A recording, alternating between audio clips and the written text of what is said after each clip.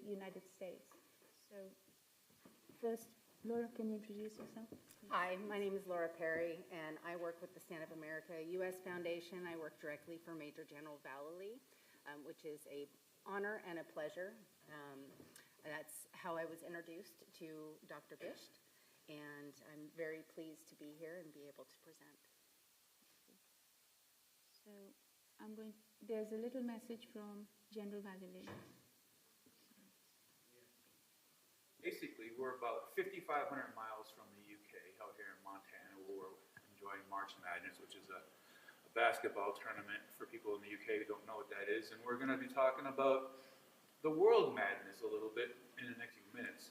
So I wanted to ask you first, with this conference, Stand Up America is your baby, your project. Who are you? Who is Stand Up America, and what is? Can you just give the world a little introduction to you guys? Yeah, well, thank you, Chris. I'm Paul Vallely, Major General, U.S. Army retired, and the chairman of the Stand Up Foundation. Lieutenant General Tom McInerney and I founded Stand Up U.S. Foundation in 2007 in Washington, D.C. And we really established the foundation to do analysis and studies of international security, international affairs. We're staunch supporters of the U.S. Constitution, which we think is important. Government is by the people, for the people, and of the people. And we deal in real facts. We don't deal in a lot of innuendos or conspiracies. And we have a very good team, not only a national team, but an international team. So, today we're really happy to be here. Co-founding, or co-sponsoring, I should say, the Sense and Sensibility Conference, which we think is so important today, especially for our young college students and the younger generation coming up, so they can more fully understand what's happening in the world. And I know they're going to talk to some degree on the Ukraine-Russia conflict, probably talk about European leadership or lack of, probably discuss also the new leadership in America under our President, Donald J. Trump, which we're very happy to support. Excellent. There's a lot of new opportunities every time the administration turns over. So that's why you are supporting something from so far away, because of the accountability and the transparency. A lot of people would really be surprised by is, well, at least I am, is how closely tied ideologically we are to the Russians. Once this conflict's over, hopefully with in peaceful method and no more of this war. I wonder what their affiliation would be to the Western society and the ideology. What are your thoughts on that? Well, Russia's changed a lot. I served in the Army in Germany in the early 60s when the tension was so high between Russia and the United States. And so if you looked at the past decades after World War II, we've been really pro-European, pro-NATO, and have supported them not only with the vast resources that America has in terms of dollars, equipment, and the thousands of troops deployed in Europe, in Germany, in France, Italy, United Kingdom, and so on. But the world has changed a lot now. And with the conflict in Russia-Ukraine, we see a tension that is gathered that many have promoted to say, well, could lead to World War III. And we've not allowed that to happen. And we're thankful that Donald J. Trump, our president, is moving to say, no more killing. Let's stop it. Let's stop it. Let's stop it in the Middle East. We don't need these wars. And of course, the United States has been guilty of engaging in a lot of non-essential wars. I mean, I served in Vietnam, 2 combat tours, but they were no threat to the United States. Iraq was no threat to the United States. So these are, but yet we went in and we almost set fire to the Middle East. So from that standpoint, we need more people, more younger people getting into government that understand the world order and what it requires to be a nation that contributes to the world, not only economically, but socially, ethically, and so on. So from the standpoint of this conference, Sense and Sensibility, I thank Dr. Bish for founding this and bringing in the Stand Up America U.S. Foundation to be one of the co-hosts. And so we're going to do all we can to support this Sense and Sensibility conference, and hopefully we'll see a change in Europe. Europe has very poor leadership, and they know it. And they, with Schengen, and when they basically dispensed with the borders in Europe, they allowed all this migration to come out of the Middle East and Africa. And so now they're suffering from that. That's why we support Donald Trump, and we've got to be careful. All countries do who they let come across their borders. The cultures are shifting.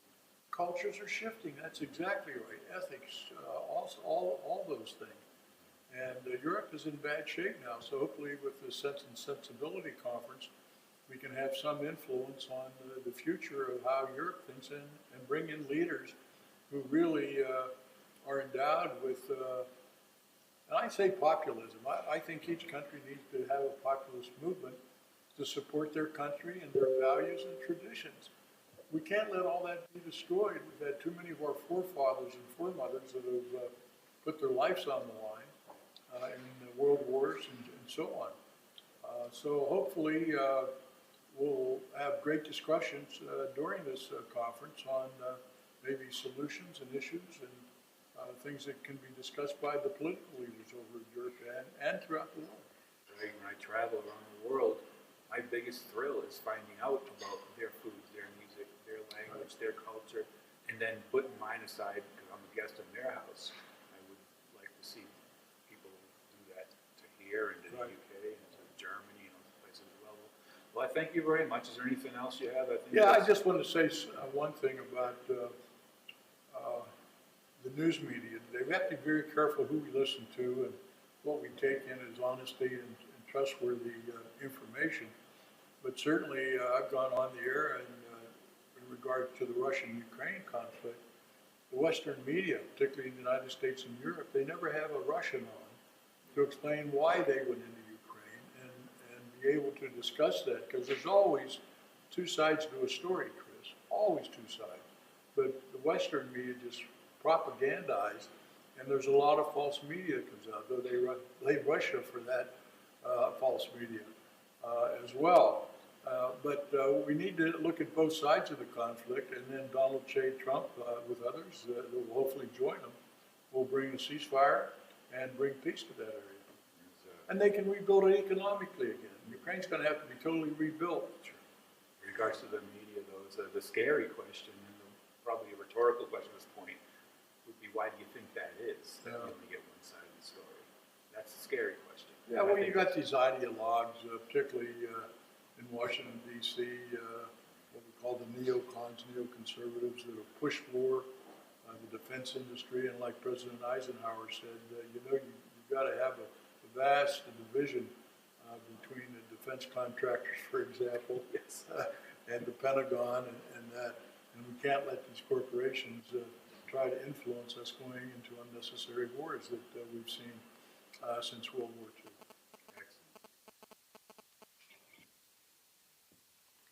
So you just were able to watch both my husband, that was the gentleman interviewing, and Major General Vallely talking about this conference. The Stand Up America U.S. Foundation is a United States, obviously, based foundation, and our main goals and purposes are to focus on constitutionalism, keeping the Constitution in primary focus whenever we're talking about anything to do with geopolitical or internal domestic issues. It's very easy to lose focus on the Constitution and think that they might have a better way to do it. And secondarily, the general has still, from all of his years in military service and a lot of exposure to unique individuals even after his service ended, he has a lot of international contacts and a lot of international information that he is processing continually. And so he's got a newsletter. In fact, Ray, my colleague here from Stand Up America US, he writes our newsletter, and he takes that as a sacred duty because it is a reflection of not just the organization, but Major General Vallely as a whole.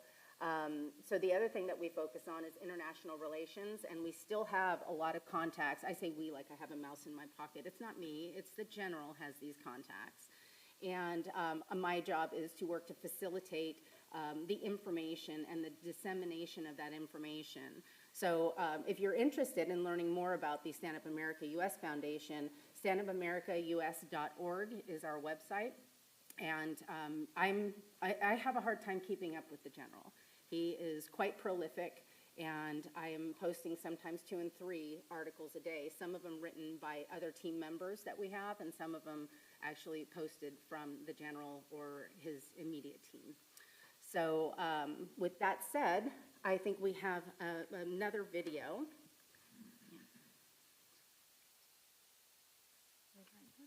Sure.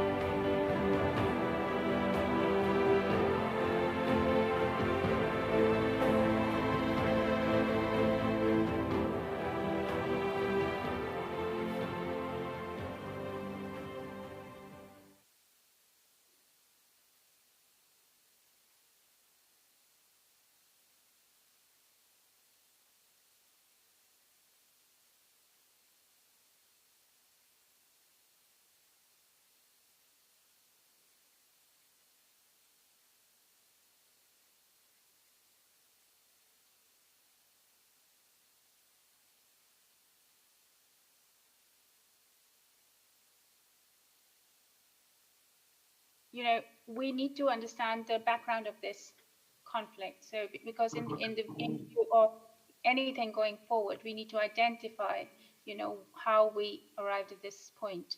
So, a small summary from you would be great. You know, I think George Kennan, I have a great amount of respect, and what he has said, I think, give 2-3 quotes from George Kennan himself. George Kennan said in 1997, NATO's eastward expansion would be the most fateful error of America's foreign policy in the post-Cold War era, because it would inflame the nationalistic, anti-Western and militaristic tendencies in Russian opinion and restore the atmosphere of the Cold War in East-West relations. I think famous last words these. And then he said the regime in Ukraine was even more corrupt than the one in Moscow. And this war could hardly be characterized as one between democracy and authoritarian regimes. And lastly, I would like to quote Professor Mearsheimer. US and its allies may be able to prevent a Russian victory, that the country, that is Ukraine, will be greatly damaged, if not dismembered. There is a serious threat of escalation, not to mention danger of a nuclear war.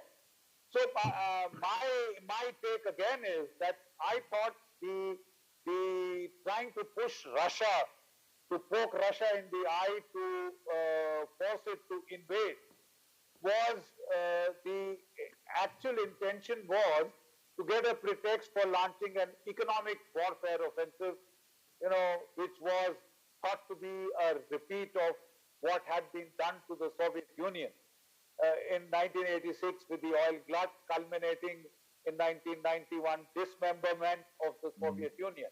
But that's not the way the economic war has panned out. No, it's turned on Russia, them. It's turned on them. That hasn't happened. You're right. That hasn't happened at all. So I think one of the anchor premises then is gone. The Russians have more or less consolidated what they wanted to take from Ukraine. I don't think it was ever their intention to do more than this. I agree. And they have more or less consolidated. And I totally agree that once they take Odessa, then they have cut out every single port of the Ukrainians. And that means 50% down. The GDP of Ukraine goes down by 50%. Their access to the sea is denied. With that, I think Russian core objectives are met. And if their counteroffensive towards Odessa succeeds, then they would be willing to back down. And even the Odessa counteroffensive would, to a large extent, be aimed at trying to, give depth to their defenses of the core areas that they have occupied in Eastern Europe, in Eastern Ukraine, and along the coast. They just want to give them depth. Kherson is a bit inconvenient because the British cruise missiles put there from there hit Crimea. They want to give it depth. Yeah, the other point here, Michael, is that they've lost 2 million people out of Ukraine to gone to Russia. Anywhere from 12 to 15 million, they don't have an exact count, have left Ukraine now and gone to Poland and Hungary and Moldavia and some other places. And more are leaving Ukraine each and every day. So their population's going down and their support. I don't know how long these oligarchs in Ukraine are going to last with their investments or whatever they have. I'm sure they've reinvested a lot of the money in other places right now. They've taken their money out of Ukraine. So that's a weakness also, being in the economy, because the only thing that's keeping going is U.S. dollars right now. General, I see the future for Ukraine to be bleak because the Russian occupation of the eastern part of Ukraine is their industrial might. That was their industry. The rest is agriculture. From the west is all agriculture, much of it. And now you have a whole new element that's creeping in, and that is a renewed interest, historical interest, by Poland, Hungary, and Romania to take back portions of Western Ukraine that are occupied by a lot of their ethnic speaking people. And so they're beginning to pick that apart. So I'm beginning to think that Ukraine may become pretty much what Georgia is today, is Kyiv and some outskirts, just like Georgia is with Tbilisi and some outskirts, because Abkhazia and South Ossetia in Georgia are Russian, period. Anyway, going back to the point, anybody would like to contribute more onto the background to the conflict, because that, as to how we arrived. Well, yeah, let's get, if you want to get to the origins of this conflict, it really just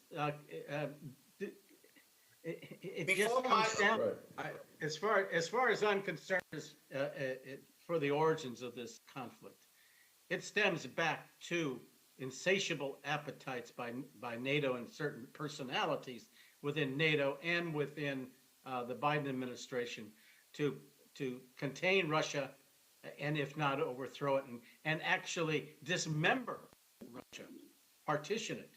And this is historical. We've seen it with Victoria Nuland, with Blinken, with Sherman, who have, this has been historical for them to do toward Russia.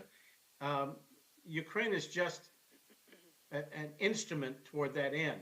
And as a consequence, we saw, as a result, a forward expansion of NATO 5 to 7 times. I've lost count of NATO being expanded, contrary to written agreements, contrary to at least a half a dozen international agreements of indivisibility, and that is no strengthening of the West at the expense of the East. All of that was obliterated. All of those agreements were obliterated. And then Russia, particularly Putin, made it clear in formal documentation to the United States that it was entering into what they consider to be a threat to its own security with all of this forward movement. And the question is why? Why are we taking up a mantle of another war right after that disastrous departure from Afghanistan?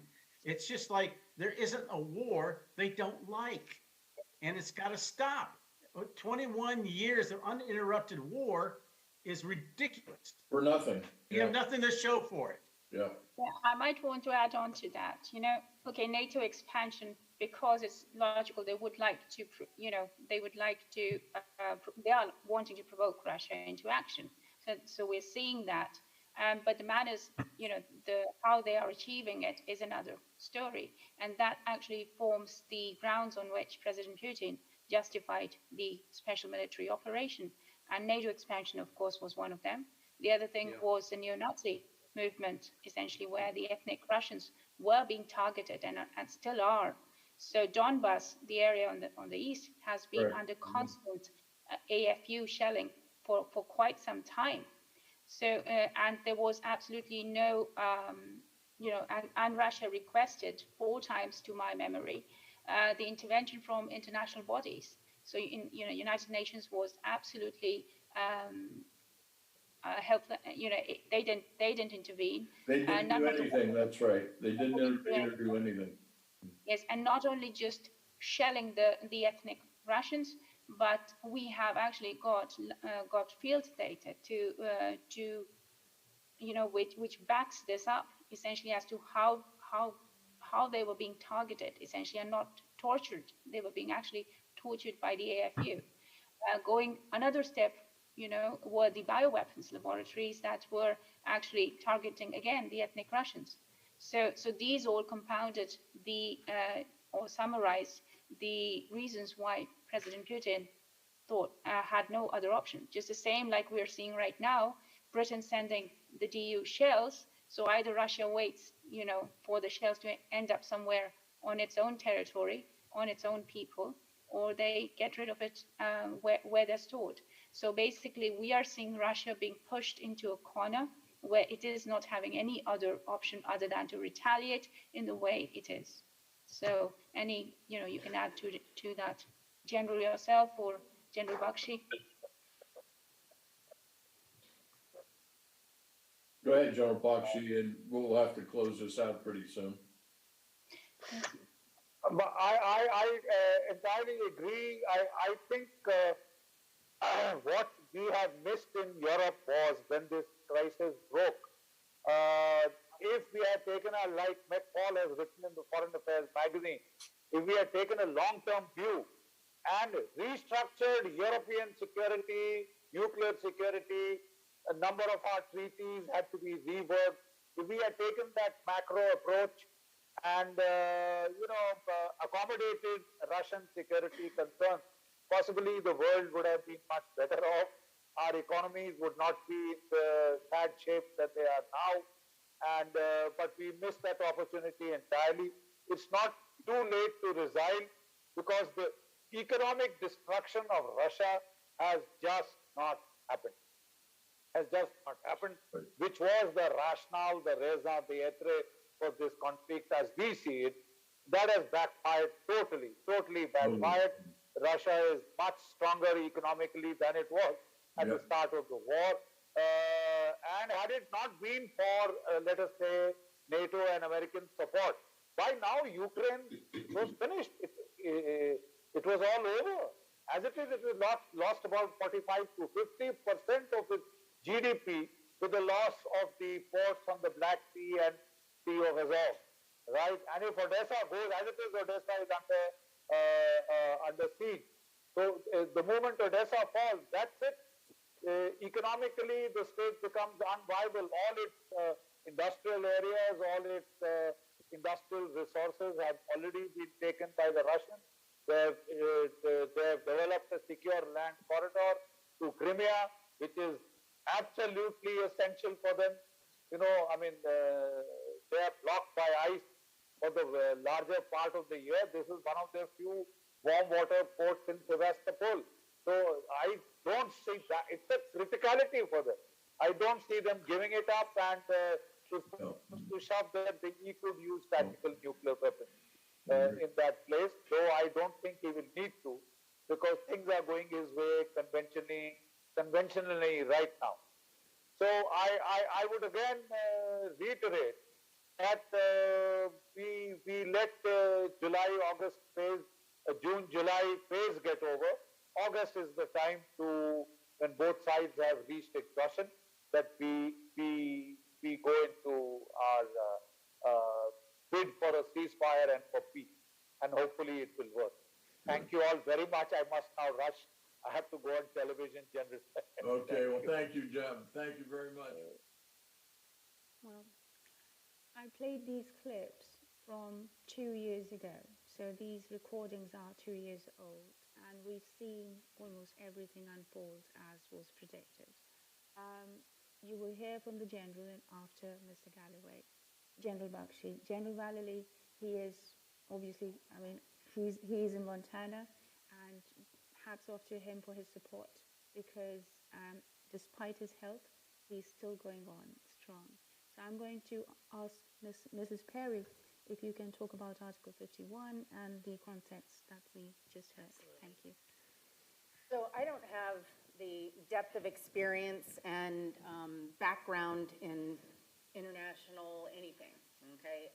But I am an avid follower of international events, and I was naive at the point when I saw, and all I knew when Russia invaded Ukraine was that I remember hearing no NATO for Ukraine ever. And then when Kamala Harris came out and said, oh yeah, we're sponsoring you for membership, and then the next week there was an invasion.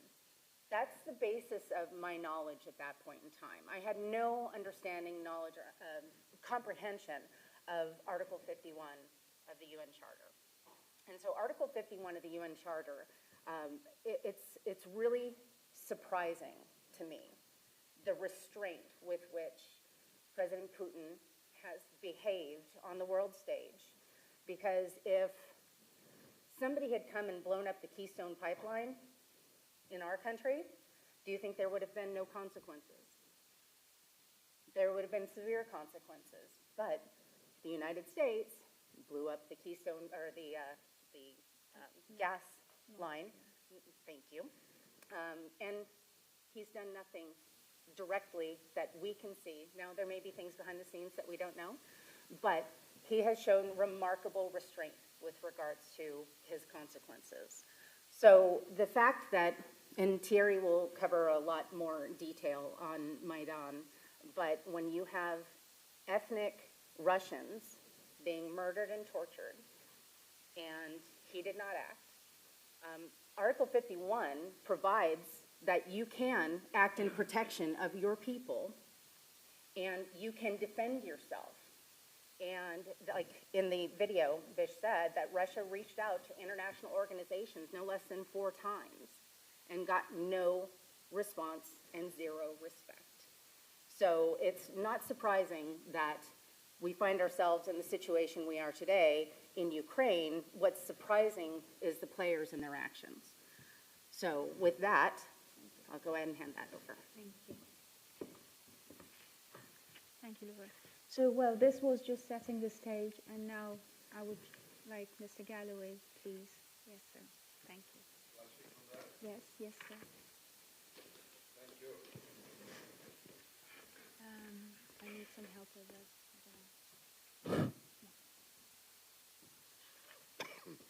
Well, thank you very much, not just for the invitation and for the introduction, but for the video that you just showed, and especially what you said immediately afterwards, that it was made 2 years ago.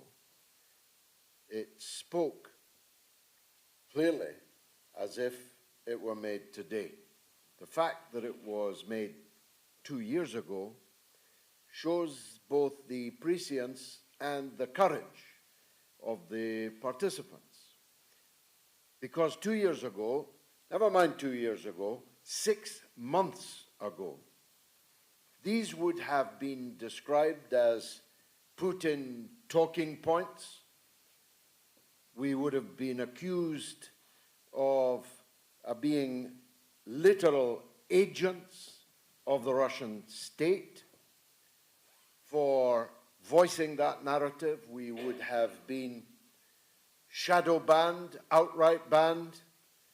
If we'd booked this room, it would have been cancelled. If we'd held this conference, there would have been a protest outside. We would have been blackguarded by what still calls itself the mainstream media.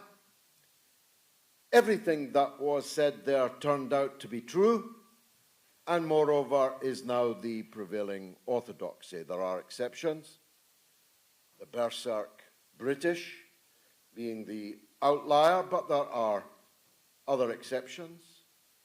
And the key point I wish to start with is that everything I'm about to say is explicitly and implicitly endorsed by the government of the United States of America. This is something very difficult to swallow for the berserk, because they preferred it as it would have been 6 months ago, 2 years ago, where what was said on that video and what I'm going to say today could be easily marginalized, traduced, and slandered. But that's not possible now. Anyone who tries it, today or otherwise, will clearly be seen as a part of the brigade of the berserk, like these last-ditch Japanese officers that used to pop up from foxholes on Japanese islands, formerly Japanese-held islands, long after the end of the Second World War, still proclaiming their loyalty to the Emperor Hirohito and their determination to fight on until victory. Such people exist, but they are few in number, and their audience vanishingly small. And one day, even they will have to pipe down and move on to something else, somewhere else. Maybe China. Perhaps they already have. The proximate cause of the war in Ukraine, I say war in Ukraine, I don't say the Russian-Ukraine war, because it is now all but universally acknowledged that the war in Ukraine is a proxy war. Even the loathsome Boris Johnson, who popped up on that video, admitted on television it was a proxy war, but bemoaned the fact that we're not giving enough help to our proxy. His words, not mine. The United States government, all of it, the presidential envoy, Mr. Witkoff, is meeting President Putin today. Today. Who'd have thunk it? They'd have been calling for the arrest of an American, meeting President Putin just a few months ago. All of it, from the president, the vice president, the Secretary of State, the Secretary of Defense, the General, Kellogg, Witkoff, all of them now openly acknowledge that this has been a proxy war. Now, a proxy war is the lowest kind of war. It's a war in which you are ready to fight to the last drop of somebody else's blood. Indeed, you boast of it, as Lindsey Graham used to do, but does no longer.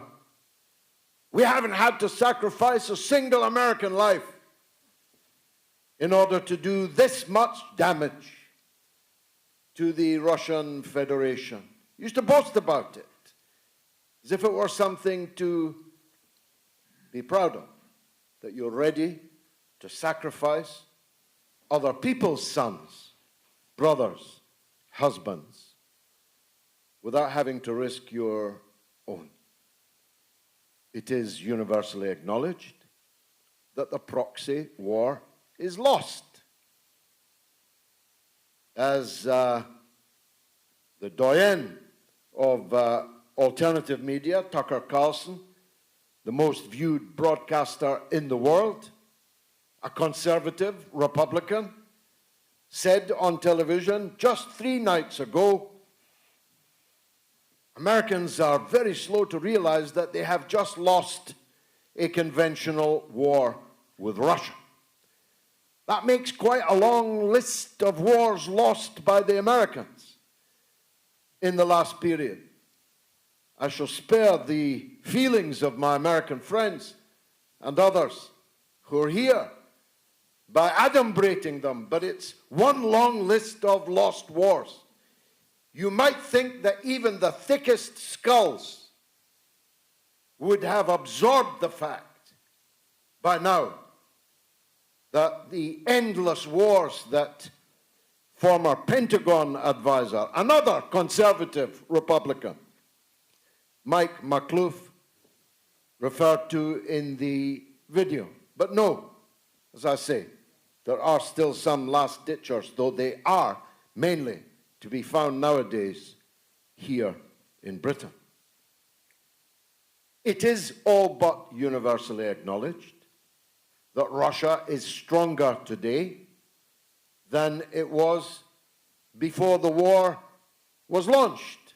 I'll come to when it was launched and why it was launched in a minute. But it's important to nail down these all but universally acknowledged facts. So if the purpose was, as Lindsey Graham used to boast, to use other people's sons to weaken Russia, that's another spectacular failure. Russia is now immeasurably stronger militarily in terms of its military-industrial complex. I see President Trump said yesterday they're thinking to buy battleships made by other countries. Even the British don't buy battleships made by other countries. Better check them carefully on receipt. The military-industrial complex of Russia compared to the military-industrial complex of Nato is a contrast now very vividly to be seen. It is now all but universally acknowledged that what I said on the first day of the sanctions was that the sanctions would turn into an enormous boomerang is also undeniably true. The Russian economy, compared to the economies of the countries doing the sanctioning, particularly in the European theater, is plain clear for all to see. Moreover, new Russian companies and economic enterprises have filled the gap and the superstores of the departed Western corporations who did the bidding of the Western governments in the most condign regime of economic sanctions known ever in the history of the world.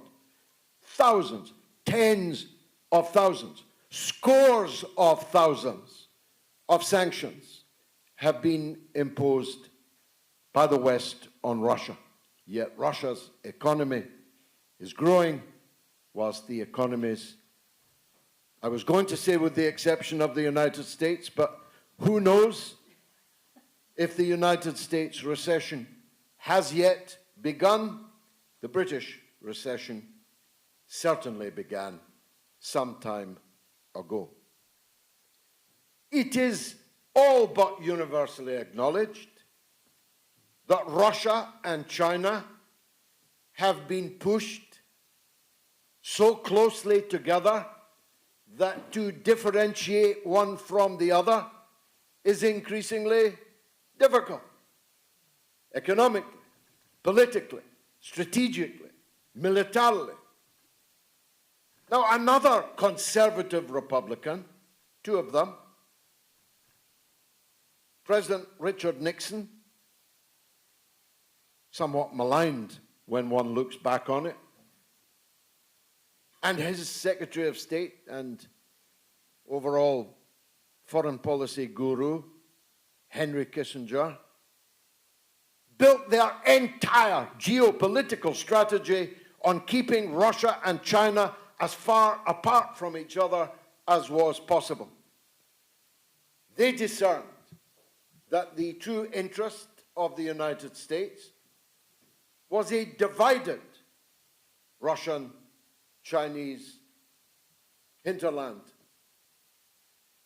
But the globalists in charge of our society, economy, polity, more or less throughout the Western world, with one or two rare exceptions, have succeeded in reversing what was a sane and rational American policy of keeping Russia and China as separate from each other as possible. So the universal truths that are now more or less acknowledged, except by the berserk, are chalking up here. I forget how many I've listed already, but I promise you I could go on listing them. But it's time perhaps to turn to what I was asked to speak about, which is the origin of the conflict. Well, the proximate reason for the conflict was there on your video. You don't need me to labor the point. The US, EU, although fuck the EU, said Victoria Nuland, they were big part players, though they now see themselves as the last hope. Fuck the EU, said Victoria Nuland in a recorded telephone call at the time. The US, EU, violent, illegal, anti-democratic overthrow of the elected government of Ukraine is the proximate reason for the conflict. Again, who can deny that? It's there on tape. Victoria Nuland picked the government, name by name. She couldn't pronounce them all perfectly, and she made some mistakes. But she picked the government that was to succeed the elected government that legions of Western politicians and uncountable then, I think Elon Musk will get to the bottom of it, amounts of American and European financial largesse funded the Maidan, which you're about to hear from an expert about, to overthrow the legitimate government of Ukraine that set the parliament on fire, set the elected president fleeing for his life, and installed the current ethno-nationalist, supremacist power that exists in Ukraine in a slightly different form until this day. What was their first act?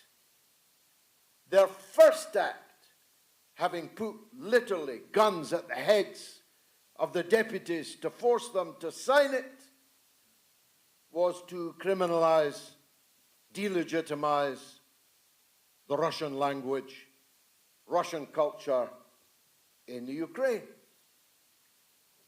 for ethno-chauvinistic reasons, because that was their prevailing ideology. Now, 30% of the entire population of the eastern part of Ukraine were Russian-speaking people. They were ethnically Russian, Russian-speaking people, as indeed was most of the political class in Ukraine, including the now President Zelensky, who speaks Russian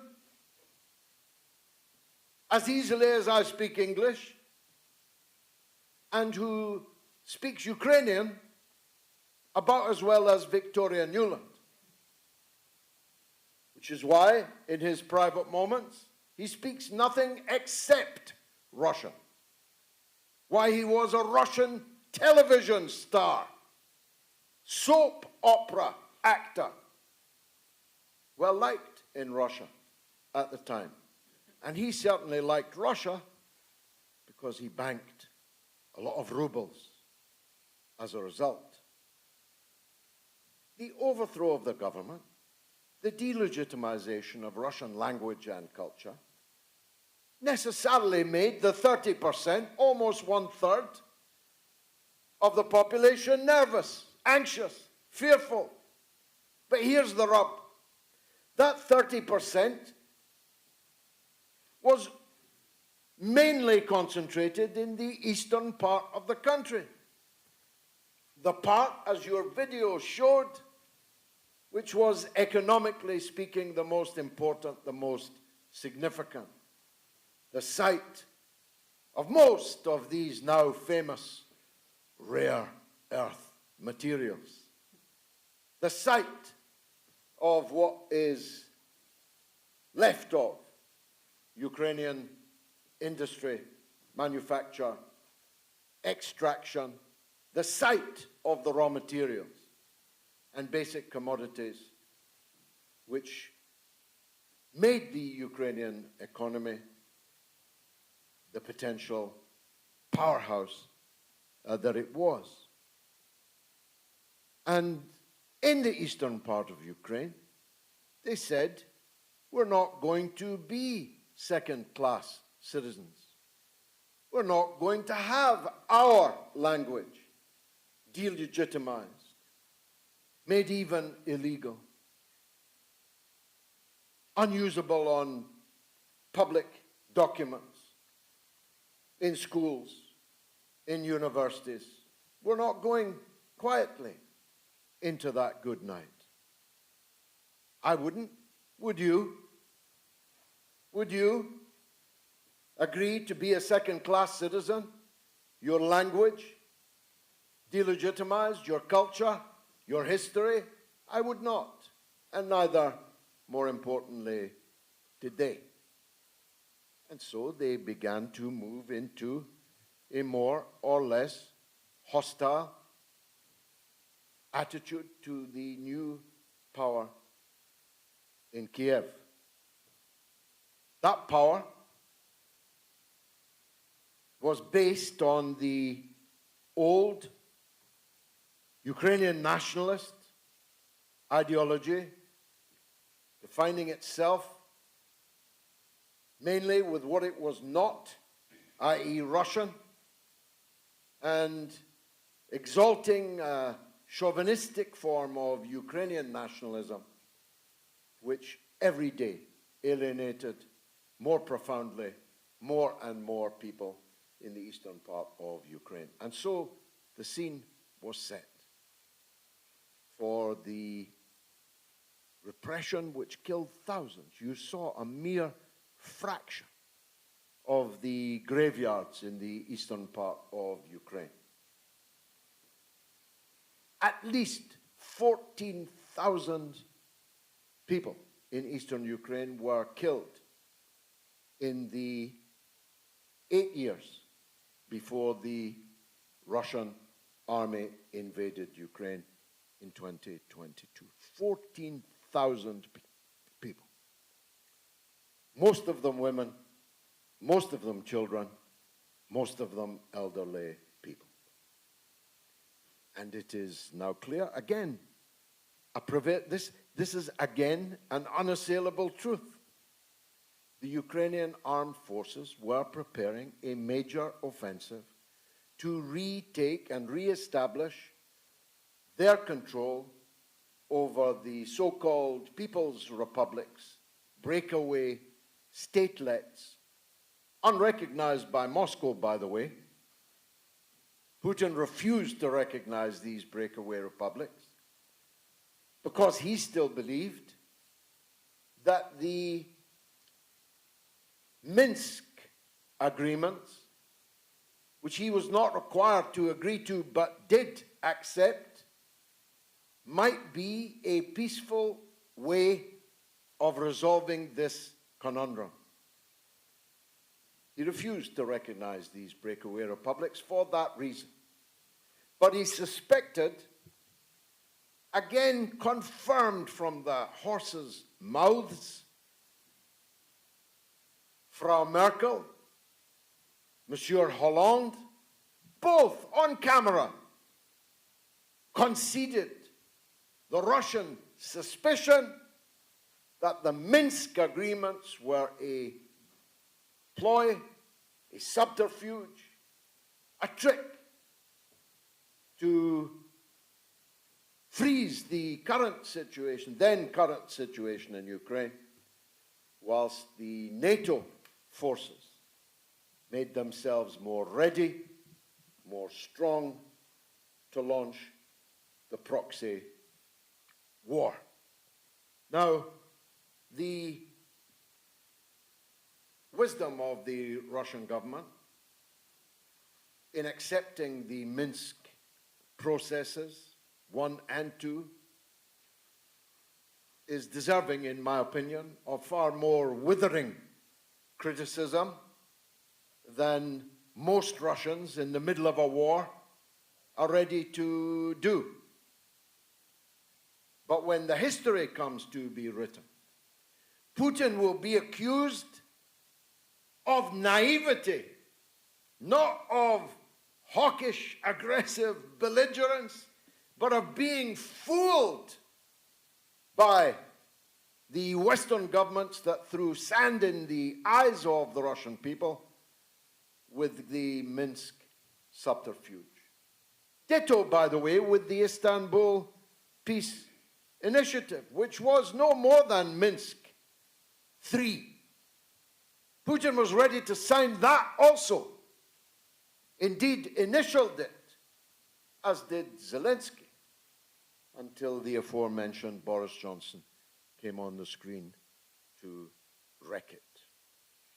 Now, again, I must move on. I've discussed the proximate reason. Here's the fundamental reason. And it's the fundamental reason for such disagreement as undoubtedly exists in this room and between the last-ditchers and the rest of us. The United States and the European Union don't give a damn about Ukrainians. They've never given a damn about Ukrainians. There weren't many Ukrainians in their golf clubs. They didn't have many Ukrainians round to their houses for dinner parties. The Ukrainians have been used for one reason and one reason only: to divide and, if possible, weaken, and, if possible, to balkanize the Russian Federation. It is hatred of Russia by the Western powers grouped in NATO, which is the fundamental reason for this war. Now, I understood it in the past. I know there are people who've made whole careers out of rabid anti-communism. I understand it's a lucrative career, though it's a declining one. This rabid anti-communism had a rational basis. You had every reason to fear communism. It was your competitor. By the way, I am not now, nor have I ever been a communist, though you will hear otherwise. I'm a Roman Catholic in good standing. I am not now, nor have I ever been a communist. But I understand why you hated and feared communism.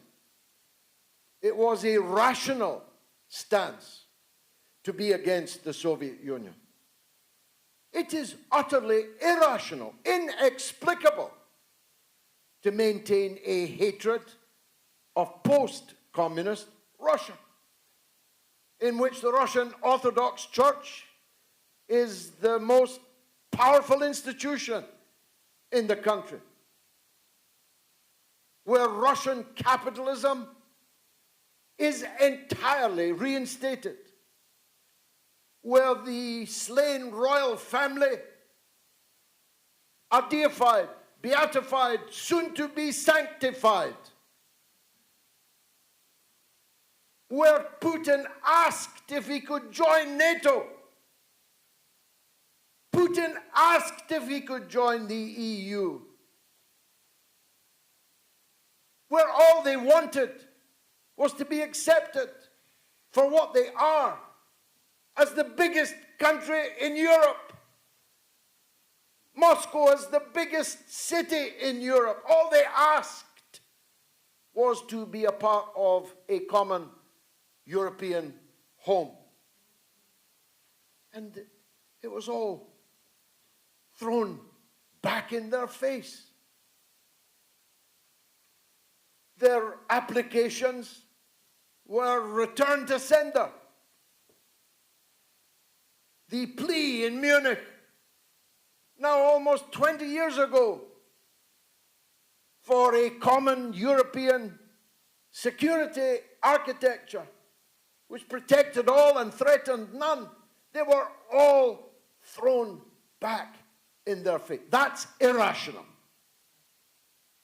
If you people had had any sense, you would have accepted Putin's extended hand. And if you had, Russia would not now be with China. Russia would not now be the most powerful military in the world. Russia would not now be so alienated from you that you try opening a McDonald's in Russia and see how well you do. What are you, idiots? I mean, I know you're bastards, but are you also idiots? Why did you not accept, with the collapse of the Soviet Union, a new future with Russia?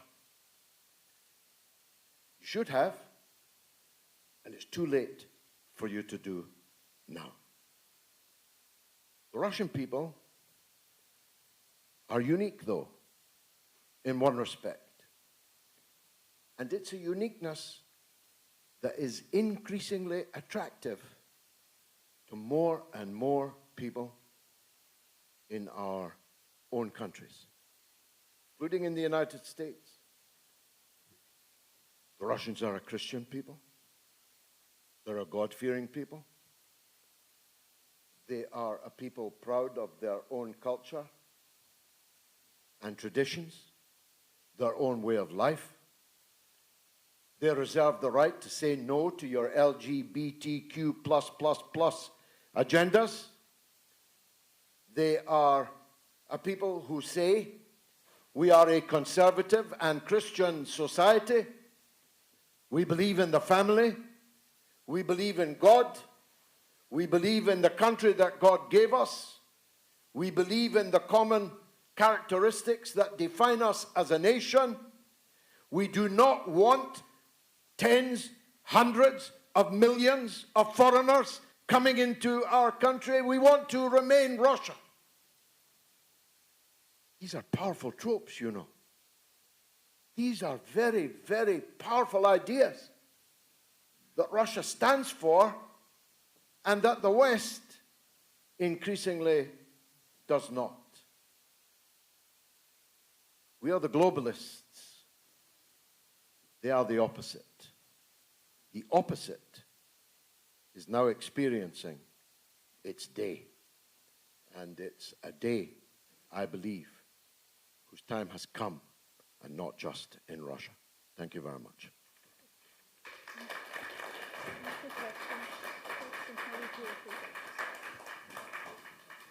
Are there any questions? Anybody would like any questions, please? It's been very mysterious to me, observing from the United States. Why has the British establishment taken the course that it has? It seems very mysterious. It doesn't seem to be serving British, or that is to say, the interest of the British people. Do you have any theory? Well, I do. And the first thing that has to be... Sorry, did I sit down prematurely?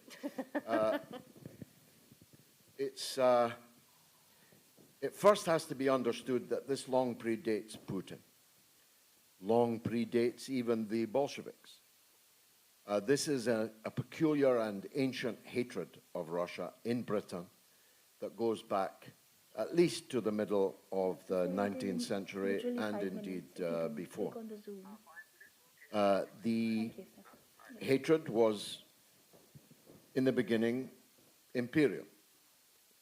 The Russians had an empire and we had an empire, and they rubbed up against each other in various places, and they led to the bloody Crimean War, for example, in the early 1850s. And that hatred took many different forms. And I don't like to say this whilst the Prince of the Royal Blood is currently in Lvov, in western Ukraine. Prince Harry arrived there. God bless his cotton socks. I don't know if his wife went with him. She wouldn't be quite as welcome for a variety of reasons. But the prince was there on former Soviet territory, but his family betrayed the Russian royal family. They were supposed to rescue the Russian royal family, and they reneged upon it. So the hatred is not about Putin. It's a hatred of Russia and of Russian power, latent power, as well as actual power. But again, you're right to say, it appears to have no rational basis. If I'm any kind of ist, I am a rationalist. I want politics that have reason and can be defined, can be explained reasonably. And I would find it impossible to explain reasonably how it is that berserk Britain, in whose parliament I spent 5 decades, 80s, 90s, noughties, 10s, 20s, is acting so out of kilter with the British national interests. Having left the EU and made implicit enemies of the other 27, clinging as we have for so long to a perceived special relationship with the United States, we are now in outright rebellion against the policy of the United States, doing everything that we can to damage it, and seeking to assert leadership on a European community that we kicked in the teeth and left, and who will never forgive us for it. It is the opposite of Britain's national interests that we are pursuing here. I can only explain it by the absolute supremacy of globalist ideology here in Britain, more than anywhere else in Europe. There are no significant bulwarks. I'm an insignificant one. There are no significant bulwarks to globalized political and economic power in Britain. Not even, trust me on this, Nigel Farage. Maybe even, especially not Nigel Farage.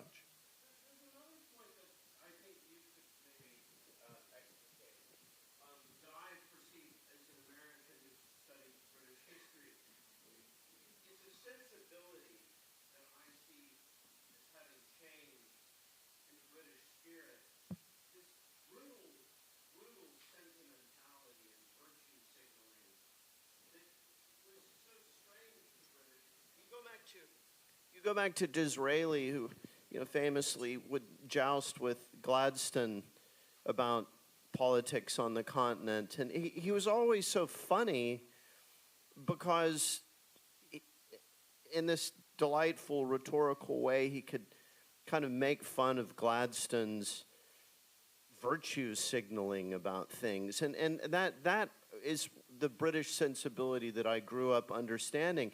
Now there's this sort of ferocious, brutal sentimentality that you see in the character of Prince Harry, and it's very vulgar. Do you know where this cultural sensibility comes from?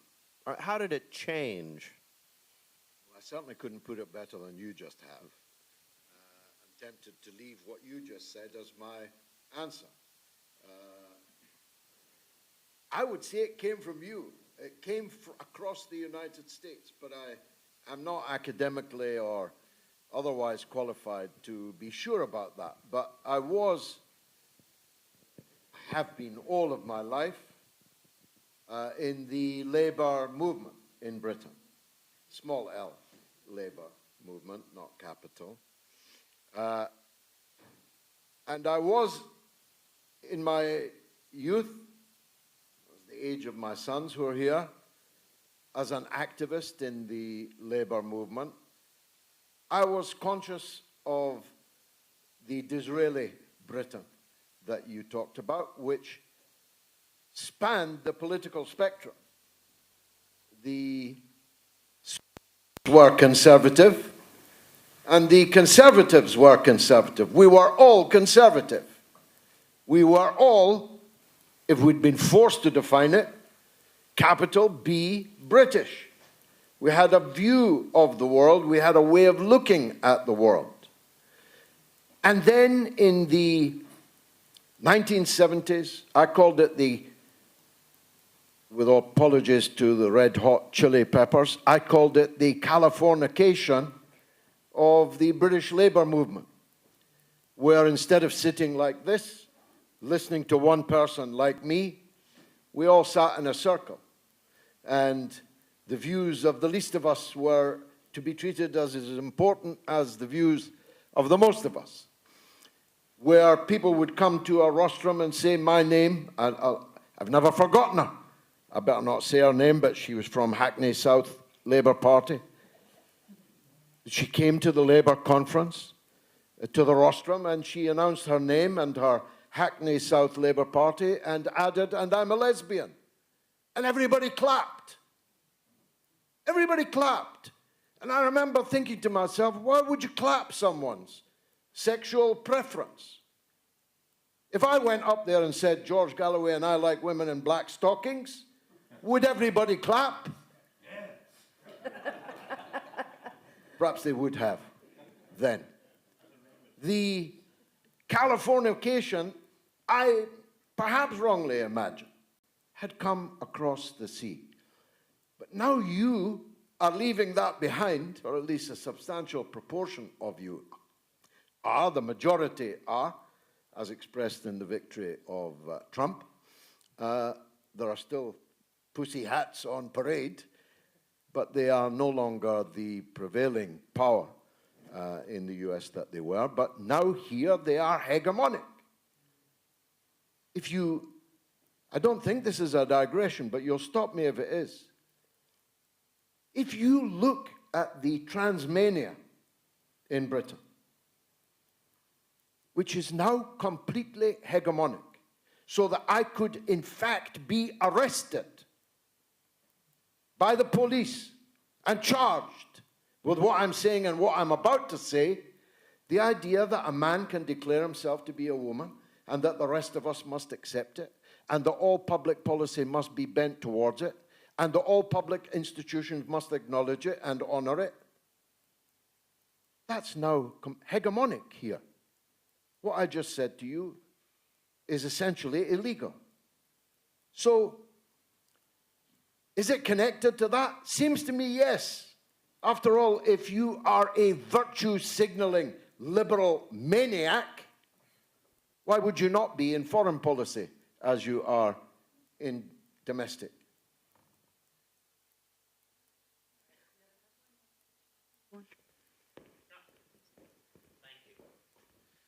George, I think it's very interesting that a former Conservative politician would listen to a former Labour politician talk about the many errors in British foreign policy and basically agree with every word. What I'd like to ask you, though, is would you share with the room your thoughts of the differences and similarities between sanctions and tariffs? Well, you're better qualified. That's a trick question. You're better qualified than me, Andrew, on that. But first of all, let me acknowledge our long years together in the House of Commons, on which we always agreed on much more than we cared to admit, and now are forced to acknowledge and admit by the changed circumstances in the world. I looked at the markets this morning. I looked at the dollar this morning. I looked at the grotesque insider trading being boasted about by the president in the Oval Office yesterday. He pointed to people and said he made $900 million yesterday. He only made $25 million yesterday. Poor fellow. And I can't help but thinking the whole tariff thing has been a terrific error of judgment. I don't believe that it will work. I'm certain that it will have to be reversed. I think that the essential ideological underpinning of Trump's drive is a correct one. I'm not prepared to accept the deindustrialization and offshoring of Britain. Why should he be prepared to accept it in the United States? I once clashed, although it was said that we were eventually bosom buddies, with Steve Bannon in Kazakhstan, of all places, at a conference, when he was talking about how China had stolen America's lunch. And I had to point out to him, it wasn't China that stole America's lunch, it was the American capitalists who stole America's lunch. It was they who offshored for their own selfish purposes, caring nothing for how that left their own country an industrial desert.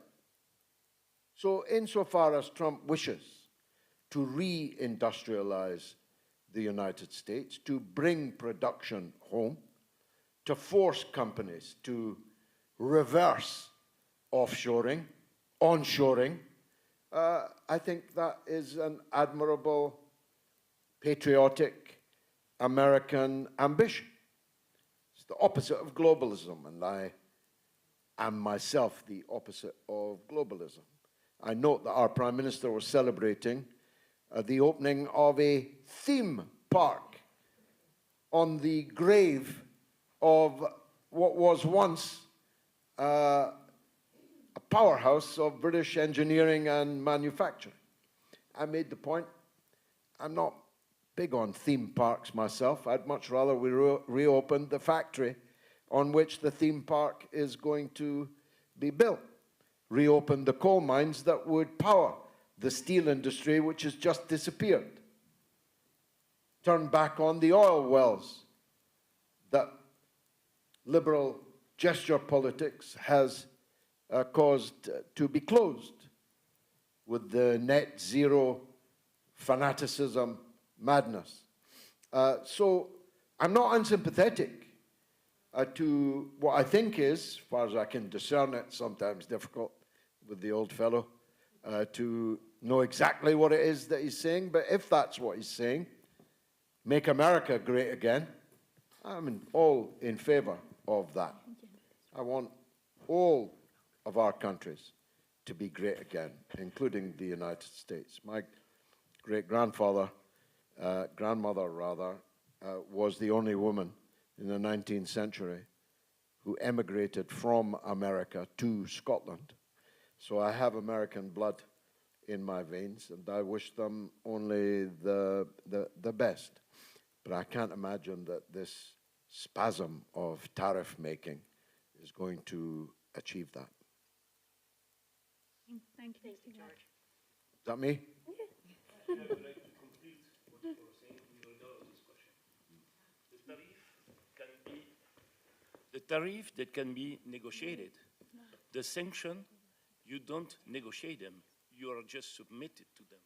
So basically, the only thing that you can do in regard of sanction is putting together all the mechanisms necessary, in fact, to defend yourself. But with tariff, depending on the type of product that you are going to sell to and abroad countries, you can negotiate or not. It depends on, in fact, the monopoly position that your product has on the market. If, for example, you are dealing with not uranium, but antimonium. Who are the most producer of antimonium in the world? China, Russia, Bolivia. Antimonium is a material that is extremely necessary for the military industry. If Russia said, okay, you want to apply tariff, help yourself, you're going to pay for it. So therefore, in fact, your position is in a position of strength. The negotiation, there is no negotiation. And actually, it is like a leverage, in fact, to counterpart the tariff or the sanction. That's all. Thank you, Joe. Thank you. We have another speaker that's waiting on us right now, so. No. Next speaker is my general from India, General Gagandeep Bakshi. He is online. Hello, General Bakshi. Can you hear us? Yes, I can. Thank you, sir. Thank you. You're Thank live. you. So General Bakshi has been a part of UNIT from, well, not a part, he's been supporting me from India, and we've been working on the Russia-Ukraine matter for quite some time. General has an excellent military review understanding, because he actually advises the National Security Advisory Body to the Prime Minister and to the Defense and Intelligence Head of India. So General, you're live. Please let us know if can you start now? Hello? All right, thank you. you. May start now. First of all, thank you for inviting me to this conclave. I'm delighted to be here. I'd like to state very bluntly the Indian perspective on how we thought this war originated, because that was the broad theme that you had assigned to me. The simple fact is that our view here in India is that it was a very premeditated proxy war. We all know how relentlessly after the breakup of the Soviet Union, when the Soviet Union had splintered into 15 different countries in 1999, it had collapsed economically, gone down the tube of history without firing a shot, because very simply the price of oil had been put in free fall from 1986 onwards. From $30 a barrel then, it had come down to $10 a barrel, and that had collapsed the Soviet economy. Not Afghanistan, not Star Wars, but the free fall of the oil prices from 1986 onwards, right? That had collapsed the Soviet Union, had gone into it. Net assessments by the likes of Andy Marshall had, prepared the grounds for this kind of a strategic onslaught to destroy the Soviet economy, right? Uh, as far as Joe Biden was concerned, when he was vice president, we all know that President Obama was focusing on the main conflict then in Afghanistan along with the Pentagon. And Joe Biden, as the vice president, was focusing on Russia and Ukraine, on Europe, essentially. And he had that chip on his shoulder. He felt that, the main theater was being marginalized, undue importance and resources were being wasted in Afghanistan. So the moment Joe Biden became the president, he made a very significant pivot back from Asia to Europe, right? He made a pivot back from Asia to Europe, which about 2-3 presidents earlier than him had made the pivot to Asia. I mean, whether it was President Obama, Clinton, etc., they'd all made that pivot to Asia. Joe Biden pivoted back to Europe. He, I would say, deliberately engineered a proxy war against Russia by using Ukraine as a battering ram, by deciding to fight the Russians till the last Ukrainian standing, right? And to that extent, the first order that he gave on taking charge was get the hell out of Afghanistan. And he said that, the American military brass, they don't F around with me, right? And they did. And we all know how that withdrawal from Afghanistan took place. In most unseemly haste and in a disastrous fashion, the American army came out faster than the civilians, American civilians in Afghanistan. And I mean, those images will haunt us forever. And the kind of messy withdrawal that it was. But it was simple. Joe Biden wanted to focus on Russia. So therefore, they had poked, the Americans had created the Maidan coup in 2014. They had started the relentless eastward expansion of NATO right from 1990 onwards in phases. 14 countries had joined NATO, including from Eastern Europe. And when, the Americans had given a solemn promise that not 1 inch eastward expansion of NATO. Russia, as we all know, there are no mountains on the borders with Europe. They feel very threatened. They have been invaded in a major way twice in their recent historical memory by Napoleon and the French legions, and then thereafter by Hitler and his Wehrmacht, the legions of the Wehrmacht. And both of them had reached the gates of Moscow and then been driven back, yard by bloody yard, mile by mile. And of course, World War II, the Russians had reached Berlin, right? So quite obviously, they are very chary of any, closing in onto the Russian landmass. And they had defined Georgia and Ukraine as their last red lines. In fact, I remember quite distinctly, very early on, Putin had said, I also want to join NATO. Because he was basically very friendly towards America and Europe. I don't think you have another Russian leader who was as friendly to start with America and Europe as Putin. And but he found that he was being hemmed in, he was being throttled, and his absolute last red lines were Georgia and Ukraine. 2008, there was the coup in Georgia, and Charles Kavil, or however you pronounce that name, I mean, he took charge and he cocked a snook at Russia. The Russians were all set, they invaded, and in 4 days, the game was up in Georgia because there was very little military opposition to speak of. 2014, we had the Maidan coup.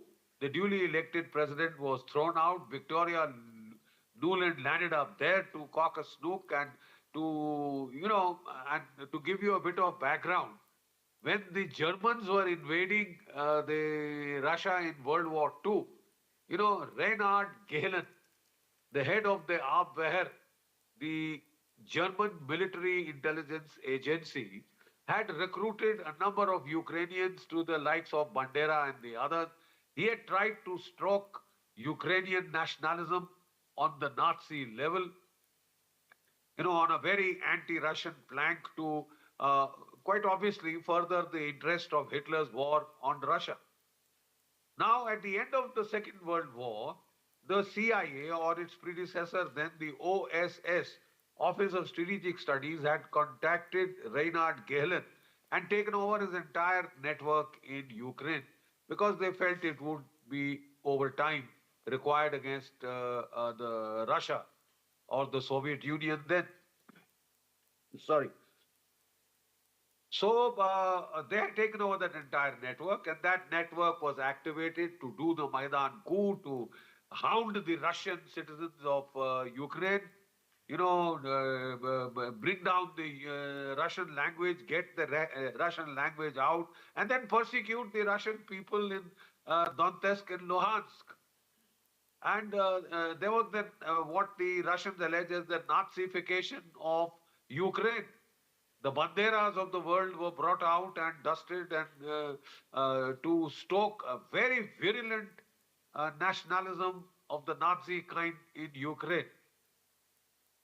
Russia then in 2014 had taken over Crimea. Had the Russians done what they had done in Georgia in 2014, I'm afraid they would have gone like a knife through butter. There was hardly any opposition. But from 2014 onwards, the Americans got into the act, the Europeans got into the act, and they armed the Ukrainians to the teeth, trained them, etc. And then they were encouraging the Ukrainians to mount offensives and take back, the portions of Donetsk and Luhansk, which the Wagner, etc., had taken over because Russia had started intervening in a kind of a hybrid war to protect the interests of the Russian-speaking people, because Putin sees himself as a guardian of Russian interests in Europe and elsewhere. Putin had a number of times been making offers, let's discuss a pan-European kind of a security arrangement, new security treaty to accommodate our interests in a rational manner. But I mean, that was all derided. And then actually what we see is that the Minsk talks were held, which later the German Chancellor Angela Merkel said were done to gain time, to arm Ukraine to the teeth. By 2002, the Russians had been poked enough in the eye. By 2022, the Russians had been poked in the eye so much that they had very little option but to take offensive measures to sort of stymie the clear threat that they saw emerging from Ukraine, to embroil Russia into a direct conflict. The Russians decided to strike first, and the American playbook was all ready, all set. The moment Russia invaded Ukraine in February 22, the playbook was unleashed and Russia was declared an aggressor. And, the basic plan was to wage economic warfare against Russia. Use Ukraine as a battering ram, as a pretext to provoke Russia to invade, to attack, and the moment it did, to unleash the harshest slew of sanctions that the world has ever seen being imposed on any country. The very simple design was to torpedo the Russian economy, even as the Soviet economy had been torpedoed in 1990. The plan was to impose the sanctions, destroy the Russian economy, and bring about a coup, regime change in Moscow.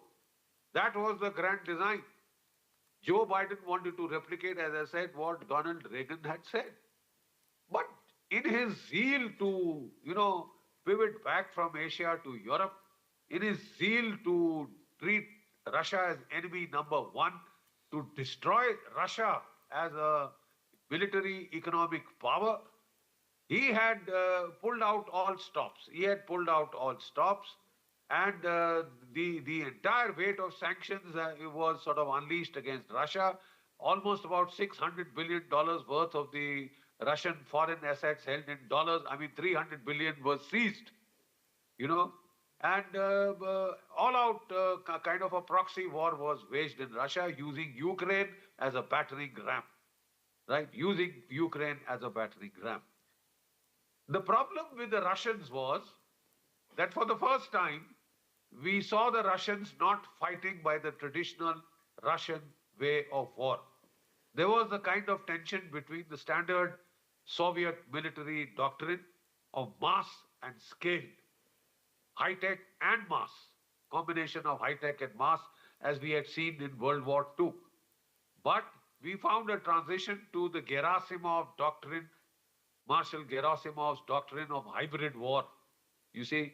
And the tension was in between the two Russian ways of war fighting. And Putin chose to back Gerasimov and opt for invasion light. He attacked the Ukraine with a force of 150,000 strong, where the Ukrainian army to begin with was 250,000 strong. And after mobilization, it is today over 700,000 strong, almost reaching 1 million. The amazing fact was that the Russians did succeed initially. They never aimed to capture the whole of Russia with a ridiculous force like 150,000 strong. You could not, no sane general staff could have thought of capturing the whole of Russia. They wanted to take the Donetsk, the Luhansk. They wanted to get the land corridor to Crimea, secure Crimea.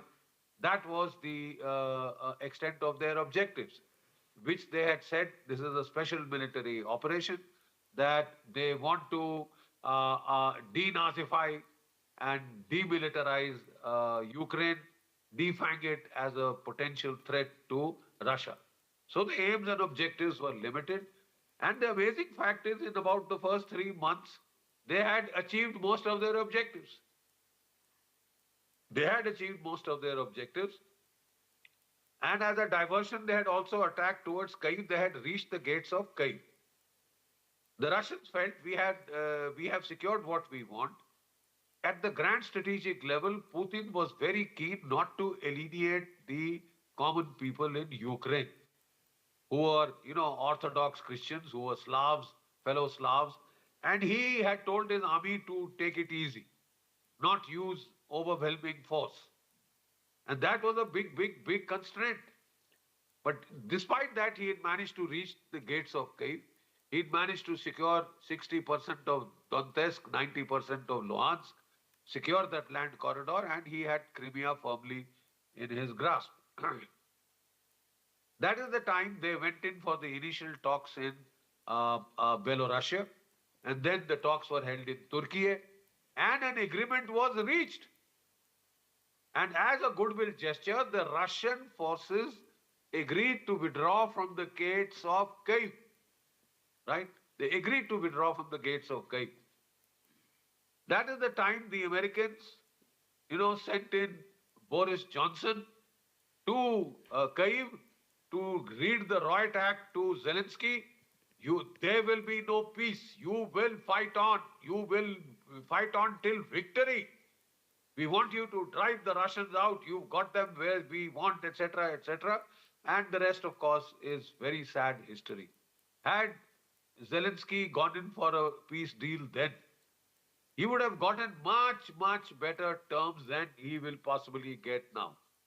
Have any hope in hell of getting now, right?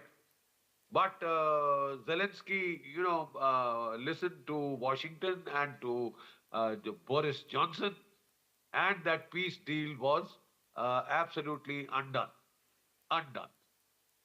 The Russians, then realized that they hadn't prepared, one, for the long haul, two, they hadn't mobilized their forces.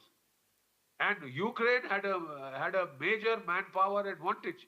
And the lesson learned is that manpower counts. Even in this era of high-tech drone warfare and the rest of it, you see firepower surplus, you still need manpower. Because to guard a 1,200 kilometer long frontier, the Russians could do it with 150,000. And sure enough, there were gaps in their long line. American satellites had ensured total battlefield transparency, unprecedented battlefield transparency on the Ukrainian battlefield. They detected the gaps initially towards, the southern portion, and they encouraged the Ukrainians to launch counteroffensives. The counteroffensive drew a number of Russian formations from the other, sectors, especially from the Kharkiv sectors, and a big gap opened up there, near the Oskil River. That is the time the Americans advised the Ukrainians to go all out. And, in that vacated territory from where the Russians were withdrawing to the line of the Oskil River, they asked the Russians to follow up, the Ukrainians to follow up, And there, on that, it was a fist that hit the thin air, and the Ukrainians made what seemed like rapid gains on the battlefield. Now, this is the time that the Russian general staff almost cried foul, and they forced Putin to mobilize 300,000 men, reservists, right? And subsequently, Putin had political problems with mobilization. He did not want to put off the people of Russia, the youth of Russia. He had even said that the conscripts would not be used in the war theater as cannon fodder, right? And that is the time that they decided to go in for recruiting people on very, very volunteers, on very lucrative financial terms. And they have brought in their army to almost 650, 700,000. And now he's going in for another phase of mobilization because he has concerns about what the Europeans are up to, what NATO, the Europe is up to, right? So about another 125,000 are going to be mobilized now, right? But the simple fact is that with this mobilization, he built the Surovikin line all across whatever he had gained in Ukraine. And the next year, 2023, the Ukrainian army has been destroyed thrice over by the Russians. They have plinked every single tank, artillery gun. It is just that the Americans and the Europeans between them have rebuilt the Ukrainian army armed forces from a scratch 3 times. So they created 2 strike corps, to attack in 2023. The long-heralded offensive came finally in June 2023. They banged their head against the Surovikin line. They didn't even get to the first line. They didn't even cross the border zone, and they took huge losses. Because the simple military lesson that had emerged is that defense has emerged as the stronger form of war because of the drones, because of firepower, because of obstacle-ridden terrain, because of fighting in built-up area, which has slowed down offensives to a brutal slog. It's almost like you are back to World War I. So 2023, under the prodding of the Americans and the Europeans, Zelensky kept banging his head against the wall. He launched one offensive, then he launched a second, and he took mammoth losses, huge losses. And next year onwards, the Russians have taken the initiative. They have started advancing on all fronts, especially in the eastern sector, Pokrovsk, and also now towards Kharkiv. They're heading out from Zaporizhzhia. They're heading out also all over the eastern front. That was the time, somewhere in August last year, that once again under American prodding, they found a total gap in the Kursk region of Russia. And they found there were total emptiness, they were clearing the minefields, etc. And they asked Ukraine to launch a surprise offensive, and the Ukrainians did achieve surprise. and captured about 1,200 plus square kilometers of Russian territory in a surprise move. But unfortunately, that failed to draw Russian reserves away from the Eastern Theater, except from the secondary portions of the Eastern Theater. The Pokrovsk offensive continued, etc. And the Russians made steady gains. They refused to call off their Eastern offensive to try and save Kursk. And now they have counterattacked in Kursk and they have retaken, except for a small 20 by 30 kilometer enclave. Even that, I think, is now gone. They are now attacking from the direction of Sumy to get behind this and to seal off this invasion route forever. The Ukrainians are now trying to fight and win the war on television. They have made a kind of a local limited offensive towards Belgorod. They are using their drones to hit Moscow and other targets, energy targets. And that is the time we found the Donald Trump entered the stage and Joe Biden lost the election, became history. He was, as it is, turning quite senile. He had failed to heed the advice of grand strategists like Henry Kissinger, who had told him it should be settled maxim of American foreign policy never to take on more than one major Asian power at a time. By fighting a proxy war with Russia, the Americans had poked Putin in the eye and left him no option but to join up with China. Almost become a junior partner of China, which he never wanted to. But you drove the two together. Whatever Richard Nixon had achieved in 71, along with Henry Kissinger, by splitting the Sino-Soviet alliance, all that was undone. The pivot to Asia was undone. You pivoted back to Europe, and you forced Russia and China to combine. And now you have a crick in the neck, a crick called China, Russia, Iran, and Korea. You sort of forced your enemies to bandwagon together.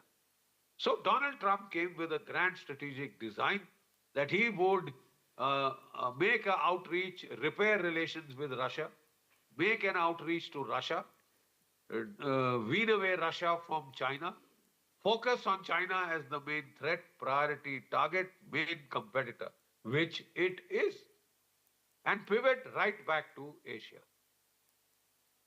So he made short shift he said, Ukraine is not my war. I don't want this war to continue. I want it to end because I need a period of peace and quiet to restructure the American economy, restructure the American military, take on the deep state, restructure the American bureaucracy, which he felt was over bloated, and go in for his agenda of, tariff wars, etc. The simple fact is he is working toward design. 100 years back, there was no income tax in America. They were only living off the tariffs. The government was earning from the tariffs.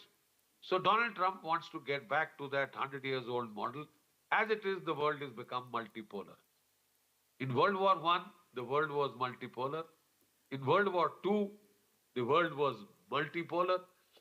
And now that we have a major war in Ukraine into its third year, entering almost the fourth, and we had a major conflict in the Middle East which quieted down for a time but has flared up again.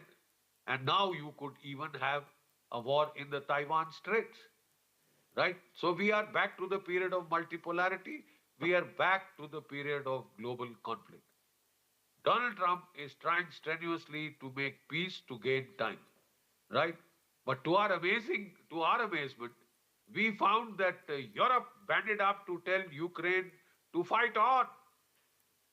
You still got 18-year-olds left. They throw them into the cannon fodder, use them as cannon fodder, fight on. We are with you, sir, cheering from behind the lines.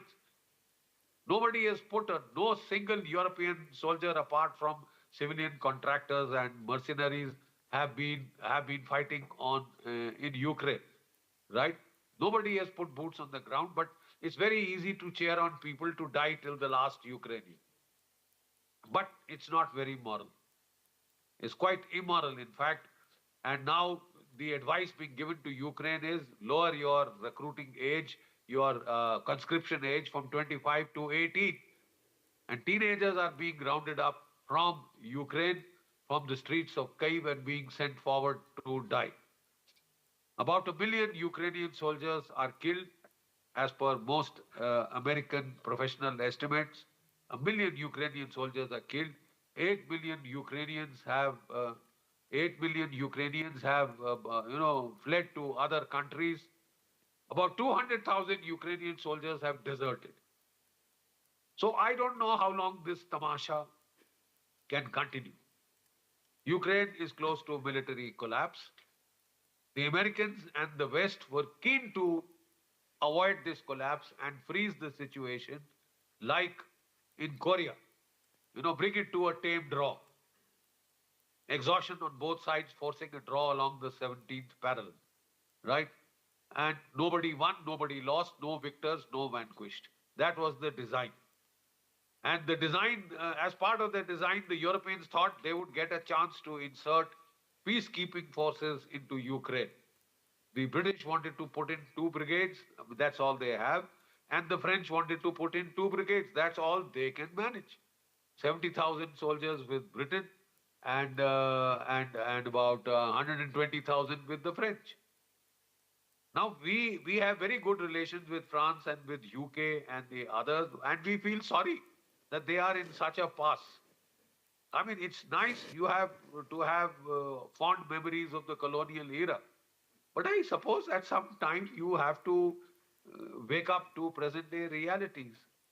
And the present day realities are that, are you ready for conscription? Are you ready for war with Russia without the help of the United States? Because Donald Trump and his advisors think that Europe is a big drag on America economically, militarily. They don't do any heavy lifting. They've left it all to the Americans. The American economy has suffered and the European economy had gained. But in this war, I find the biggest economies that have lost out are the European economies. Your natural energy linkages were with Russia, gas and oil. Geographically, they were the closest, they were the cheapest. Americans under Biden, forced Europe to rip away its energy linkages from Russia, impose sanctions.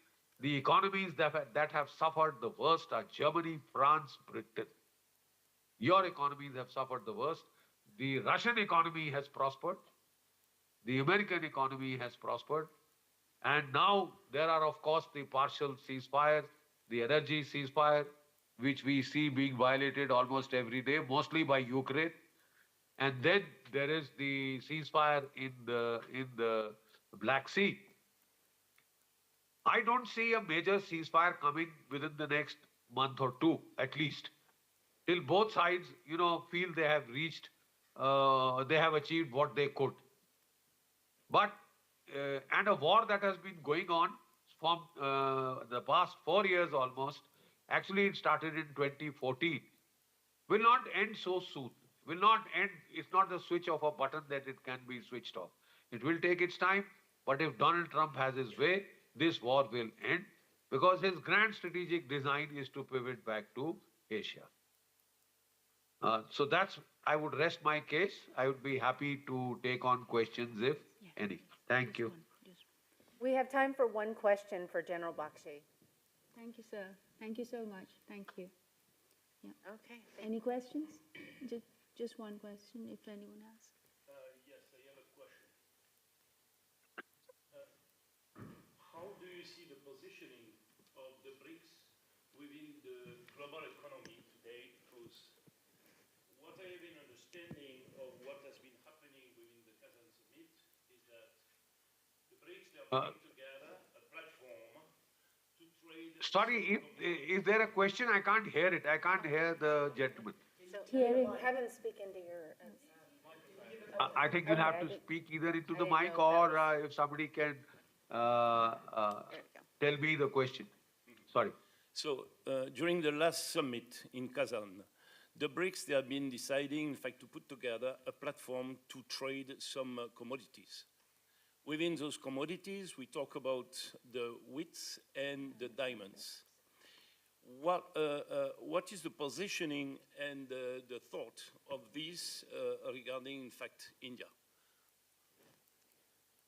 I won't talk about specific commodities, though rare earths are being talked of in a big way. But the simple fact is that in the Kazan summit, we have learned our lessons from the way the Americans and the Europeans have grabbed hold of $300 billion of Russian forex reserves. Just grabbed them with not even a thank you note. And they were threatening to give them to Ukraine to wage war against Russia. Right? Now that has left all the BRIC countries extremely worried because most of us have huge dollar holdings. Our forex reserves are being held in dollars. And you found that in China, of course, in India, Brazil, etc., trying to withdraw their money from the US Treasury bonds, trying to invest in gold, and now trying to conduct trade in our own currencies so that we reduce the dependence on the dollar. This has been a very self-defeating step for the Americans because the American army, economy, if the American dollar is no longer the global reserve currency, it will suffer greatly. Donald Trump is extremely worried and he's been threatening all sorts of counteractions against countries that try and go against the dollar. But people are saying in India that we are not going against the dollar. We are just planning to do, a trade in our own currencies. For example, India was forced to buy cheaper oil and gas from Russia. So now we've been paying them in rupees.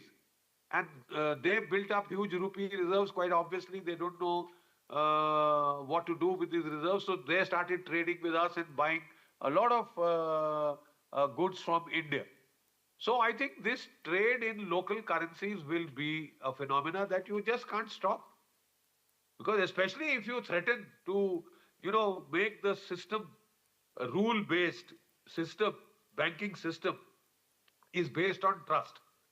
If you can grab anybody's money anytime you like, grab their gold. There is the United Kingdom threatening not to give back the gold of certain South American countries. You see, we've been trying to get our gold back from the United Kingdom. We've gotten most of it back. But you've done it to yourself. You've done it to yourself by eroding trust in the global banking system. So I think that is the major thrust that will emerge from Kazan, has emerged from Kazan, that there will be much greater level of trade in local currency without using the dollar as the global reserve currency. Whether a BRICS currency comes up, I'm doubtful.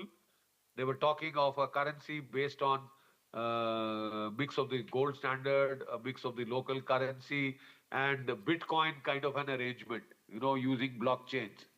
But let's see where it goes. But definitely greater amounts of global trade in local currencies would be the order of the day. Thank you. Thank you, sir. Thank you so much for joining us, and we'll see you soon. Thank you.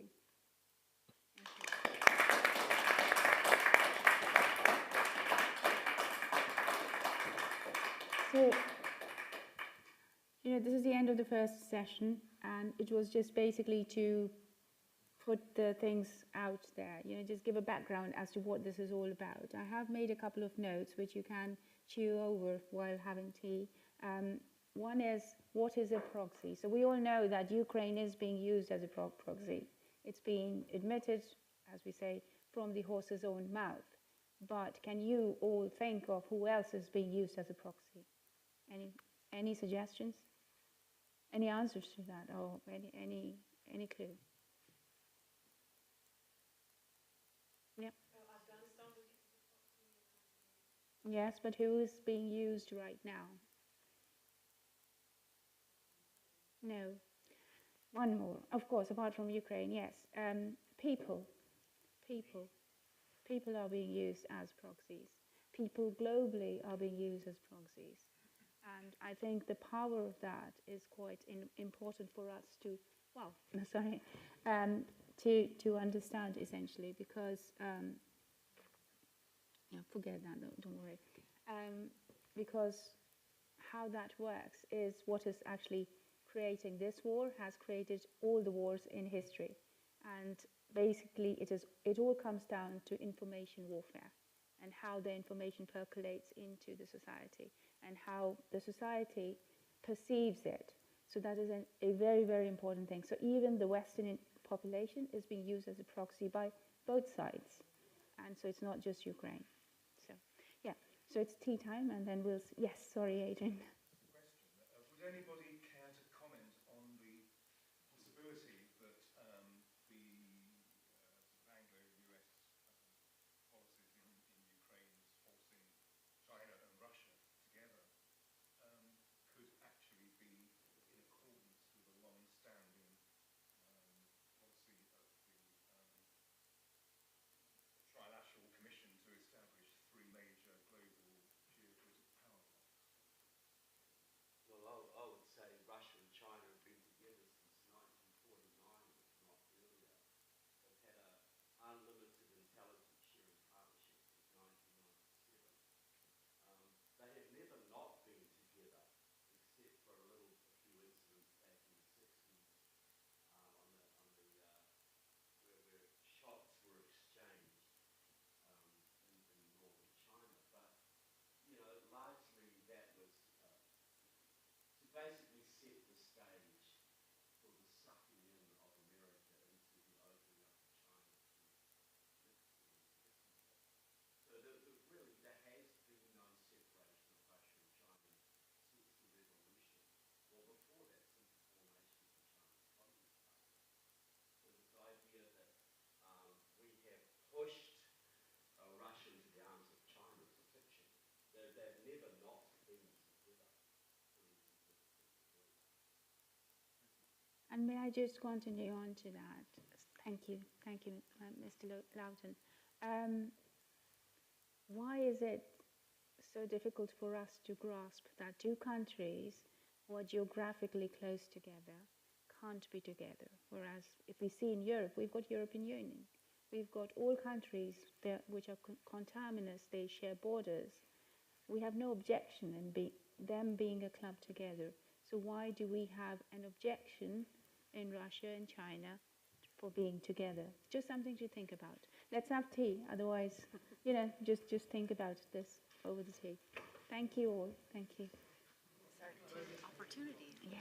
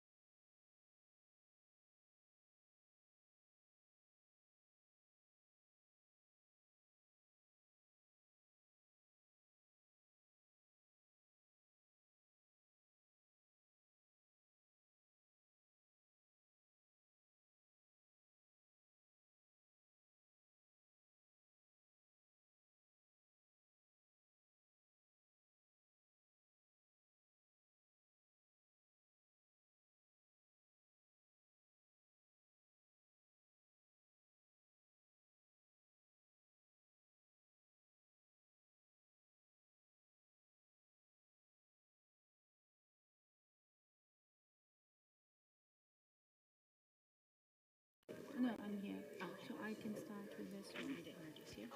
Wait, no, it's fine. Yeah, I'm just thinking this is the one where we play the video, this one. Okay. I think this one is blank. Okay, so hang on. Let me put that report on, because the Donbass report. Is there any, can you, the big one? Yeah.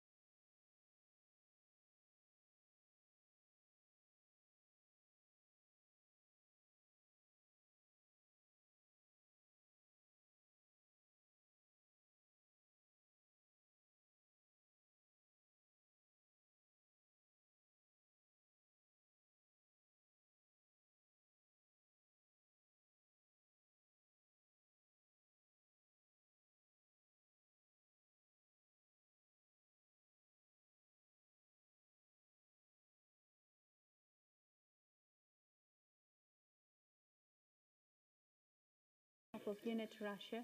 I have got so many colleagues in Russia, Thierry. I've got so many colleagues in Russia and in Ukraine. Unfortunately, they cannot, be in front of the screen. So they sent this report to me. I think it was 3 years ago, and they wanted people. They asked me if we can actually present this data to the Western public. I invited them to attend one of the conferences which we had online, and that conference was, you were there, I mean, Unit US, French people, and everybody was there, and my Russian and Ukrainian colleagues were behind. So the American team and the French team couldn't see the Russians and the Ukrainians, but they could. So this was the first time they actually came to this sort of a meeting. And these are people on the front line. These are people on both sides on the front line. And on opposite sides, sorry. And after the meeting finished, one of them writes to me saying, I had no clue that the Western people understood Russians. Something, I mean, it's just, yeah, that was the essence of that message. And he was extremely sensitive. No, he was taken by it. That there was some understanding of the pain of the Russians from the Western side. And then from that point onwards, we started talking, and he sent me some of the reports from the Ukrainian side, and that's one of the data that I'm going to present in this one.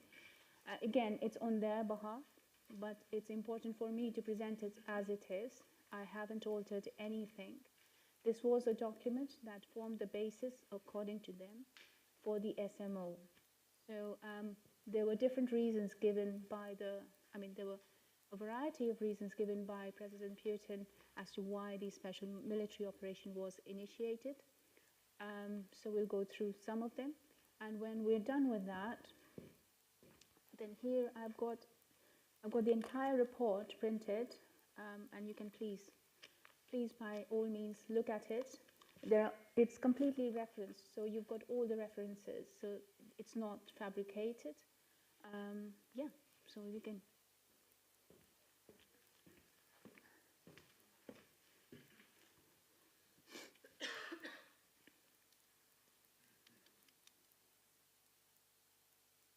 So,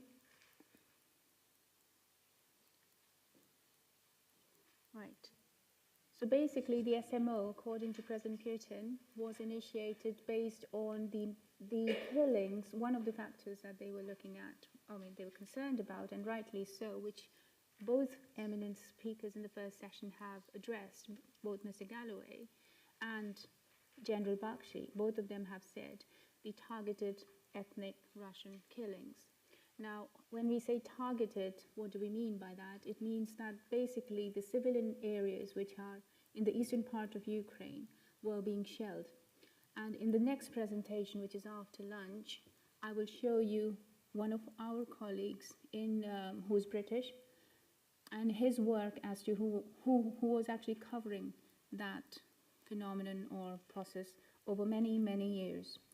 So yes, so this is just presentation of the data which is on the report. Here you can see the mortar shelling of the beach in Avdiivka. By the way, before we go into that, people who are sensitive to, I mean, please, it is gory stuff. So, yeah. Again, you have Luhansk and Donetsk both. I'm not going to dwell on those figures, please. It's quite gory. Again, this is Mariupol. And this is the burning of the ethnic Russians who were within the Odessa, in Odessa. This is on the 2nd of May. And you'll see more videos on that in the second session. Now, this is something, I'm sorry, I don't want to dwell on this. It's quite disturbing, but keep this in mind. I would like to talk about this. So I spent quite a lot of time in Ukraine last year. I was there majority of my time last year. And I was in Kiev for quite a long time, but I was also in the border areas, right from Chernihiv down to Kherson, Mykolaiv, and Odessa.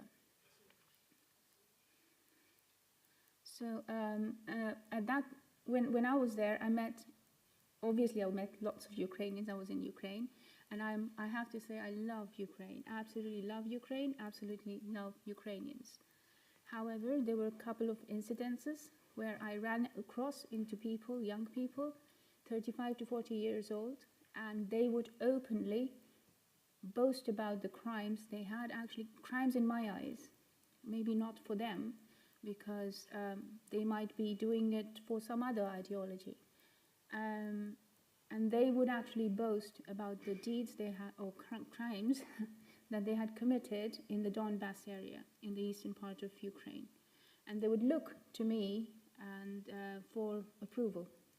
So it was a very difficult position for me, because obviously that wasn't something that an ordinary Ukrainian would do, but they certainly were looking for endorsements. So it's not something which we'll be touching on. Nationalism is one thing, but crimes against humanity are very different things, and they don't have a nationality. Crimes against humanity are crimes against humanity, against people. And what they were boasting to me about, I wouldn't be saying that here. I have spoken to many of you individually, was related to pregnant women. And it was abominable, seriously abominable. Now, one can say that they were saying that. Whether they did it or not is another thing. And to that, I would like to answer this. To even think about doing something of the sort is, I don't think it's criminal, it's evil. It's simply evil. So whether it was Russian soldiers who go into Ukraine and they commit that sort of crime, or whether it's Ukrainians, they're both equally evil. And evil does not have any nationality. And this is what I bring back from Ukraine as one of the lessons, that ordinary Ukrainians, ordinary people, they're like you and I. They have families, they have children they're worried about, but then you also find these characters. And if it was one person, one young person talking to me and sharing that incident with me, I could say, okay, that's a one-off. But it wasn't a one-off. It was not a one-off. And when I came, and that's extremely, extremely disturbing, because if I'd heard about neo-Nazism, but I hadn't been a witness to something like that, and seriously, it is extremely disturbing. So if you've got 35, 40-year-old people talking about eradicating an entire race just because they are Russians, then that's wrong. If it's based on something else, I can accept. Maybe you can't, but I can accept. I can accept. I come from a military background, and it's a big admission online. And I'm Indian. You can see I'm Indian. And we have Pakistan, our neighbors. And I cannot ever think of committing crimes of that nature to any Pakistani. But I can think of an encounter on the border or a surgical operation against Pakistan. I certainly can, if it was necessary. Within the military, we do not have the right to judge, or we don't have a voice. We just follow orders. I wasn't in the Indian Army, by the way. So that we need to keep in mind that, okay, don't know, whether the Russians did the same. I have no data on that. But certainly the Ukrainians must have done something, because they were admitting to doing those things.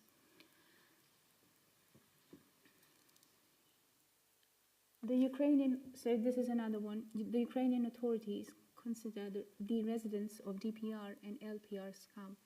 Now, what is DPR? What is LPR? For those of you who do not know, is the Donetsk People's Republic and the Luhansk People's Republic, two territories or regions in the eastern part of Ukraine.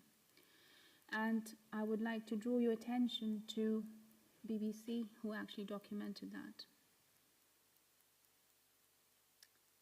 Fascist organizations that were state-supported and promoted. Again, this is from my Russian colleagues' document, Ukrainian colleagues or whatever, someone's document. I'm presenting it as it is, but I am going to say some things that as I think, my own personal thoughts. I didn't know where different regions of Ukraine were prior to the war, before it started. I seriously didn't. I'm a geology student, but I didn't know that. So my learning of this topic is very, very new. It's from 2019 actually, a little bit before that. Now, how do we term fascism? How do we term Nazism? It's not very clear to me. But I certainly understand what happened in the World Wars II, and it was, again, evil, essentially, and there is no excuse for that. To have ideologies that are based on those sort of crimes, I think logic dictates that it is wrong. I mean, it's not moral, it's evil. And if we have evidence where a government is openly supporting that, promoting that, then we need to ask why. And this is not just Ukraine, by the way. We will come, by the end of this conference, we will understand where this is coming from. Again, this is one of the... So there is a reference in here to a book. It's called Taras Bulba Borovets, We Cannot Stop Our Struggle for a Minute. I must admit, I've not read the book, but it seems to be dedicated to Bulba Borovets. I don't know who Bulba Borovets was, so I looked online, and there it is. He was a Nazi soldier. So we don't know, with the title of the book, we cannot know what the content of the book was. As you can see on the title, it's a struggle for, we cannot stop our struggle for a minute. So what is that struggle for? What are the Ukrainians struggling for? Have we ever paused and understood that? We need to do that. Because if we want to solve this problem, we've got to go really deep and understand things that are giving rise to such sort of things. Money and other things are different. But at the end of it, at the ground of any war, it's a civilian, personal, it's personal sentiments that actually funnel and, that actually funneled the war. So we have to understand, what is this struggle?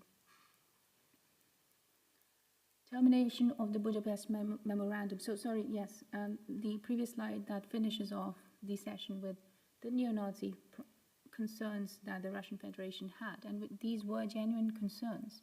And also, just sorry, I'll skip one slide before. I want to say something in contrast to this. Now, there are neo-Nazi entities within Russian Federation as well. But the state openly has disbanded them. They are delegitimate. They're not legitimate. So it's the ideology of the state in itself which we must understand.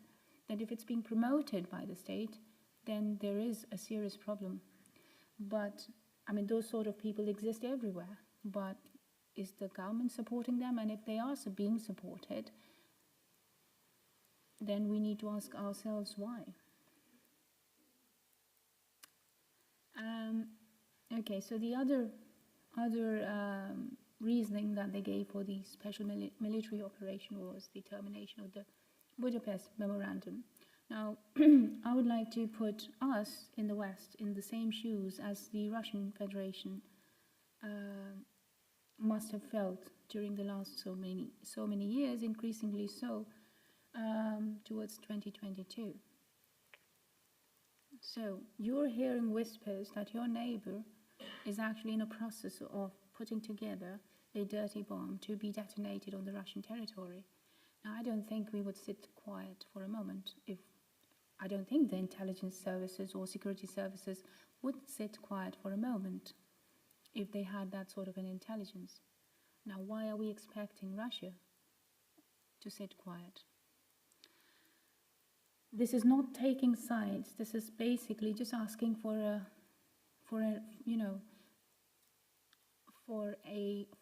an understanding on both sides. Because if we are genuinely interested in solving any issue, any crisis, then we've really got to go to the depths of what is giving rise to that, having to resort to those measures again inside as well. And where was the global diplomacy?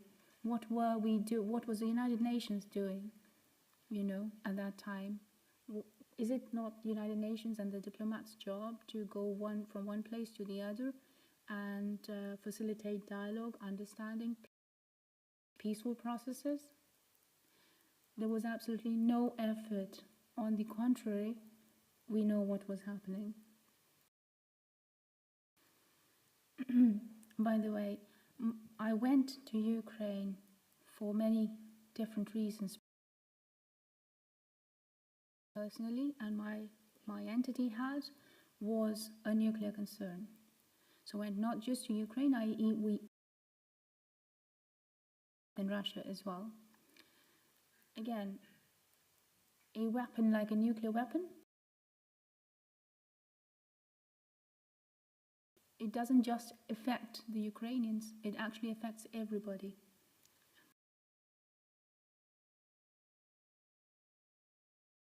A signal which is global, maybe. But it does affect a regional geography. So it's a concern beyond borders, it's a concern beyond frontiers. And again, we need to think seriously before taking sides. We have to think, what is giving rise to this? Can we please address that? Same thing for the bioweapons, by the way. The West needs this for the political, economic, cultural, and military advancement and weakening of the state. I have no comments on this at this point in time. People, they feel divided. They feel very divided. Before they talk to you, before they talk to you, they will first see around you who is listening, and their versions would change. So if they're speaking to people, to me, in front of other people, they would say something. But if they're speaking to me in private, it would be significantly different. Maybe not significantly. yeah, they don't want to belong to Russia or be like Soviet Union.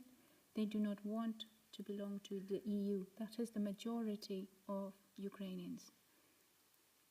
But again, you know, this is subjective because the young people are different. Young people are very westernized and they have grown up with the last more than 2 decades of basically not right things. So again, we have to address that part of the mental grooming, essentially. Some data, which is, again, about President Petro Poroshenko. We have a small clip, which I will be showing after the lunchtime. Some more data. Ukrainian journalists and social activists set Ukrainians aggressively towards Russians. And this is very true. We are sitting here, you know, we know what kind of media is being, what kind of articles are being, you know, pumped out 24/7 actually. Definitely so in the West, in Britain and in Europe. Again, what's driving this? It's not just ideological, it's much deeper than that. And the answer is actually really the hatred towards Russia. That's what it is. There's one example. The lady is no longer there, sadly, but now I don't know the woman. I have no idea who she was. I picked this up from the media, and basically it is, are they are slaves or occupiers? So if you are given the choice to the young people that Russians are either slaves or occupiers, and that's all they are, then you have just got, you know, one of those choices. And just think about what mindset those young people are growing up with. And again, I'll ask you, who else is being used as a proxy? We are. We are being told the same thing here in Britain today. My concern may seem right now that it is Russia and Ukraine, but actually, to be honest, my concern is this country and where it's headed, with all the kind of education we're getting against Russia and Russians. That's why I've handed you that Ben Wallace's article, which we'll come to in a bit. Western politicians are deliberately developing Nazi movements in Ukraine to create hatred of Russians and a direct military threat. Now, I'll break that into two. We've covered very briefly the Nazi things, but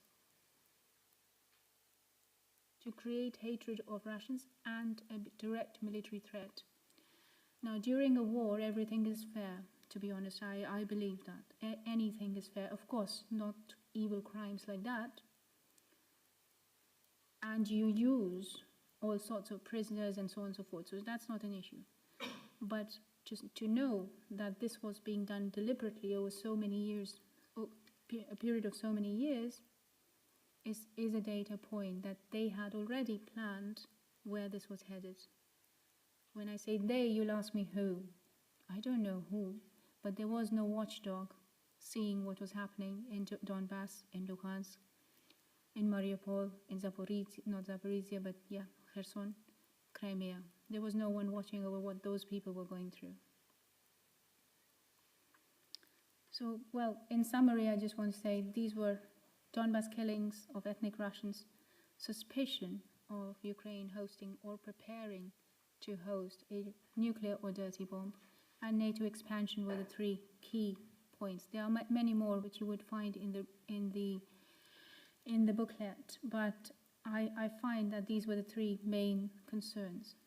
And I'm going to say that if the Russian Federation was concerned that Ukraine was hosting a nuclear bomb, and it took its concerns to the United Nations or the international community, then what did that international community do after that?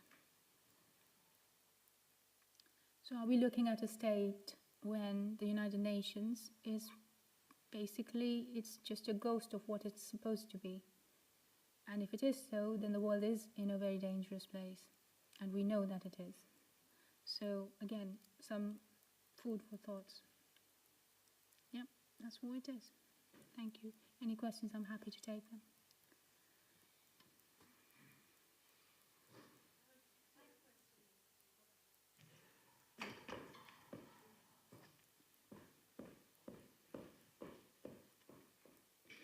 Thank you for your excellent presentation and data. My question relates to the organizations such as the UN Human Rights Council, because 2 years ago I was asked by a British NGO to attend meetings of the Human Rights Council on Russia, Ukraine, and to hand out a statement. It was the Next Century Foundation. They were also trying to bridge the gap between the two countries and to create some sort of dialogue and peace.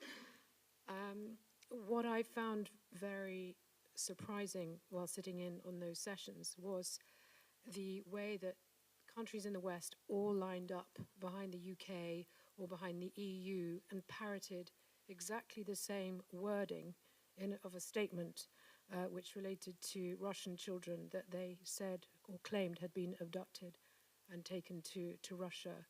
I just wonder whether you had any knowledge of these children who'd been abducted. What is the backstory to that? Yes. So it's thank you for that question, Lucy. And firstly, it's thanks to my Russian and Ukrainian colleagues to provide that document. Yes, we do understand what was going on at that point. What was going on, and we have data actually on one of our channels which shows exactly what was going on. So there is a massive child trafficking issue here, which is linked with something we are already working on. So children in conflict zones like Ukraine, again, in the Middle East, etc., they were being, traded, and organs were being sold. And this isn't. I'm not talking about this based on hearsay, but actually we had people there, and we have got real data, our data, not someone else's data, our data. But it's not just one place.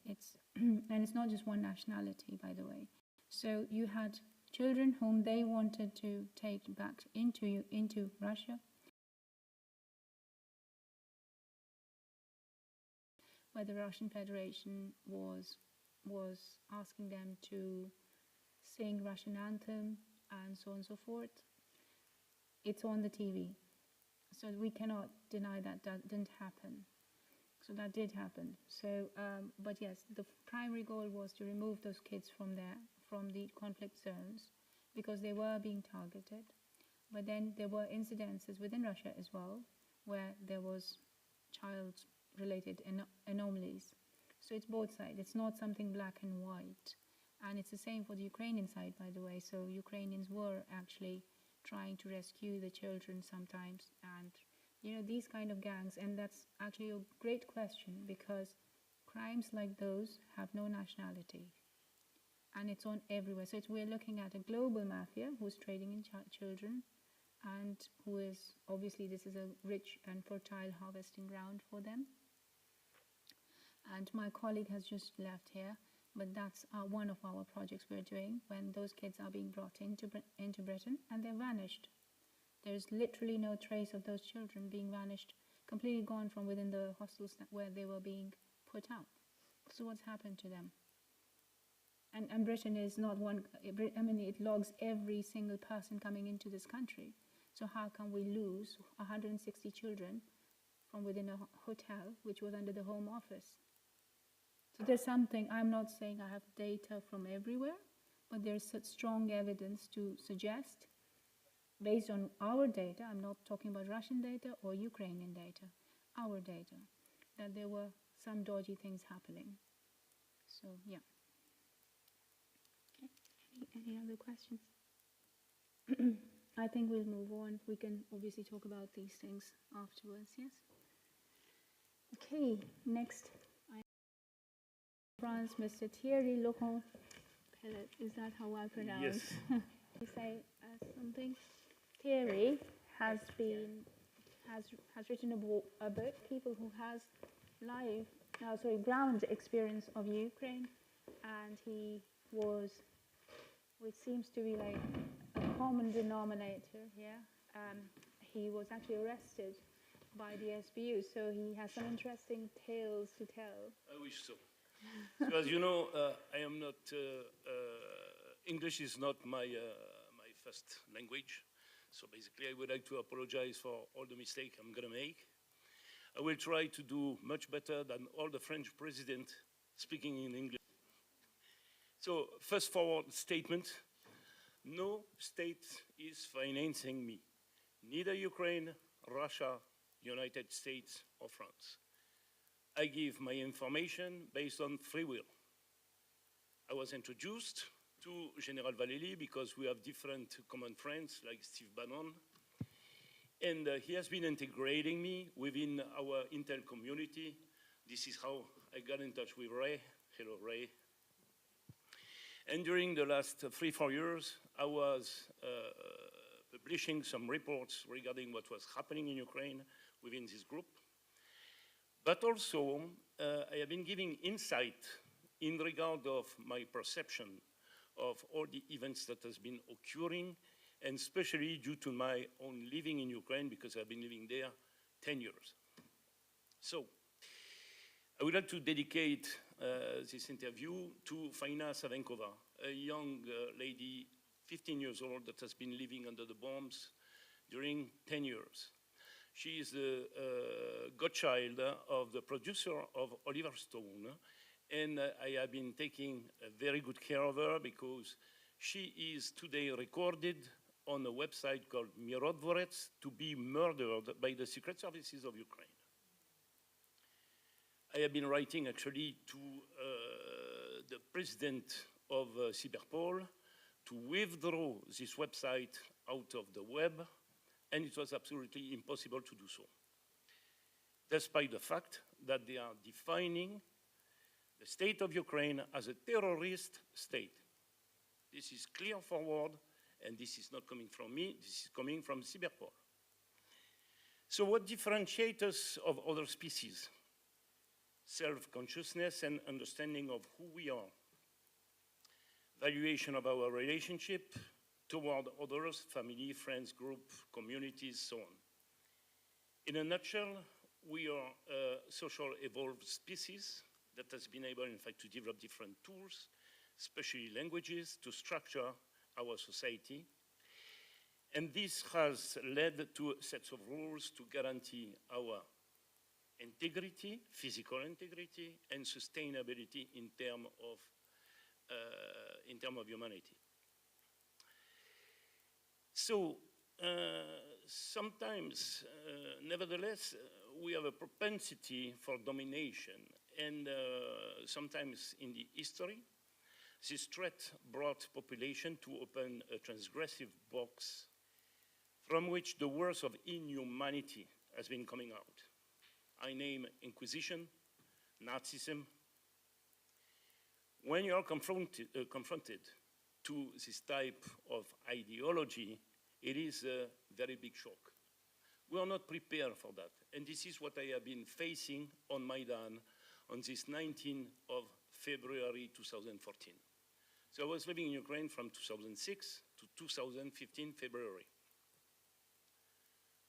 December, on a morning, I awake, I go down, in fact, to grocery store, and suddenly I see a zone of war that has been set up. It was like a military camp with bags piled up to 4 meters, which was completely framing the caserne, the barrack, sorry, of the Berkut, which is in fact the National Guard of Ukraine. They were in my street, Malaya Zhytomyrskaya 5. So basically, all the adjacent streets, they were blocked, which made them obliged, in fact, to go through this channel, in fact, to go on the Maidan spot, in fact, to regulate the population that was going absolutely mad. I've never seen such a thing in my life.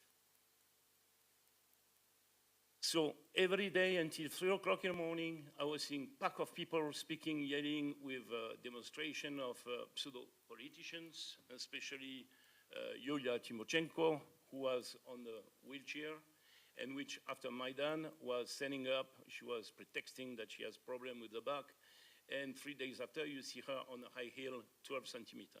Anyway.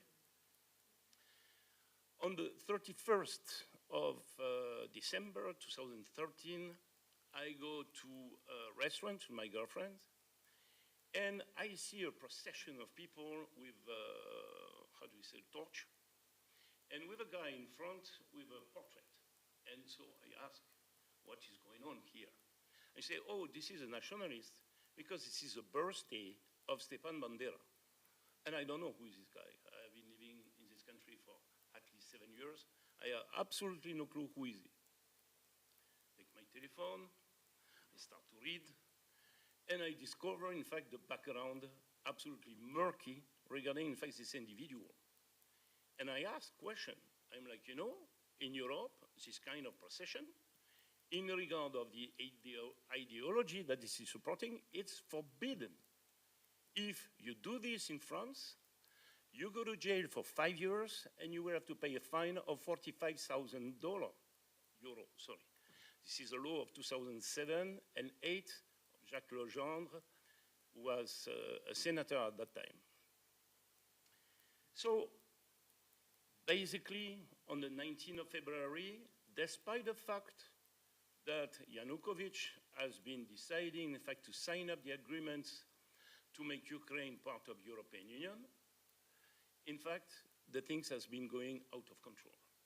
I want to come back to this agreement because I read it. I have to say that as a CEO of a company, and I've been CEO 3 times in my life, I would have never, ever signed up for such a document. Because the most problem of Ukraine is what? Energy. They need cheap energy because the winters are very long and very hard. In January, it's not very seldom that the temperature goes to -30. So basically, as Russia was providing all the gas necessary to support, in fact, the life of people there, I thought it was a very bad idea, in fact, to separate those two countries. Between quote, two countries, because we're going to come back, in fact, to who they are and what were the interaction between both of them. There was this $600 million package to support, in fact, their economy when Russia was opposing something like 4.5 billion. But there was a difference. Russia was buying the bonds of Ukraine government, and therefore they were obliged, in fact, to reimburse with a certain interest rate. Here, the package of money was coming directly to the bank, a private bank owned by Kolomoisky. Very easy, in fact, to put the hands in the pocket. See? Then there was this visa-free, which is not so much of an advantage in the sense that getting a visa to go to Europe was costing what? $40? This is not very much an hassle. We, in France, we have some countries we have to pay. Example, in the USA right now, and very soon in UK. What was the other advantage? Yes, on luxury products, they had a package, in fact, to down the VAT. Who was buying luxury products in Ukraine? A very small amount of the population. So 19th of February, everything go belly up, despite the fact that the agreement is signed up, which was a major mistake because I believe that in regard of the fact that during the 30 years before, Russia was financing completely the states and paying back to the IFM all the debts that were subscribed by Ukraine during USSR, it was very fair to put together an agreement 3 ways in the way that Ukraine will become neutral and they will beneficiate of the 2 worlds. They would become, in fact, a commercial hub between the 2 blocks. That was the perfect solution for them. When this agreement was signed up, what has been happening immediately? Russia was not confident anymore, so basically, the military complex working for the Russian army was ejected of their equation. And this represents an amount of employment absolutely gigantic, especially in Dnipropetrovsk with 2 companies, that is Uzhmash and Uzhnoye, working for the Russian army. And so on. So basically, the commercial agreements started to drop. And at the end of the story, Ukraine was left over with a deal with Europe that was not valuable for them. And during 10 years, I was wondering why this was happening. Why, in fact, the pseudo-government that was not elected yet, because Yanukovych has been resigning, has been signing the agreement. And I got the answer much after that. In fact, it's about to follow up the money. What has been happening during the 10 years following, in fact, the 2014 coup? European Union was injecting massive amount of money. If you look at what has been happening between 2019 and 2021, during the COVID crisis, most of our GDPs within Western countries has been dropping dramatically. What is the GDP that hasn't been dropping? The one of Ukraine. It has been doubling from $100 billion to 200. So what was going on there? In fact, European Union and America were injecting massive amount of money because they had in mind, in fact, to build these lines of defense, because the goal was about, in fact, to trigger a massive war, as in fact our colleague has been saying before. Okay. So what I did, I was observing what was happening. I was very scared because it was going crazy until the 20th of February 2014, where despite the sign up of the agreement, there have been the guys that were organizing the Maidan story has been organizing also the shooting. So Saakashvili, as the former president of Georgia, has been recruiting the snipers. And this is Andrei Parubi, founder of the first neo-Nazi movement called UNO-UPA, rebranded into Svoboda, that has been managing the snipers. They were positioned on the 8th floor of the Ukraina hotel, and they were shooting everybody, and the Berkut and the Maidaners. At the point that this is Olga Bogomolet, who is in the lobby of the hotel. She is a doctor of Maidan, and she's saying, Maidaners and the Berkut are shot with the same bullet. And you have the former heads of the SBU. His sons are on the spot in Maidan, and he said, if we want to get the guys who have been organizing this shooting, we just have to go to the Rada. Who is promoted at the head of the Rada after the coup? Andrei Parubi.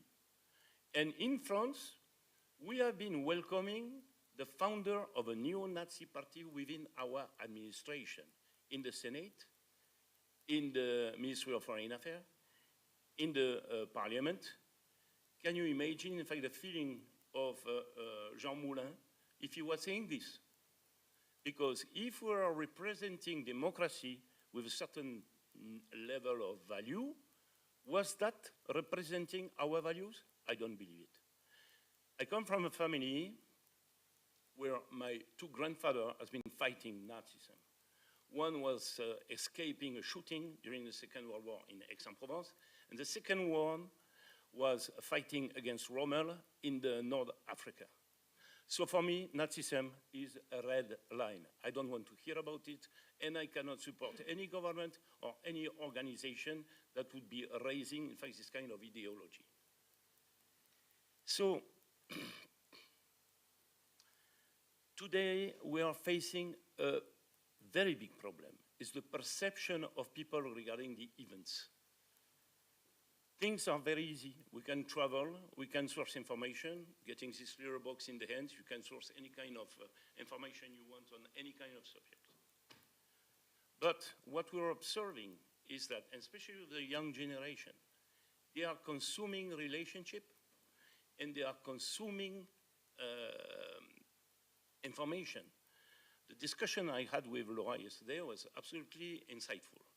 She said in the United States, people became headliner. They read the title and they decide that this is the information they need, in fact, to leverage. That's it. They don't read the article, don't want to deal with it. They are lazy. They don't want, in fact, to make the effort to understand and to contextualize any kind of event. Okay? So when something like that is happening, the first thing that you need to do is asking yourself, is it what I am seeing right or wrong? Is it real or is it fake? You need to dig. You need to understand what is happening. You need to rationalize. You need to build up your judgment on information and analysis. If you are becoming emotional the way that it has been happening for the last 3 years, you are building a polarization within the population. And this is how the conflicts are erupting. You have some sentiment. You don't want to deal with any kind of detail. This is the truth. And everybody is jumping into the bandwagon. And actually, the governments and the media, they are using this emotional mechanism, in fact, to get their way, for making acceptable what is not acceptable. Fortunately, we have alternative media today that are counterparting, in fact, what is happening within, in fact, the established media and government. And those guys, they are very scared about what is happening. And this is why, in Europe, for example, we are facing DSI.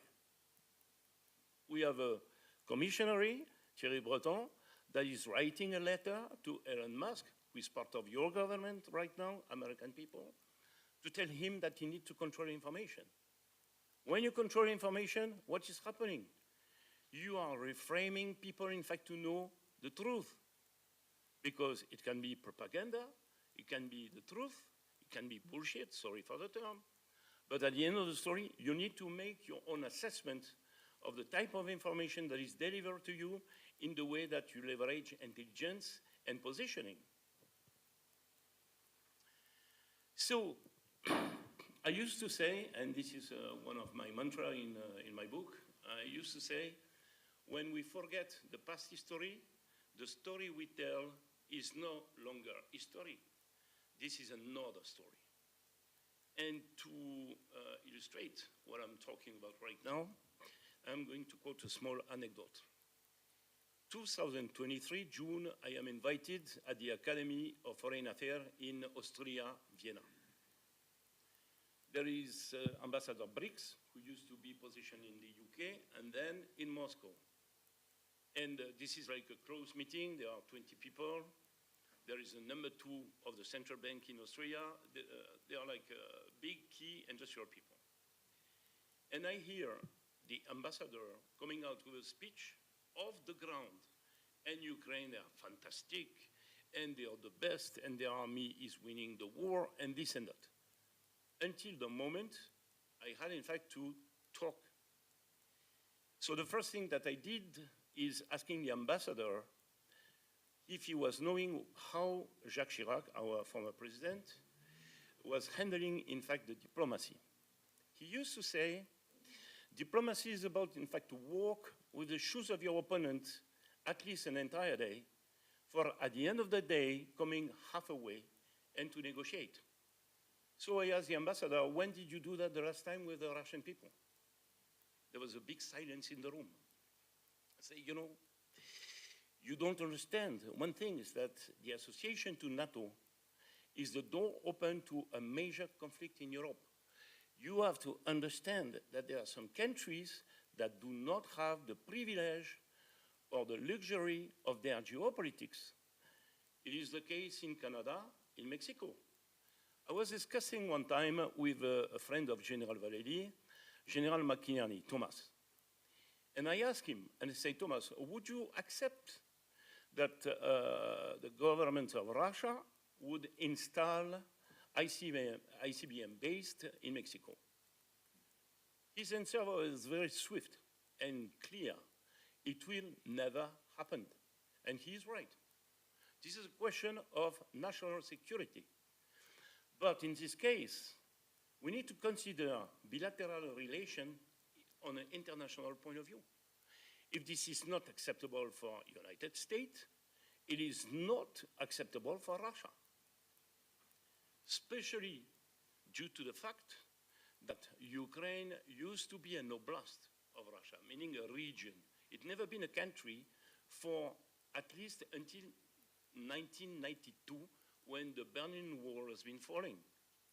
And if you look at the sociology of Ukraine, you will understand that in fact there is such an imbrication between those two nations, nation between quotes, that it is impossible in fact to separate them. My ex-girlfriend, Polish from the father, Ukrainian from the mother. Her friends, the father is Bulgarian and the mother is Ukrainian. And if you look at the sociology inside of Ukraine, you will find such a mix of population that makes you understanding that it's absolutely impossible to separate them. What is very surprising, in 10 years I've been living in Ukraine, I've never heard people speaking Ukrainian. How come? I was living 3 years in Odessa, and people were telling me, oh, we are Russian. Oh, why? I was not understanding that. When I was in Kiev, people were speaking Russian. The only places where you were listening to a sort of Ukrainian language was in the region of Volhynia and Galicia, a little bit at the frontier of Transcarpathia. So when you look at the history of Ukraine, because it is very important to understand history, you see one thing. This is a geopolitical puzzle that has been built over time by taking pieces of countries from all over the places.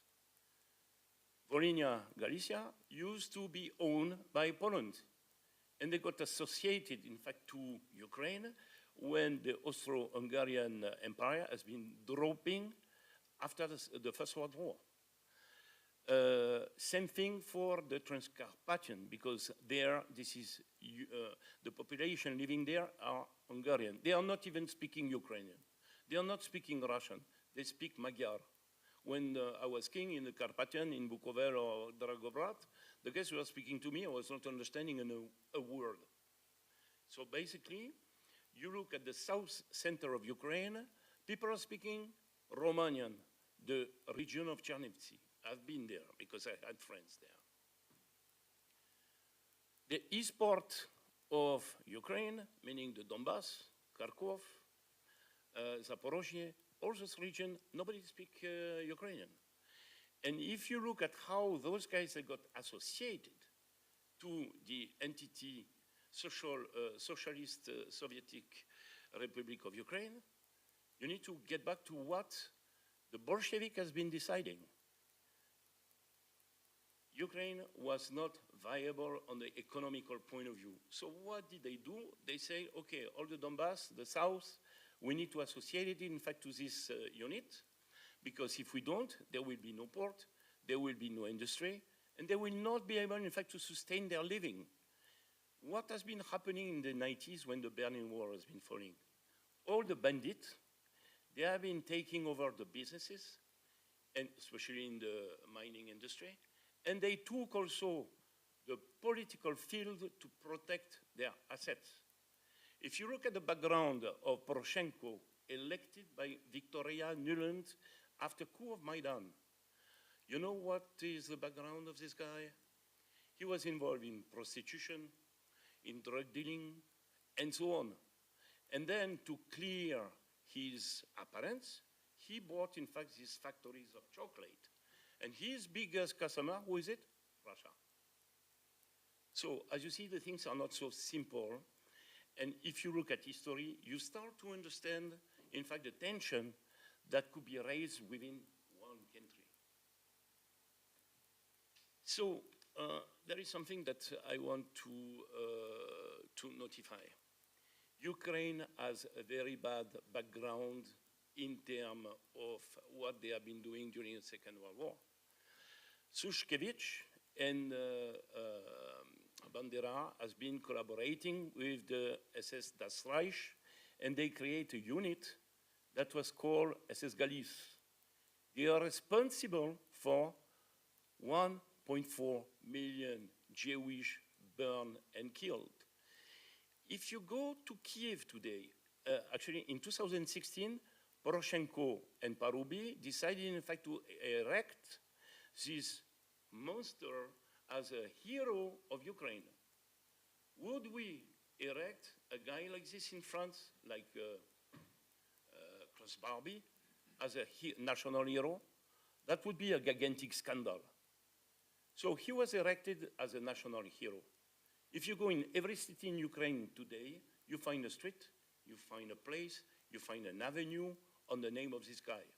Especially the one that is in Kiev, that leads you straight forward to the monument of the 33,771 Jewish that has been killed the 29th and the 30th of September 1941.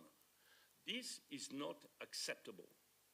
People that are saying that Ukraine is the reflect of our democracy, they are just transgressing any kind of our value. Ukraine has become, since the beginning of the war, a rogue state. You don't have the right of political opposition. All the media opposition got stripped. You don't have the liberty of your religion. Are you calling this a democracy?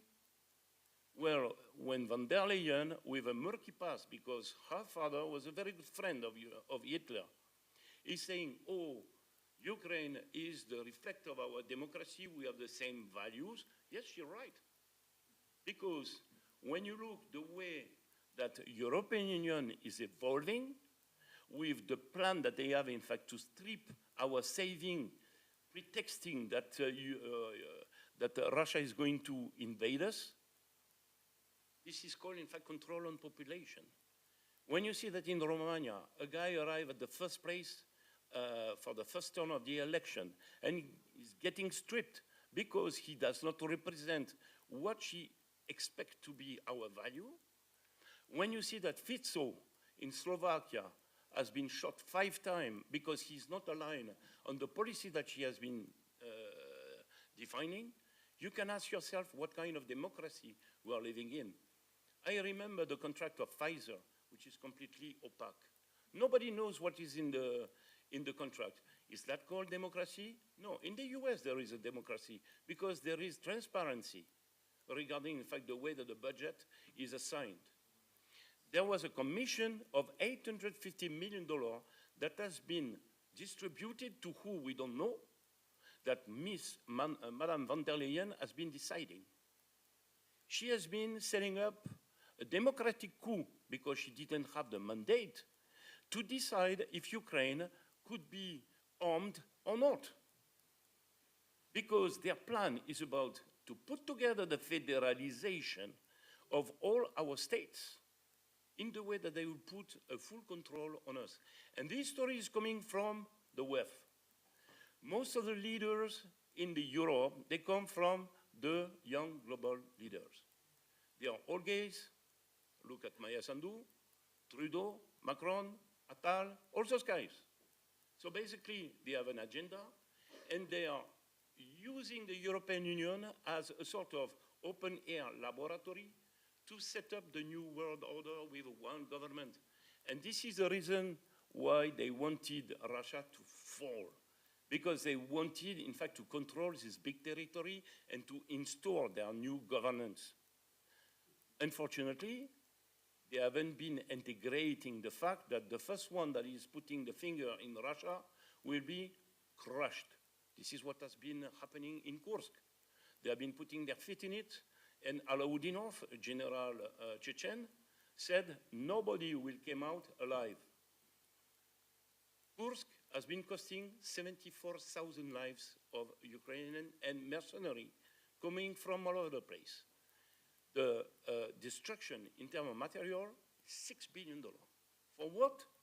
0. So what do we try to achieve here? We have right now, as I was saying before, the BRICS that has been gathering all the great South. They are representing the 20 biggest producer of energy and commodities in the world. They have been putting together a platform, and this year, 2025, Dixit, Mr. Gladjev, I have on the phone, who used to be the economical advisor of Vladimir Putin. said, we are going to trade wheat and diamonds. This is $280 billion market. We are seeing that the American debt is not supported anymore because it has been rising to a level that is not sustainable. And this is what Trump is doing right now with the DOJ department. Try to do the cost cutting necessary, in fact, to make sure he will not make America great again. He is going to save America right now. And we need to understand that the situation in the US on a financial point of view, I've been analyzing everything. I've been listening to Dailio, to Richard Wolff and all those guys. I understand you are at the very high risk. And if America is collapsing, everybody is going to collapse. Who owns the biggest amount of debt of America in the world? European Union, 28%. If you die, we die. So basically, we need to make sure that we are going to find out a way to rebalance the situation in the way that it does not become critical to the point that everything will be collapsing, because this is our way of living that is falling down right now. So basically, there is a question that I am asking. I'm just wondering if we should not Brexify and Europe and America in the way that we will be saving our economy, because money is everything. And if those guys, they decide, in fact, to trade all the raw materials in the world, end of the story, it's finished. The balance is about what are you producing that I need and what I can pay for it. You know, it's a sort of trade balance. Trump has been pushing too hard the last few days. I don't know where it's gonna come, because the countries in the world right now, they don't want any more domination of one party. They want to make sure that everybody is going to be happy. So let's think about it, and let's make sure that we will be the world happy again.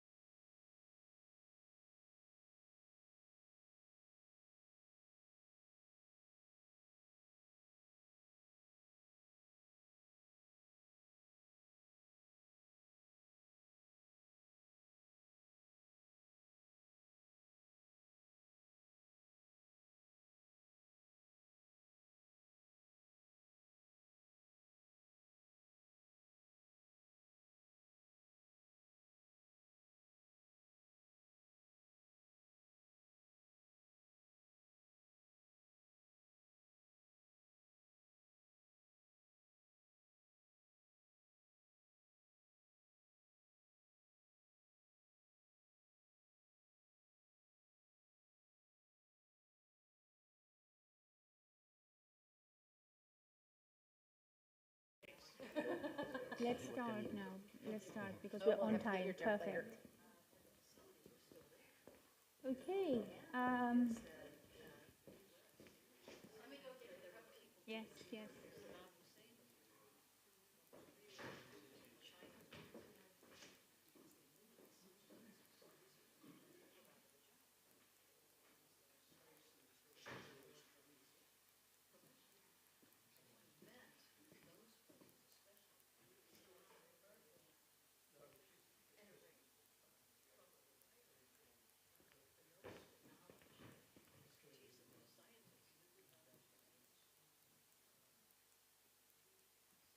I'm just waiting for Laura to come back. Brian, and you must take these. That's for you. Yeah. Okay. I'll give you one. Sorry.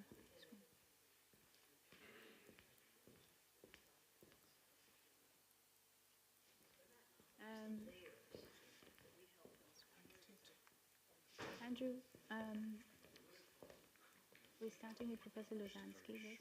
I was wondering if you can also, say something just before the end of the session for tomorrow. I'll tell you after the break. Yeah.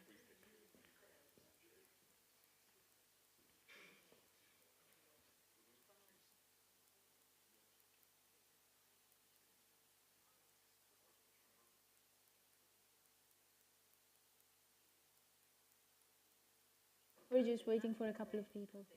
So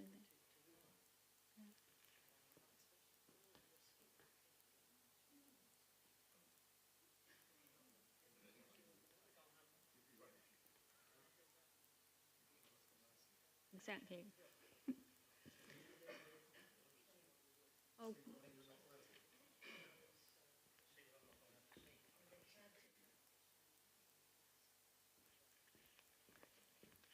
I have enough copies. Thank you. If there are few less, then we can make a printout later. Just, I've covered everybody there. Brian, here you go. Are they coming? I found everybody that I could find. That's okay. That's all right. Thank you. Right. We must start now. So our next speaker is Professor Lozansky. He's in the United States. He's an American citizen, and actually he founded the. Can you hear me? Okay. Does it work? Hello. Yes, Professor Lozansky actually put together a very beautiful group, very effective group of people who were trying for diplomatic ties between Russia and the United States at the height of what was going on, what has been going on.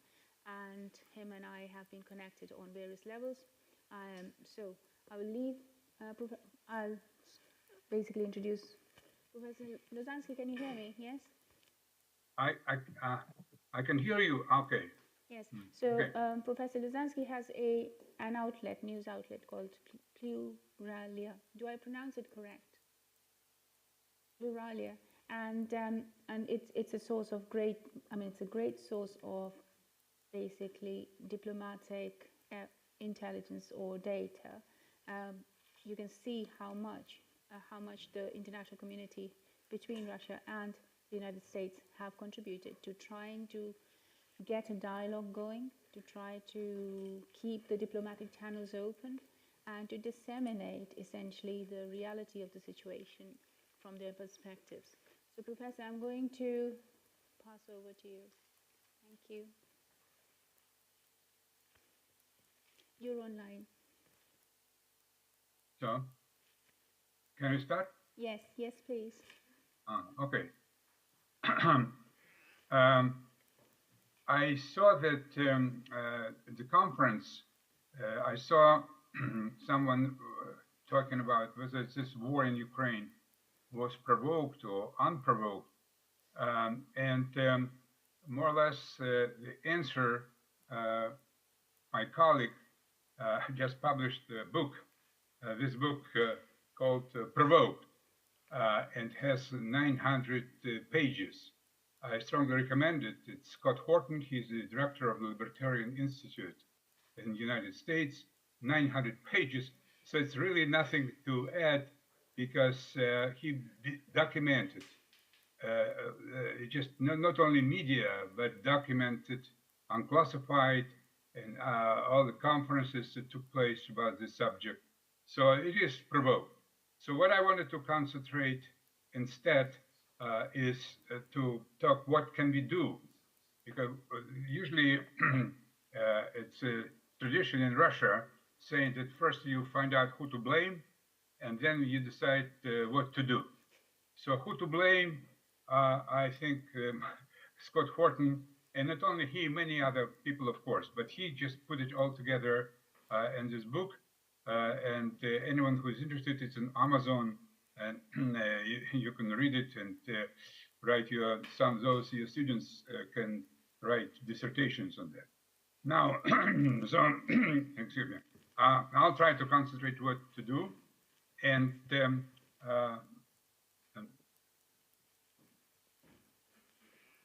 but let's see. Now the slides are not moving. Okay, maybe here. You just have to press the downward arrow to change the slide. You just press on your keyboard. Press the next. Yeah, I'm trying. I'm trying to. Okay, just click on the second slide on the slide bar on the left. Just click on that. Go move your cursor to the left. Yeah. He's in composition mode. He needs to go into presentation mode. He can't. No, okay. Can you click on the second slide on the left? Can you see the? I do that. It's not. Can your cursor go on the left? Yes.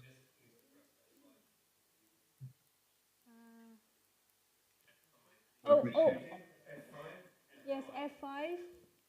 F5. Okay, here we go. Okay. There you go. Yeah. Okay, I'm sorry. It's okay. Okay. Don't worry. We're fine here. Don't worry. Take your time. Yeah. Okay. Now it's very short presentation, so we can leave some space for question and answer. But I became involved in this process about what to do unexpectedly when I got a call. I was teaching mathematics and physics at American University in Washington, D.C. And one day in my office, I get a phone call from Gorbachev science advisor, Yuri Sipyan. He just became, Gorbachev formed a presidential council, and Yuri Sipyan was vice president of the Soviet Academy of Science. And he knew me as a physicist. And he called me and said, listen, please come to Moscow. Gorbachev wants to talk to you and decide, help us to bring US, at that time still Soviet relations, using what we call public diplomacy, because official diplomacy, for some reason, didn't work well. Moscow kept sending messages to Washington that we are ready for the full integration with the West, and they say all the nice things, but nothing really is moving. So we decided to use what we call track 2, or public diplomacy.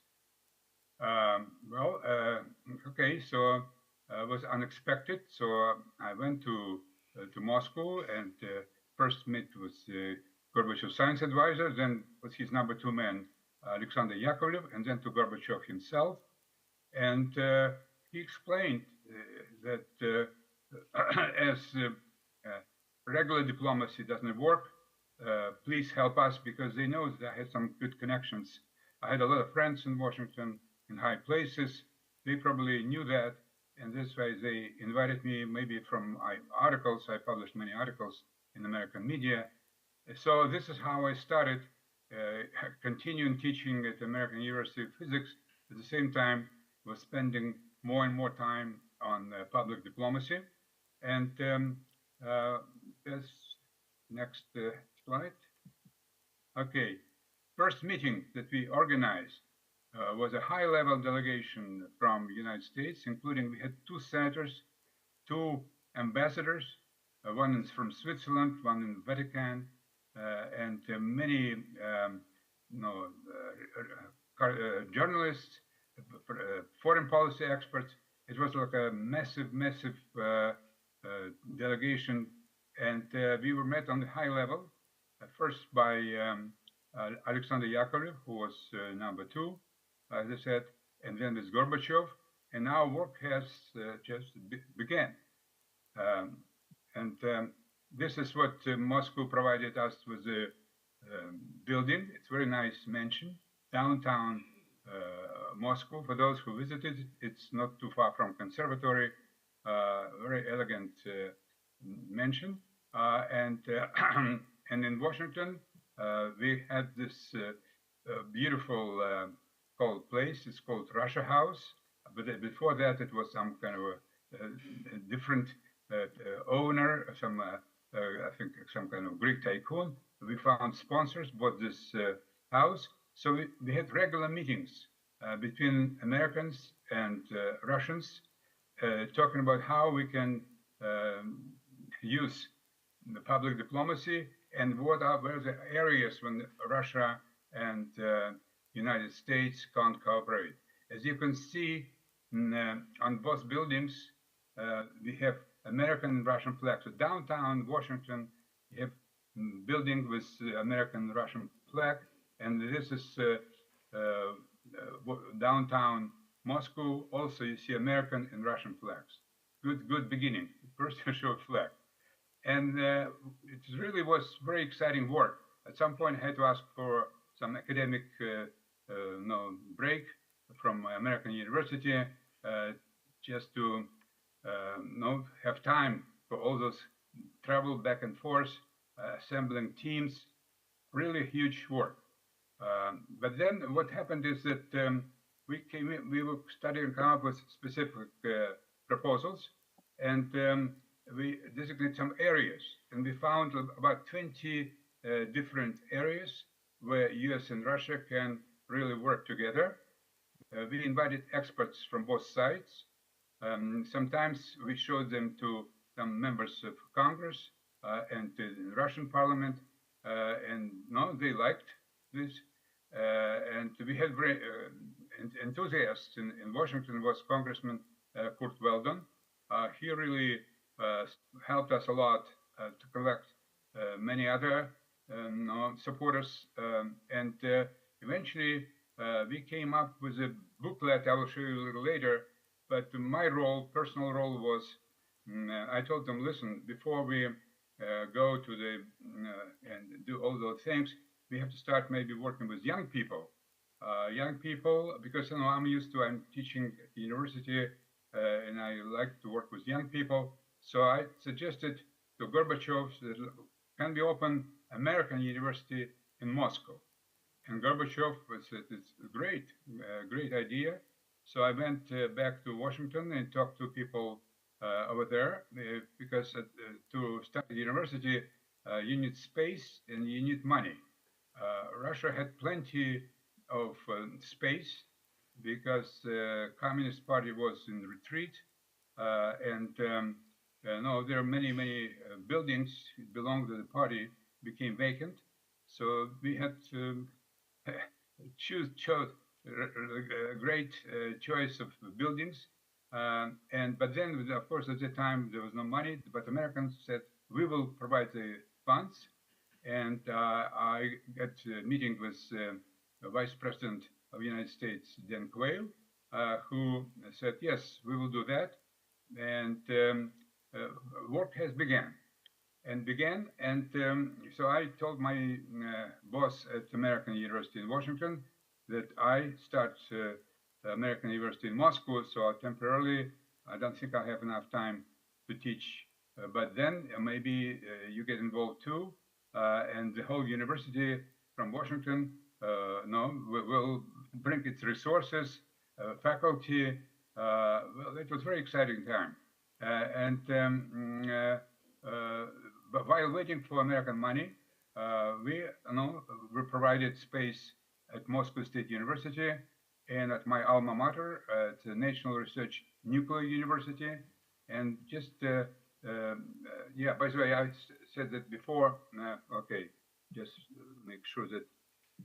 Yeah, we also got involved Ukraine. So it was not only US and Russia, because we thought Ukraine is very important as well in this. So we invited delegation from Ukraine to take, join us and work how all three countries can work together, to be help each other, and of course under leadership of the United States, how we can bring all those basic ideas of Western civilization, freedom, democracy, free markets, and the guy in the middle, his name is Vladimir Mukhin.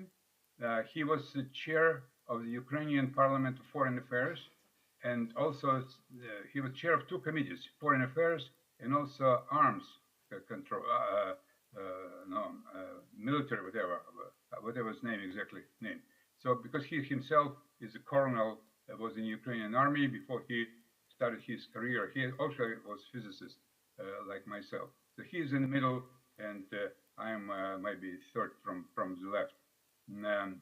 And we had a meeting on Capitol Hill that yes, three countries should really work together for benefit all.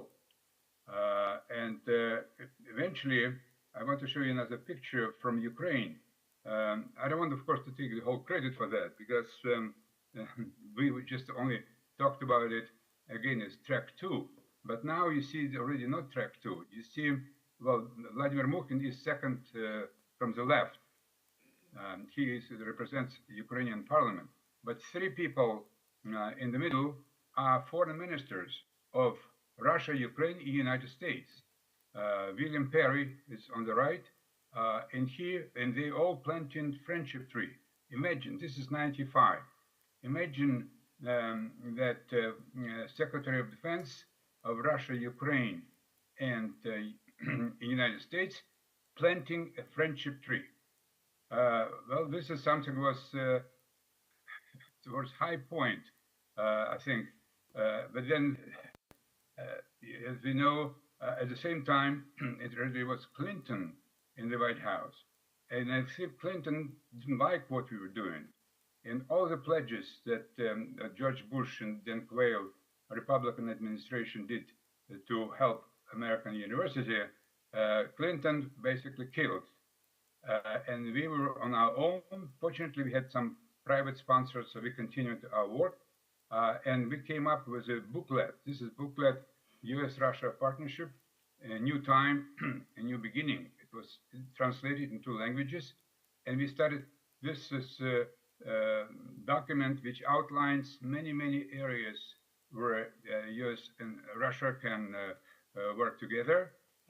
And those areas are, you can see on the left side, and then on the right side, people who really were activists, and including myself, who were activists putting all this together. But again, I said, main driving force was Congressman Kurt Weldon, and he started collecting signatures to send a letter to President, at the time we are already talking about Clinton is now out, and because when Clinton was in the White House, it was impossible.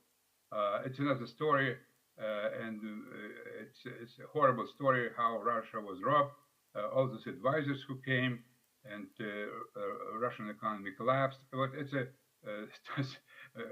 a whole course to teach, not during this short time I have.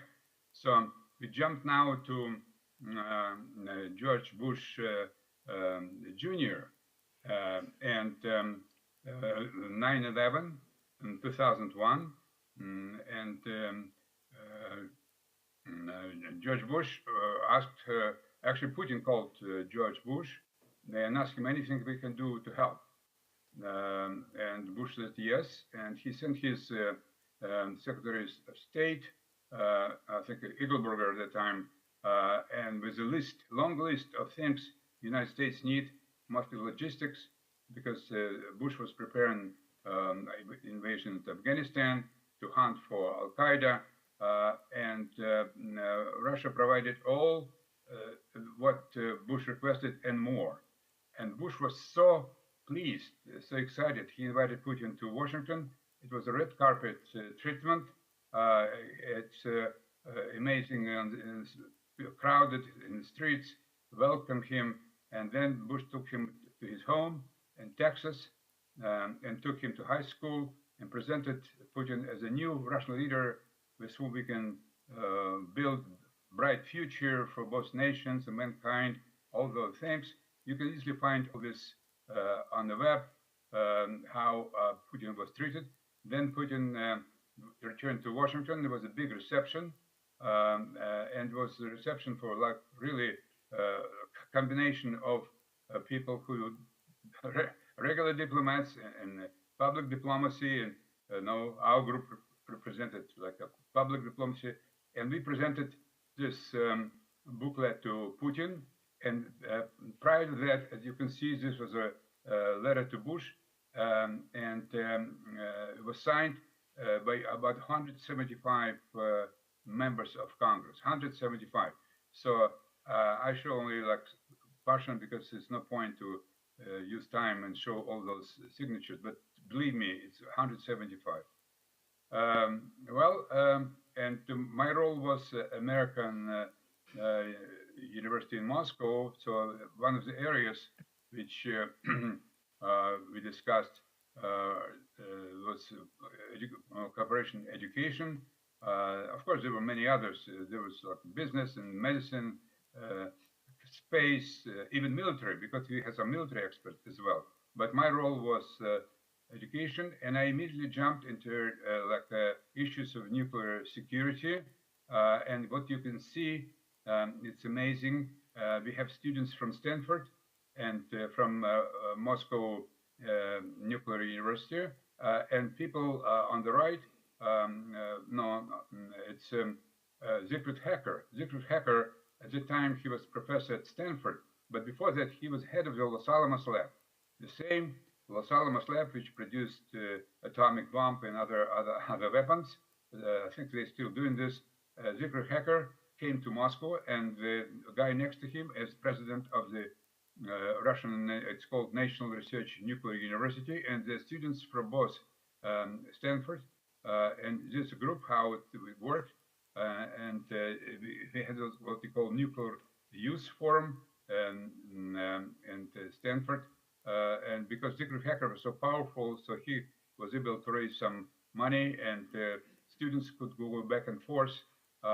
Tremendous. I think I was excited. I thought that maybe this is something that now we reached stage that public diplomacy didn't work, and we can now go back to our normal teaching and research. Not so, we know that a few months after Bush praised Putin as his best friend, he started working in a different direction. He abrogated ABM treaty. He started promoting the color revolutions, and the most horrible thing what Bush did was he started pushing for Ukraine and Georgia into NATO in 2007, in this famous in quotation Bucharest, I think, when Bush said that now we have to bring Georgia and Ukraine into NATO. This was something that it was end of all our hopes, dreams that United States, Russia, Ukraine can live together in peace. And there was a famous Putin speech at the Munich Security Conference, and from this it was all down, and here we are, and we were almost until recently we're on the edge of nuclear World War III, and now maybe with Trump some hopes. I don't know. Trump keeps changing his mind. He keeps accusing first Putin and Zelensky. It's kind of really messy. But at least I think the threat of nuclear war now is a little less than it was under Biden. But with our university, it's no longer possible to go with the back and forth and all that. So we moved into Zoom, and now we have actually it's a strange thing, but when before we had only Russian and American students and professors. By the way, we had about 150 American professors who took part in those programs from top Ivy League schools. Almost every Ivy League, from Harvard to Stanford, of course, or Yale, all those professors would come to Moscow. Sometimes they do it online.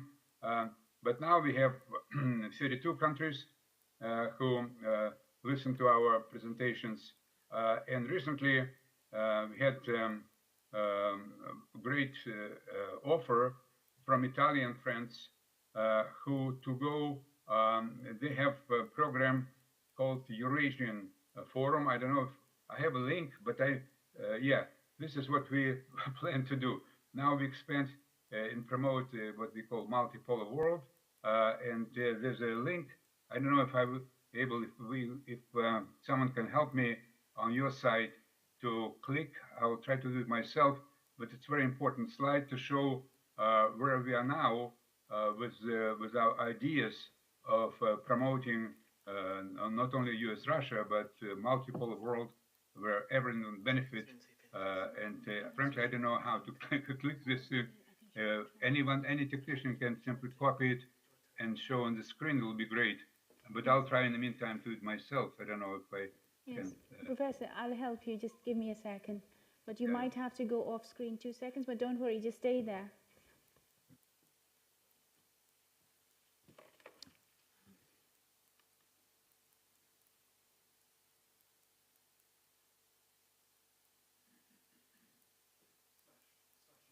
Oh, I see.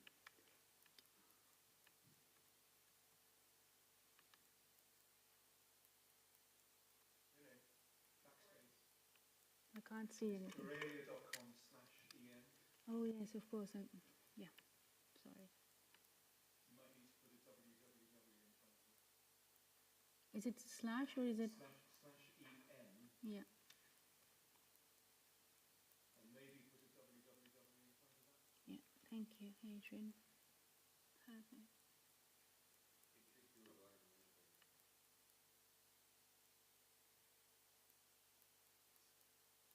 Yeah.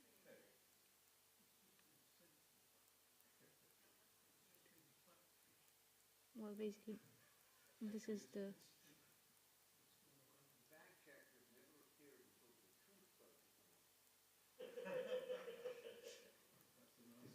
Can we have the professor back again, please? Thank you. Can we have the professor back again, please? Thank you. Hello, Professor. We were on the screen, but we can't see you when we are on there. Mm. So if you can go into your browser, just open your browser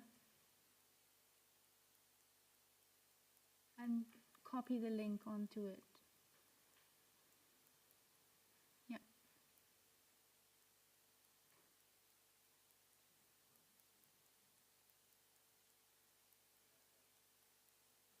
What? Okay, well, I don't know. Just wait.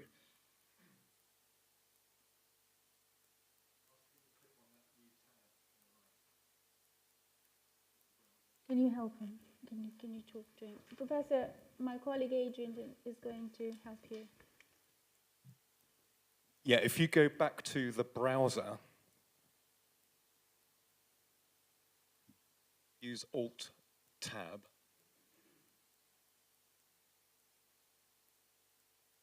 Can you go back to the browser? Oh, there we are, sorry. Yeah, see at the top on the right, it says New Tab.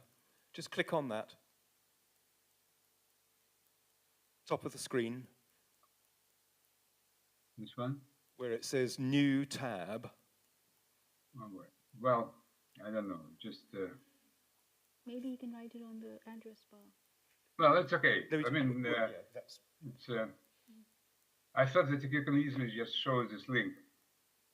Okay, Professor, we have the link to it, so we will be able to see it. Thank you. Yeah, just. Can we stop sharing the screen, please?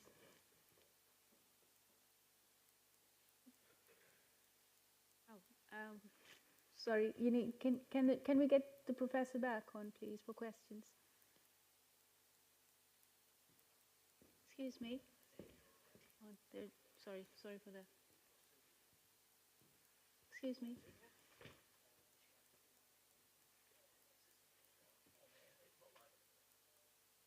Can we get the professor back on? Yes. What an interesting talk. He's an amazing man. A legend, really, a living legend.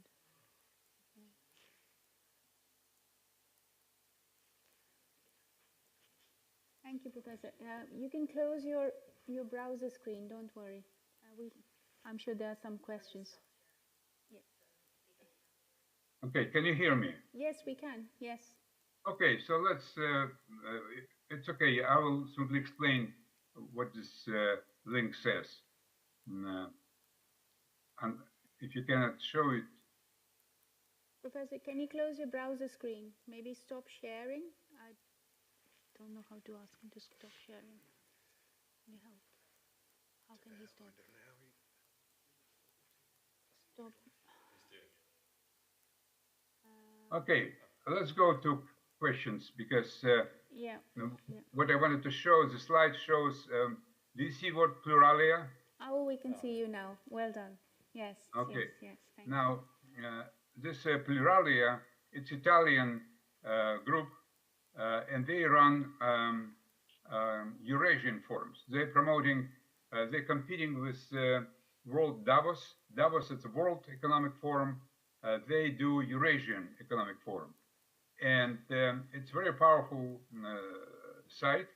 It's assembled many experts, European, almost from many European countries.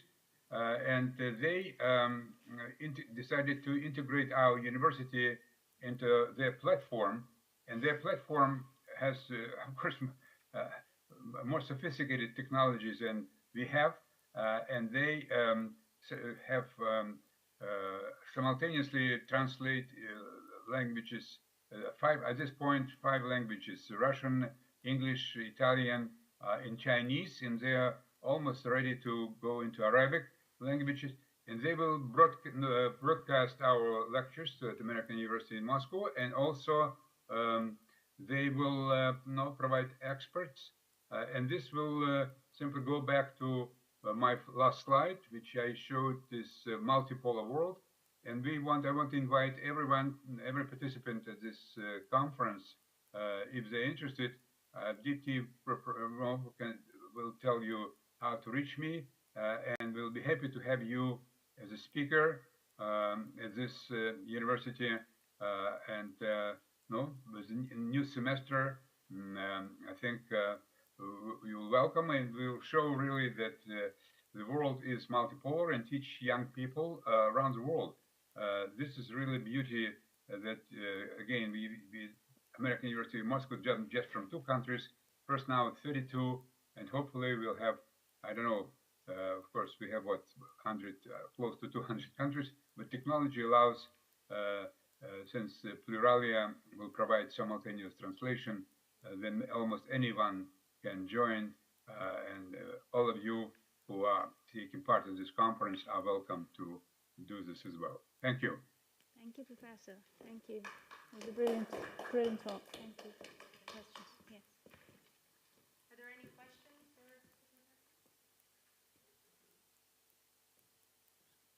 I would like to ask one. Professor, just wanting to ask you, you've given a wonderful, view of what was going on before this war. What is your experience since 2022 as to the efforts from the American side and the Russian side to engage, to talk? And given the current situation is obviously very different, but how do you view from 2024 to January 2025? How did can you give us a brief summary of the diplomatic efforts, please? Thank you. Well, it happens, well, I'm now speaking to you from Washington, and Washington is, the whole country, United States is split, divided, and if you, all the different polls shows that Democrats still want to continue this war, and Republicans less so. So since now we have a president and both Senate and House Republicans, there's some hope. As I mentioned earlier, Trump is very unpredictable, but I know in his heart, he is probably the only one from American side who is talking about unnecessary victims. He's said all those boys are dying on both sides. We have to stop this. I never heard this from Biden people before. The only thing they wanted to keep going war as long as it takes. And regrettably, Democratic Party still, majority still want to do the same. And since majority of Republicans, it's very slim, only few voices in Senate and the House, and not all Republicans are still supporting Trump on that. So he's in a very difficult situation. And again, what we can do, go back to public diplomacy, what we call track diplomacy, bring some experts. Fortunately now, there are many other, in Americans, we have a lot of support, and many, even among military, among famous is Douglas McGregor. He is a retired colonel, U.S. Army. He started his movement called Our Country, Our Choice. We have even people within CIA, many experts like Ray McGovern, Larry Johnson, and others who's speaking out. No, of course, University Community, Jeffrey Sachs, not only. So we have some what we call dissidents who are trying to help Trump. Well, it's another thing is that I just published article and it's coming out in Pluralia, and not only that, that two important dates are coming. One is April 25. April 25, it's a day of reunion, Elbe River meeting, when the Soviet and American military met on the Elbe River in Germany, and it was really great, emotional meeting. It was like they embraced each other, and this is when what we call Elbe spirit was born. And then 2 weeks later, there was V-Day, and in Russia they celebrated on May 9, and in the West May 8. So those 2 dates when we were allies, I think we should use this, and we just published articles urging Trump to have this summit with Putin and finalize all those ideas about how to end this horrible war. So this is our role, and we're beginning our own movement called Elbe Spirit. And I'm pleased that this Elbe, so parallel to Colonel McGregor, who is doing Our Country, Our Choice, he is ideologically probably on the same line. He also believes that this war in Ukraine was provoked. And then those two dates, April 25 and May 8-9, will be perfect between those 2 dates, or maybe close to them, have the summit. And maybe after the summit, we can resolve this and go back to normal. So it's very slim chances that Trump succeeds are not, I don't know, and go to mathematics and percent, and I don't know how to estimate it, but at least something.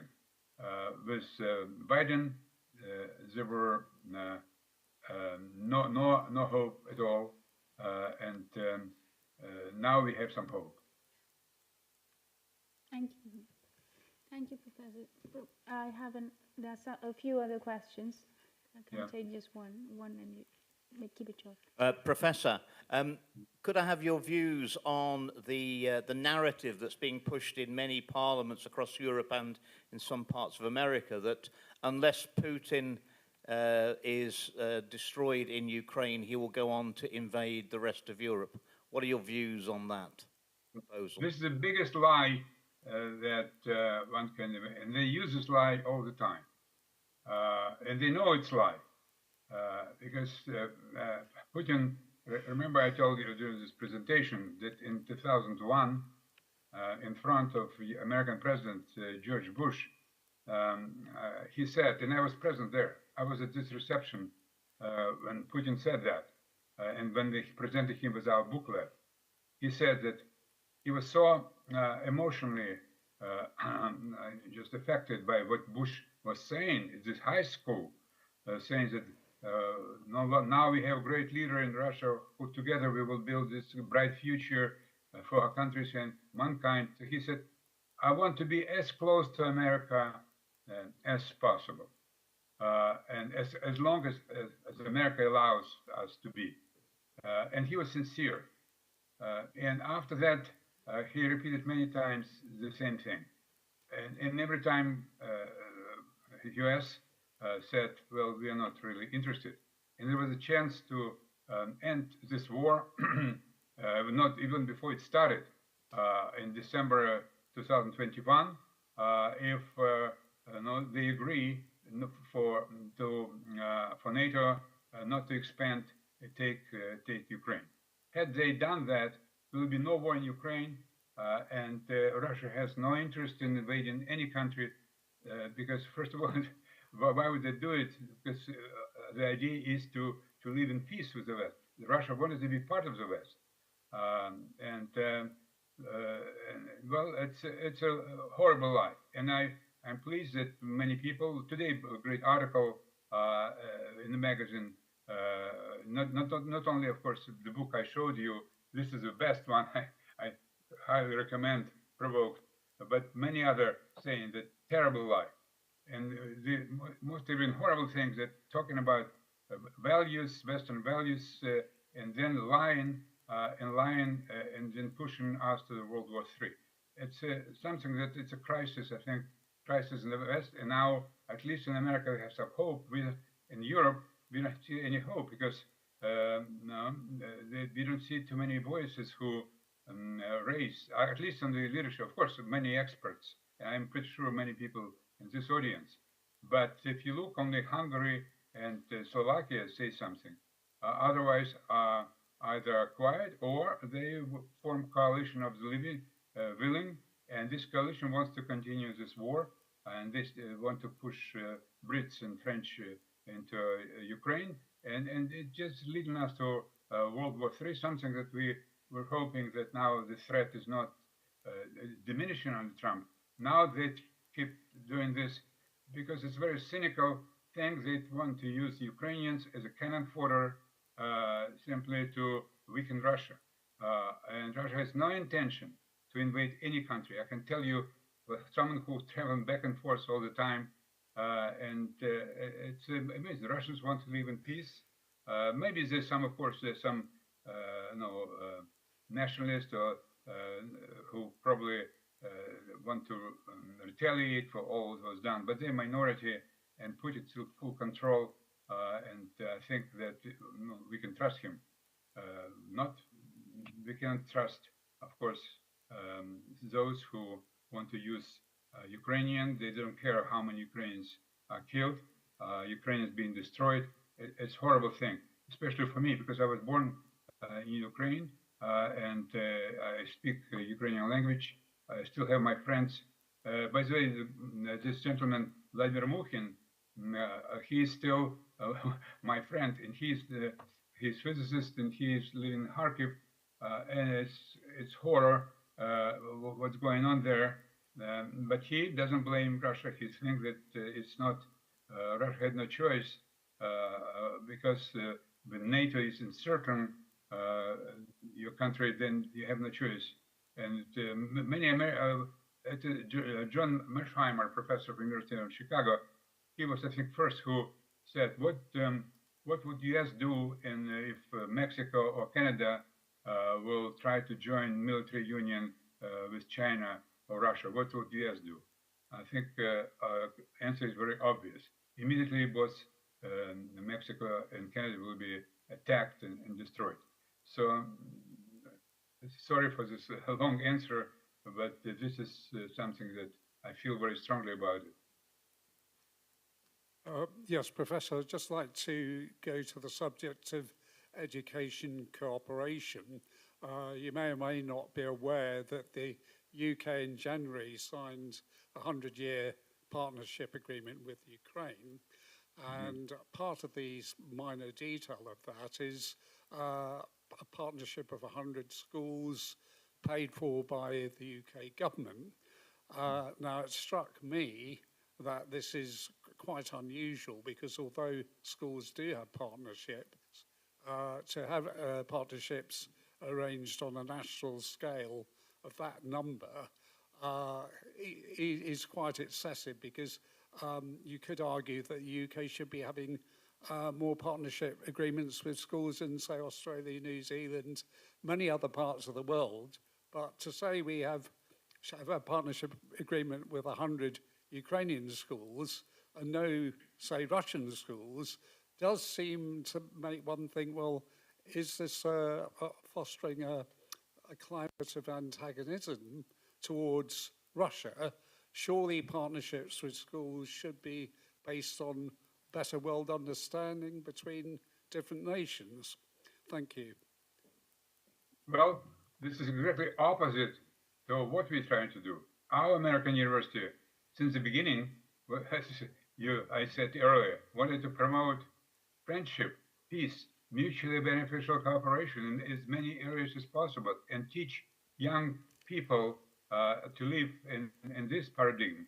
Actually, I have a letter in my files from Vice President Dan Quayle at the time, who was on behalf of George Bush, congratulated me and saying, Edward, what are you doing? It's really so great, because we'll be educating young people to live in peace and friendship between our nations.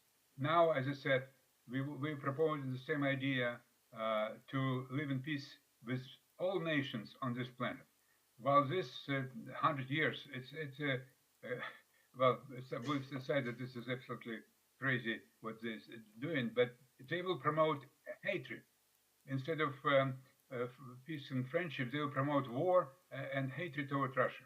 And this was done by George Soros when he changed all textbooks, and they, from kindergarten in Ukraine, who promoted hatred toward Russians.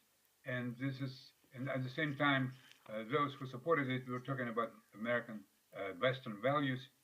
Western values, you promote different things, that hatred toward your neighbor, especially a neighbor where you lived, Ukrainians and Russians lived together for over 3 centuries. And there's so many families when husband is Russian and wife Ukrainian and vice versa. And promoting hatred, it's not Western value. And what whoever signed this decree on the British side, I'm sorry, I know that I'm speaking now to you in Britain, but it's not Western or British value. It's value of hatred, and no, this is completely, totally opposite of what we are trying to do. Thank you. Thank you, Professor. Thank you so much for being here. I hope that you will attend the conference online, and we'll see you again soon. Thank you. Thank you, and I'm sorry for this technical things. It was excellent. Thank you. Thank you. I have to learn how to do this. Thank you, sir. Okay. The next, yes. The next speaker is Mr. Alistair Scott. There is a slight change. John, not now. Let's just, Alistair Scott right now. No, I know, I was just about to say this. No. Just remove that, Yeah, so thank you. So, just 1 second. It's Mr. Alistair Scott. I've had to change the schedule a little because we overran the first session. Just waiting for him to join in, thanks. He was supposed to speak in the one before, so. Is he there? Yeah, you want me to pop in one now? I was just sorting out the... Thank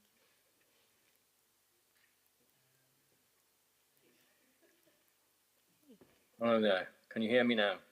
Yes, we can, Alistair. Okay, wow, there's some very interesting very interesting points coming there from Ed Lazansky's talk. However, I shall stick to script this afternoon, which Deepti will be very pleased to hear.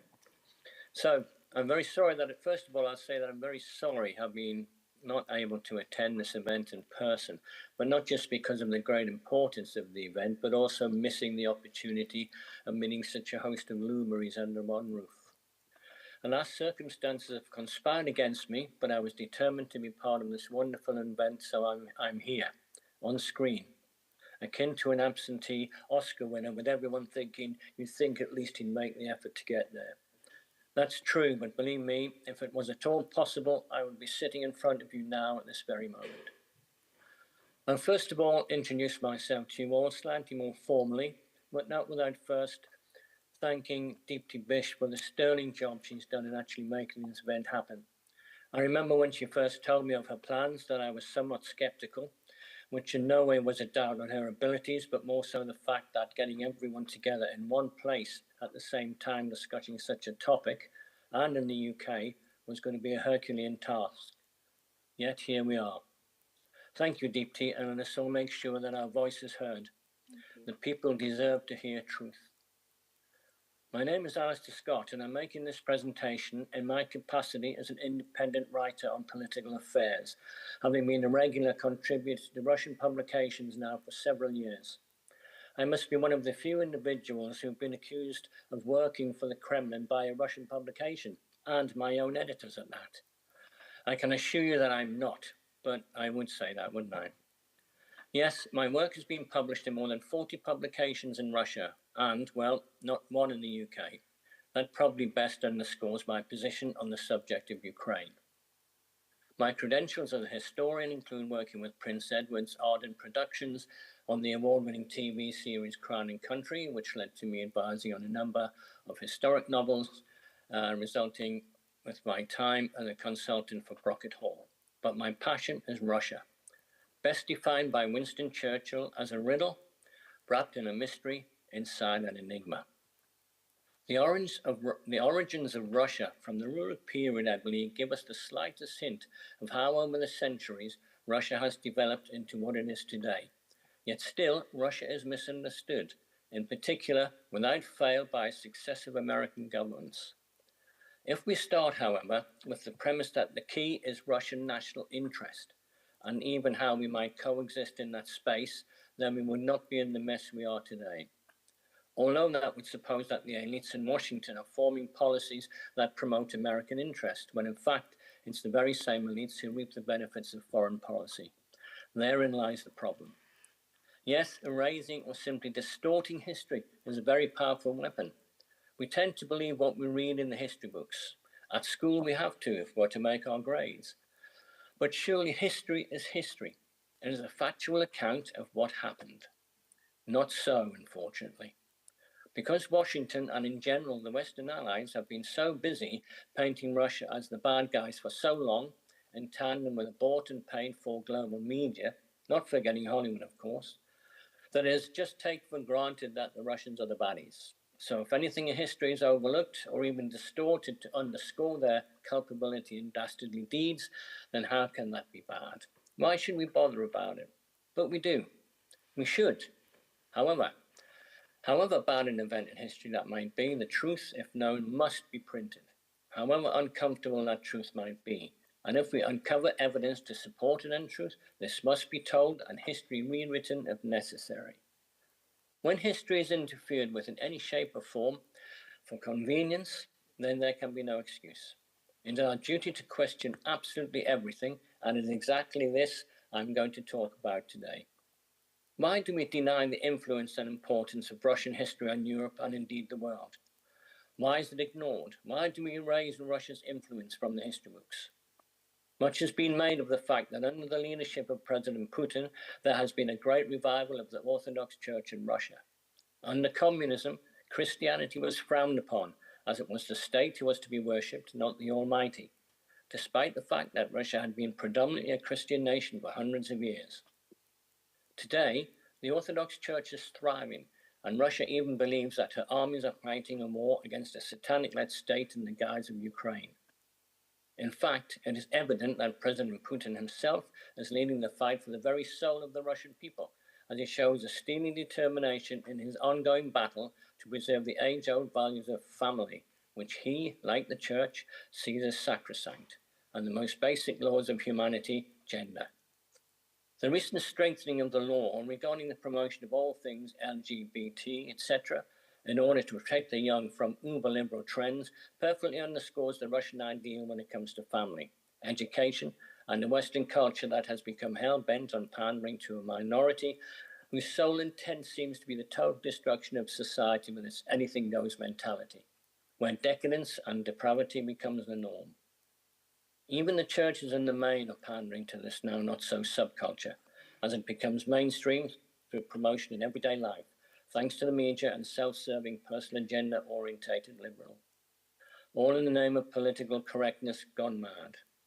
In a nutshell, the spectacular failure of the great Western liberal experiment, and much like Nato, has been creeping ever nearer to Russia as neighboring Eastern European countries welcome this particular invasion with open arms, wrongly believing that this represents freedom and democracy, when in point of fact, all it promises is the dilution of culture and demise of society as we know it.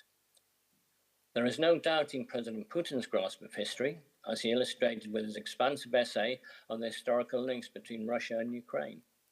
It is doubtless that the president is also aware of the historical links between Russia and the Western rulers, which goes back hundreds of years, as arranged marriages between the nobility of both East and West cemented strong ties across the continent of Europe.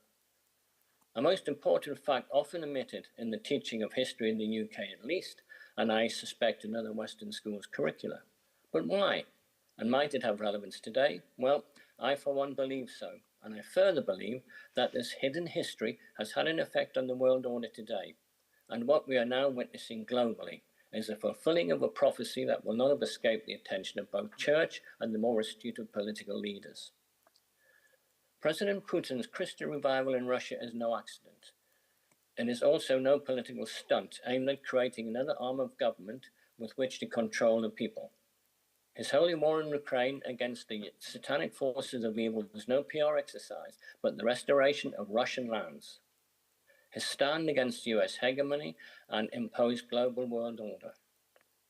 The domination of the dollar, the usury banking system practiced by the likes of the IMF, BIS and World Bank, who held nations to ransom with continuing debt. The continued advancement of the unipolar one world government and promotion of cashless society with their total control over internet banking.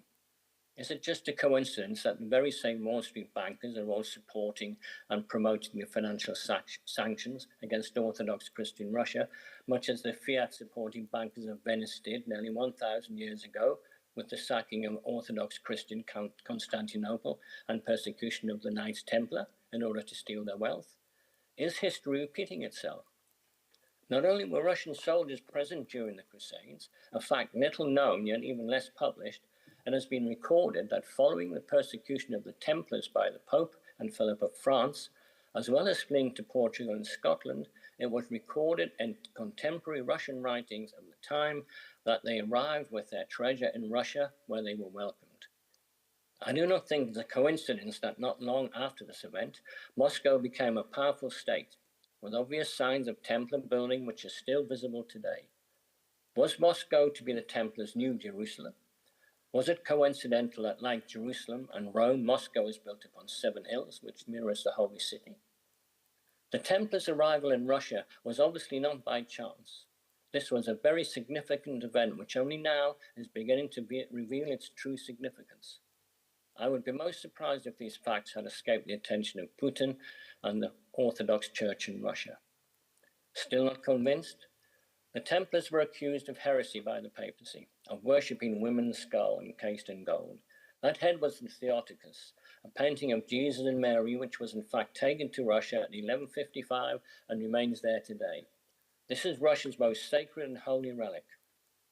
The messages of Our Lady of Fatima, given to 3 young innocent children in 1917, made profound references to Russia.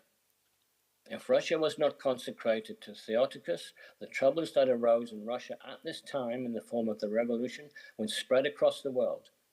The prophecy added that Russia must be consecrated to Theotokos, and only then will the whole world live in peace. Again, I don't believe any of this is a coincidence. A few years ago, the Pope in Rome consecrated the world to the Theotokos. Some believe that this had fulfilled the prophecy, but many, like myself, believe that in order to fulfill the prophecy, the Pope must specify the consecration of Russia by name. There can be no interpretation of the prophecy, but politically, one can see exactly why the Pope has not followed this demand of the Holy Mother to everyone's peril. It's worth pointing out that another as yet unrevealed prophecy that day concerned the belief that it refers to the Antichrist entering the Vatican. I read one speculative suggestion that as Goldman Sachs, the infamous American bankers, are now financial advisors to the papacy, that this prophecy has already been fulfilled. Difficult to argue, but still as yet, a warning unheeded by the papacy. Under the leadership of Putin, Russia has returned to the gold standard as opposed to the divisive US promoted dollar currency financial system. This gold-backed financial system was in fact used by the Templars until the proponents of usury were put in their stead by the unscrupulous. Russia has been returned to the Theotokos, rededicating itself to the Orthodox Christian Church in the absence of the fulfillment of the prophecy. President Putin has returned Russia to a gold-backed monetary system adopted all those centuries ago by the Templars, and in keeping with the principles of the Apostolic Church. Russia is actively promoting nation-states, independent sovereign states as part of a multipolar world order, promoting cooperation between all nations and all peoples.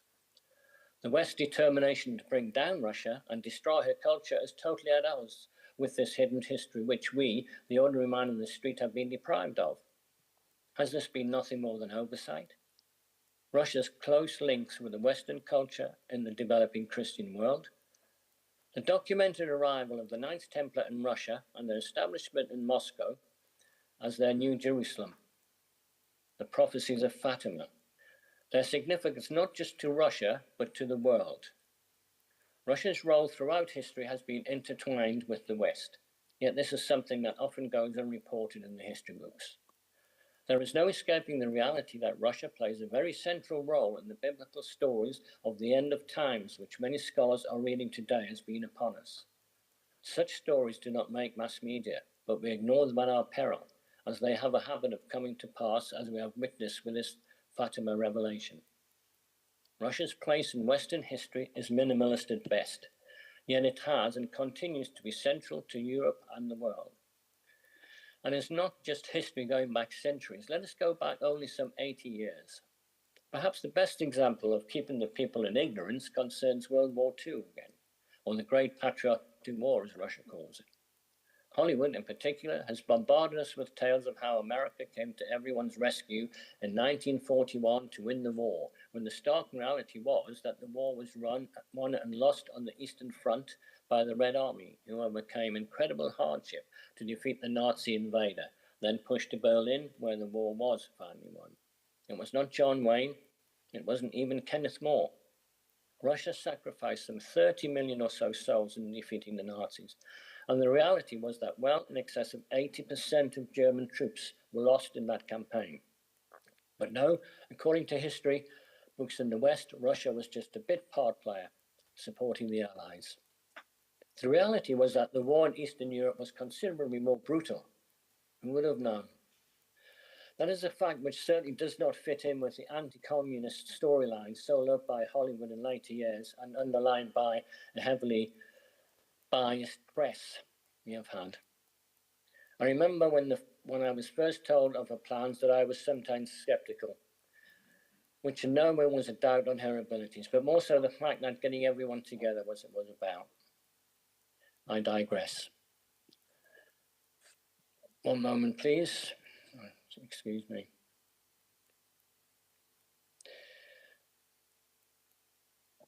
Right. I'm just having a bit of a problem with my computer, but I'm begging your pardon, everyone. Please excuse me for a second. I shall just get back to, where I should be. Okay. I'm getting there now. I don't know what's happened here. I'm begging your pardon. Okay, here we go. Right, excuse me, here we go. Right, and going back to, let us talk again about going back just 80 years, where we're talking about the Second World War, or in fact, the Great Patriotic War, as the Russians call it. The whole thing revolves around the fact that, as drug boss Tony Montana says in the Hollywood blockbuster Scarface, somebody has got to be the bad guy. And yes, that bad guy is Russia. And history makes sure that this is going to stick. Who would have believed that today, 80 years after the end of the Second World War, that the Western Allies, led by Washington's foreign policy enforcer Nato, are supporting a Nazi regime in a war against the true liberators of Europe? Yet here we are, those 80 years later, supporting the very idealism that millions of people died for, trying to ensure that Nazism was wiped off the face of this earth for good, and that no one should suffer again as our forefathers did. That right there is the power of propaganda and the result of history being written by the victors with scant regard for reality. Such actions are not of those who are trying to shield us from a gruesome truth, but who would distort reality for their own political ends. Let me conclude with my own experience as I was asked to write an article on the anniversary of the Katyn massacre by my senior editor in St. Petersburg. My first reaction was one of surprise, although I was not very overly conversant with the events in the heinous crime. Like a number of people, I had read something somewhere about the Katyn massacre, but to be honest, did not know too much about it, save that the Soviets had massacred some 28,000 Poles and buried them in the Katyn forest. I would assume that most people thought the same way on that subject, as indeed I did. So I set off on my research, and being the type of person I am, I decided to research this infamous event as fully as I could. And that would include both sides of the argument, if indeed there was an alternative to the officially recognized version of events. Interestingly enough, I decided to take a quick look at good old Wikipedia, which of course we all know is not the most reliable of platforms. However, it's used by a vast number of people.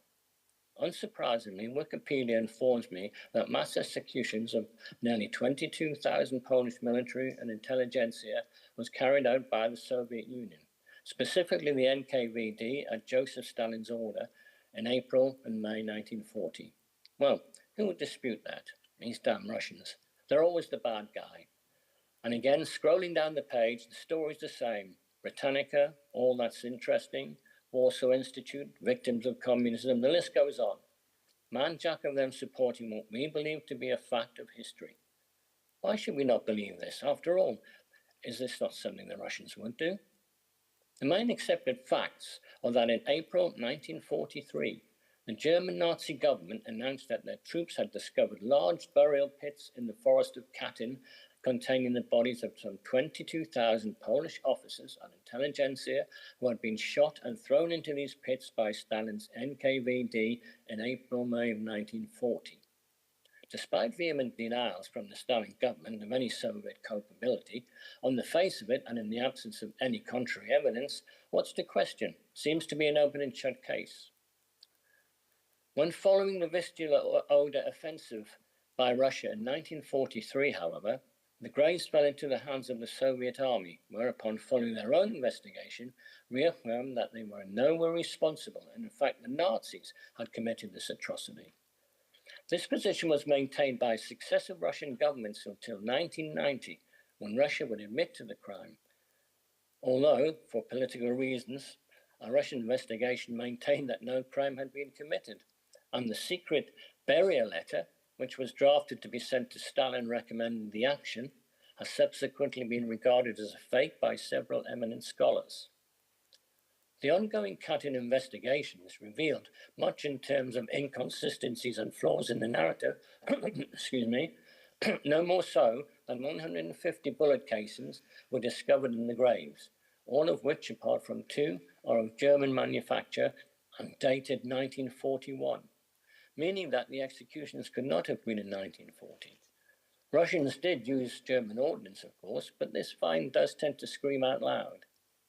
The main contention, however, concerns the papers which the official reports suggest state that names on official Soviet papers of those in the pit state that officers were being transferred from their camps for execution. It has since been proven that these transfer papers only refer to the individuals being transferred to other camps, and nowhere do these papers refer to the execution of individuals. These transfer for execution papers are a mainstay of the official narrative, which has been proven totally incorrect. Other anomalies include papers being found on soldiers dated 1941, and the fact children were also victims, but there is no mention anywhere of the NKVD being involved in any infanticide. The methodology of the executions was also consistent with that of the German army, and even German trucks loaded with corpses had been witnessed heading in the direction of Katyn.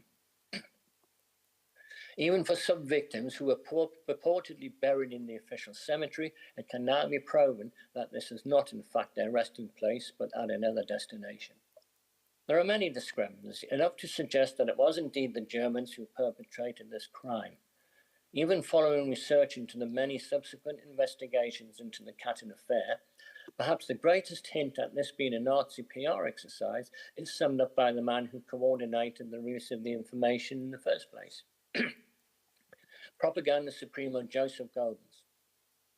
On the 14th of April 1943, Goebbels wrote in his diary, "We are now using the discovery of 12,000 Polish officers killed by the GPU for anti-Bolshevik propaganda on a grand scale.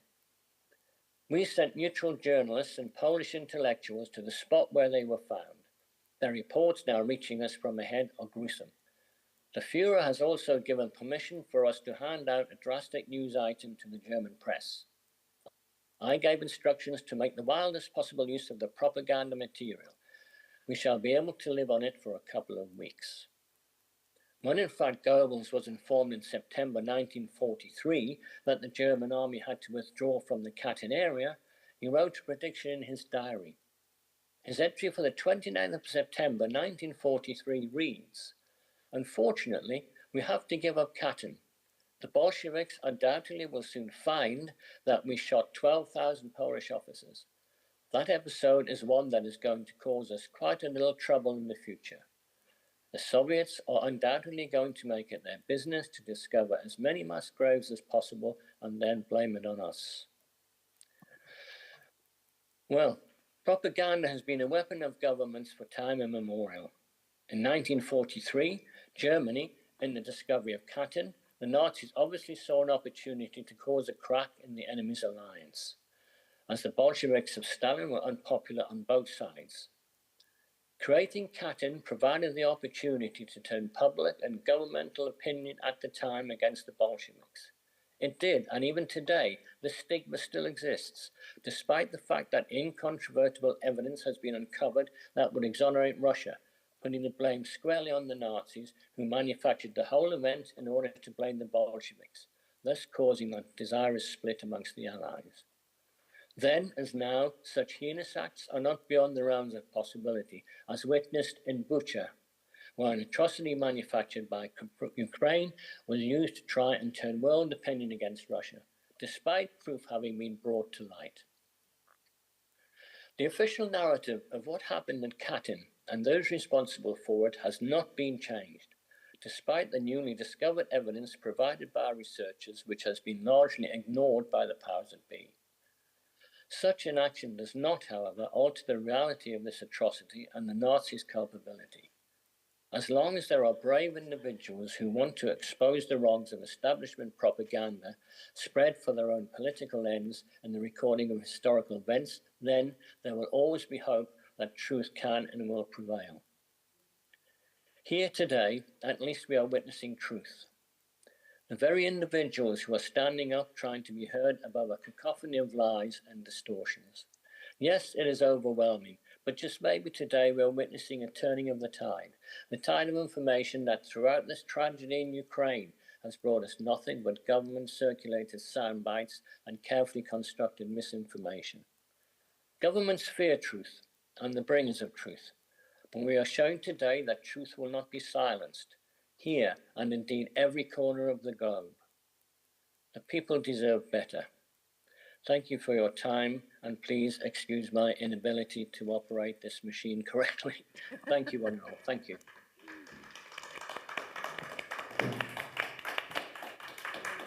Yeah, just one second. Alistair, fantastic talk. Thank you very much for that. And, Thank you. It was absolutely new data. I wasn't aware of it. So thank you very, very much. We might have some questions here.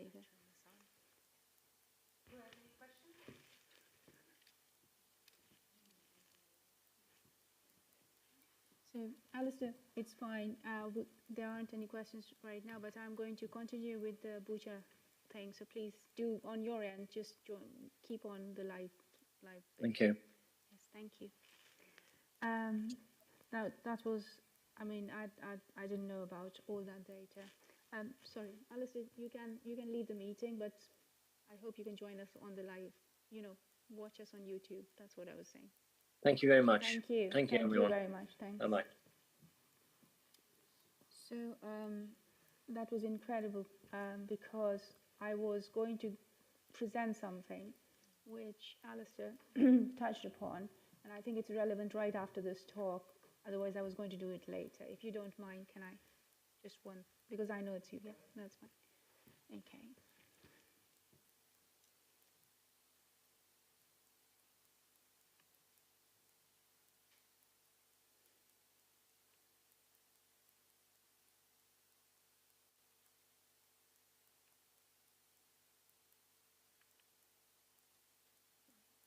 Just give me a second. I'll get there.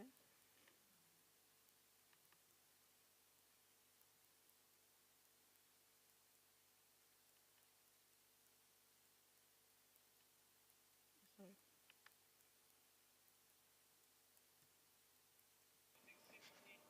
We came to the outskirts, the eastern suburbs of Bucha, and we saw vans which had corpses inside of them. And these corpses were being unloaded on the roadside and on the sidewalks. So that was just a tiny, tiny bit of agents' live participation in United Nations just last week. I think it was last week. Might be wrong, but I've got the whole UN. I shared it with some of the colleagues. The parallels, I wasn't there. None of us were there. But the parallels are quite interesting, and I think we need to be very critical of what we are hearing on either side. So there will be a presentation on Bucha, which I have to make later. But just because that talk was so relevant to Bucha's story, I just wanted to put that there. There's one more video.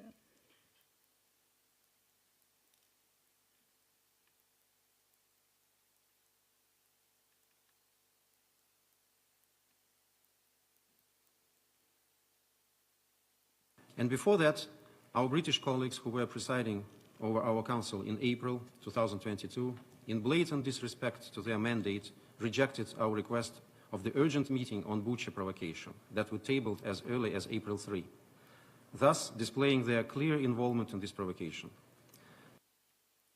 Yeah. So, so again, there are different angles to the Bucha story. We don't know what happened there, but we know that people lost their lives in very, very brutal way. So that is a topic we'll come back, and we should discuss it in light of what Alistair just shared. Thank you. I would like to introduce John. John will be talking on bioweapons aspects.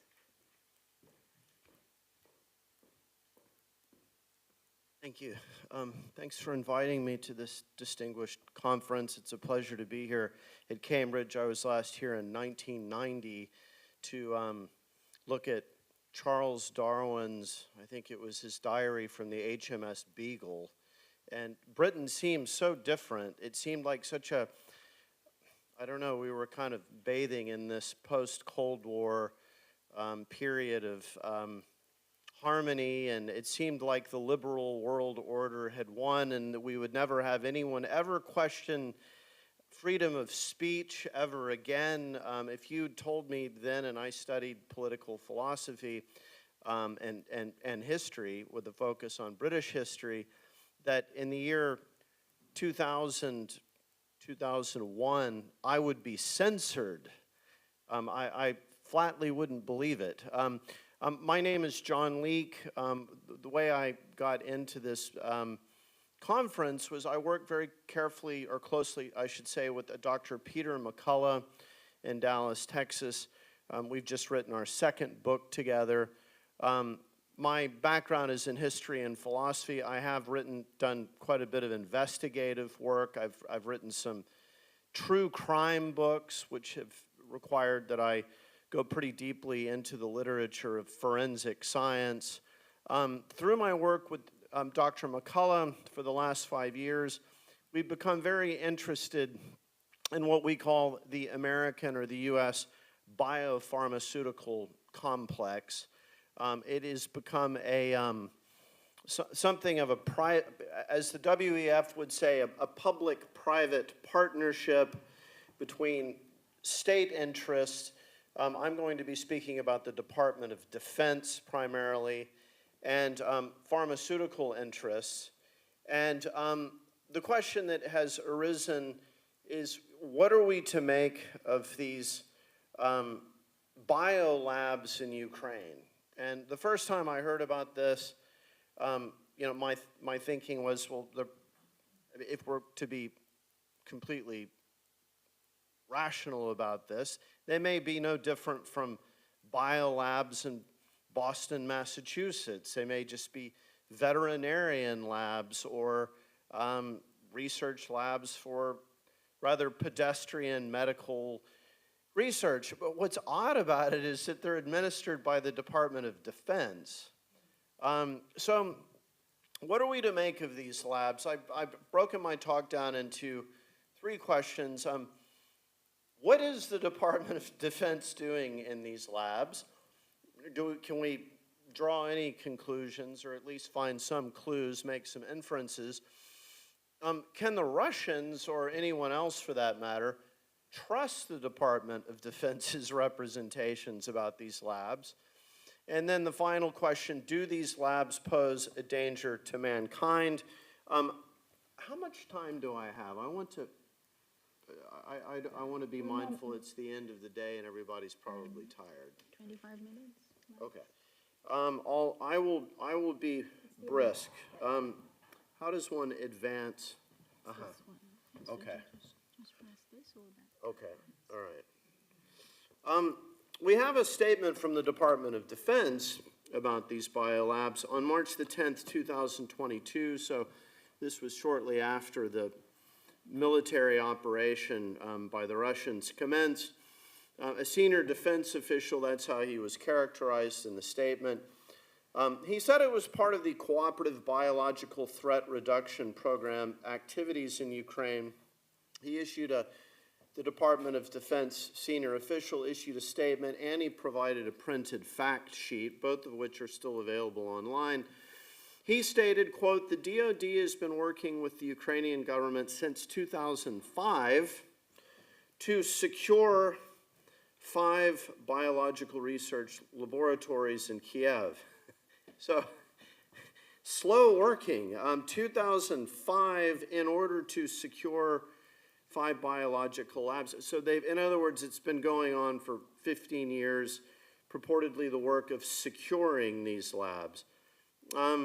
The DoD official said we have invested $200 million in Ukraine since 2005, supporting 46 Ukrainian labs. And finally, he's referring to Ukrainian bioresearchers, are looking at pathogens that infect humans and animals with an emphasis on those that are endemic to Ukraine. And he mentions anthrax and tuberculosis and these various pathogens. So I don't know what's going on in Ukraine. My experience in that part of the world is limited to visiting museums in St. Petersburg.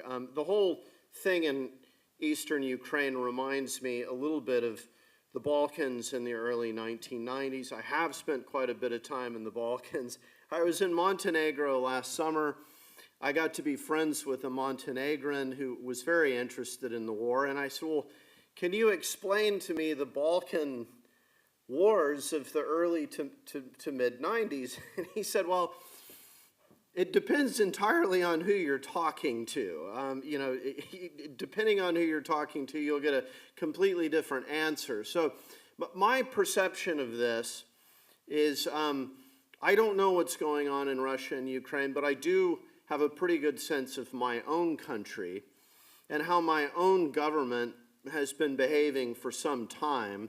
So I ask myself, this is the thought experiment of my talk, if I were the Russians, would I trust the United States representations of what it's doing in Ukraine? So that's the question I ask. I'd like to just quickly run through a history. When we talk about the Department of Defense, it does make sense to do a brief historical walk through the department's history of bioweapons research. I'm not going to just dictate all this. Can everybody read this okay? I mean, it's an interesting history that obviously my grandfathers on both sides were in the war.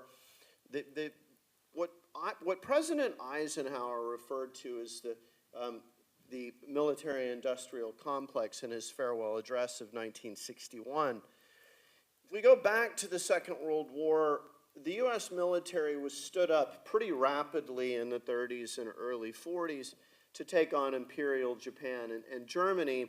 But I think what Eisenhower was talking about was this period in the late 40s and 50s in which this enormous military-industrial complex became very established with a very set Department of Defense annual budget. And our biological or our bioweapons program was very much by then aimed at countering the Soviet threat. And both the Soviets and the Americans, their first point of reference was the Imperial Japanese Army Unit 731 in Manchuria. Has anybody, I know this distinguished lady has heard of it. Has anyone else heard of Unit 731? Is this? So it's very interesting example of the scientific mind becoming very detached from ethics and ordinary human empathy. We know about Josef Mengele at Auschwitz, but most people in the West don't know about or have never heard of the Imperial Japanese Army's Unit 731. They conducted research on about 12,000 prisoners of war. That was Chinese, Korean, and Russian. And they practiced these different medical experiments using infectious disease pathogens, figuring out or trying to figure out how to disperse them on Chinese cities.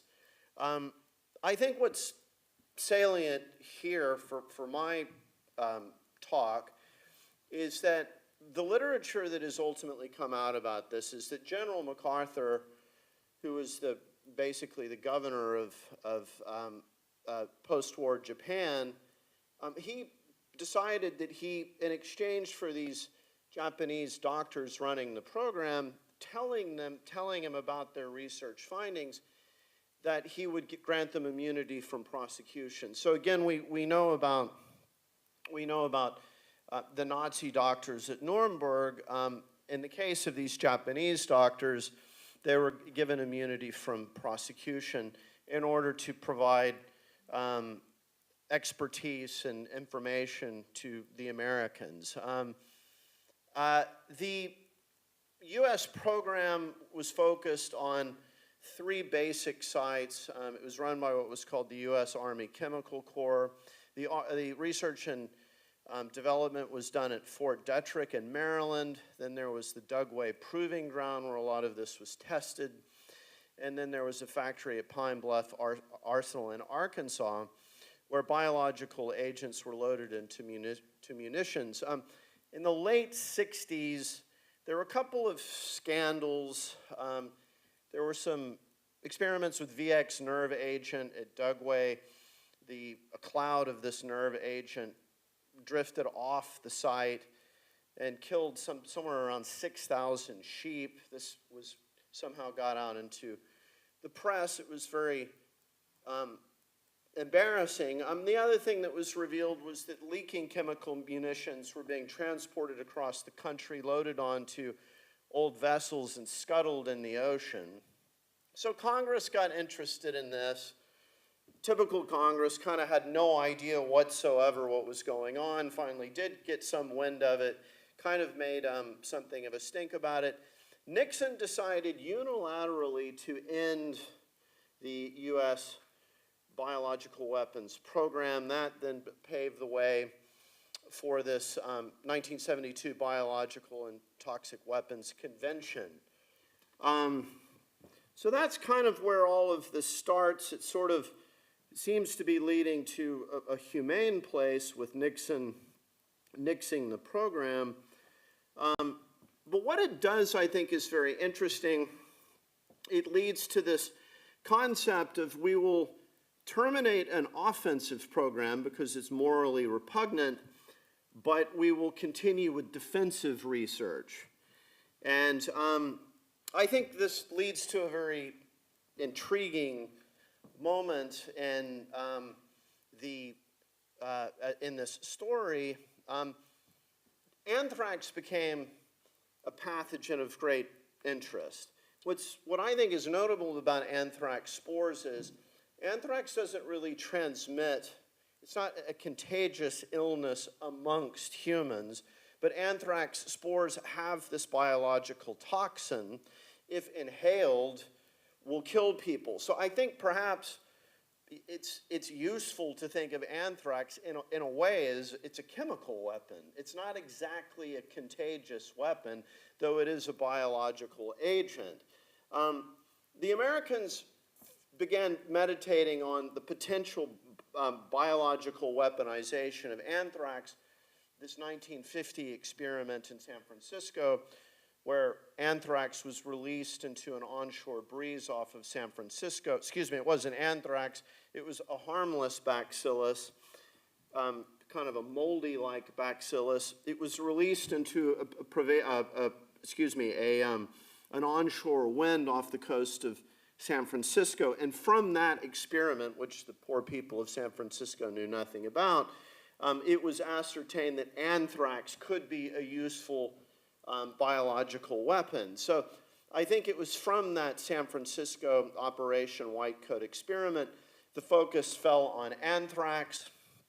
The efforts to make an anthrax vaccine were always rather fraught and problematic, a lot of side effects. The immunization program for anthrax was always rather controversial. With the 1991 Gulf War, there was an interest in immunizing the entire American service personnel that participated in the Gulf War. I don't know if anyone remembers, there was then talk of the so-called Gulf War syndrome. One possibility was that it was this anthrax vaccine. So this was a controversial program. There was some legal action that was taken against it. And it's quite notable, on June of 2001, the program was terminated. And I think this is a very intriguing moment in U.S. biodefense history. Does anyone remember the anthrax attacks? Yes, vividly. So I wasn't, I was in New York when the planes flew into the Twin Towers, and that's kind of what indelibly sealed itself on my mind. So I wasn't paying that close attention. I mean, naturally, there was reports in the media. But what we now know about this is quite fascinating. So the FBI quickly ascertained it wasn't Islamic terrorists and it wasn't Saddam Hussein. It seemed to be probably someone within the American biodefense establishment.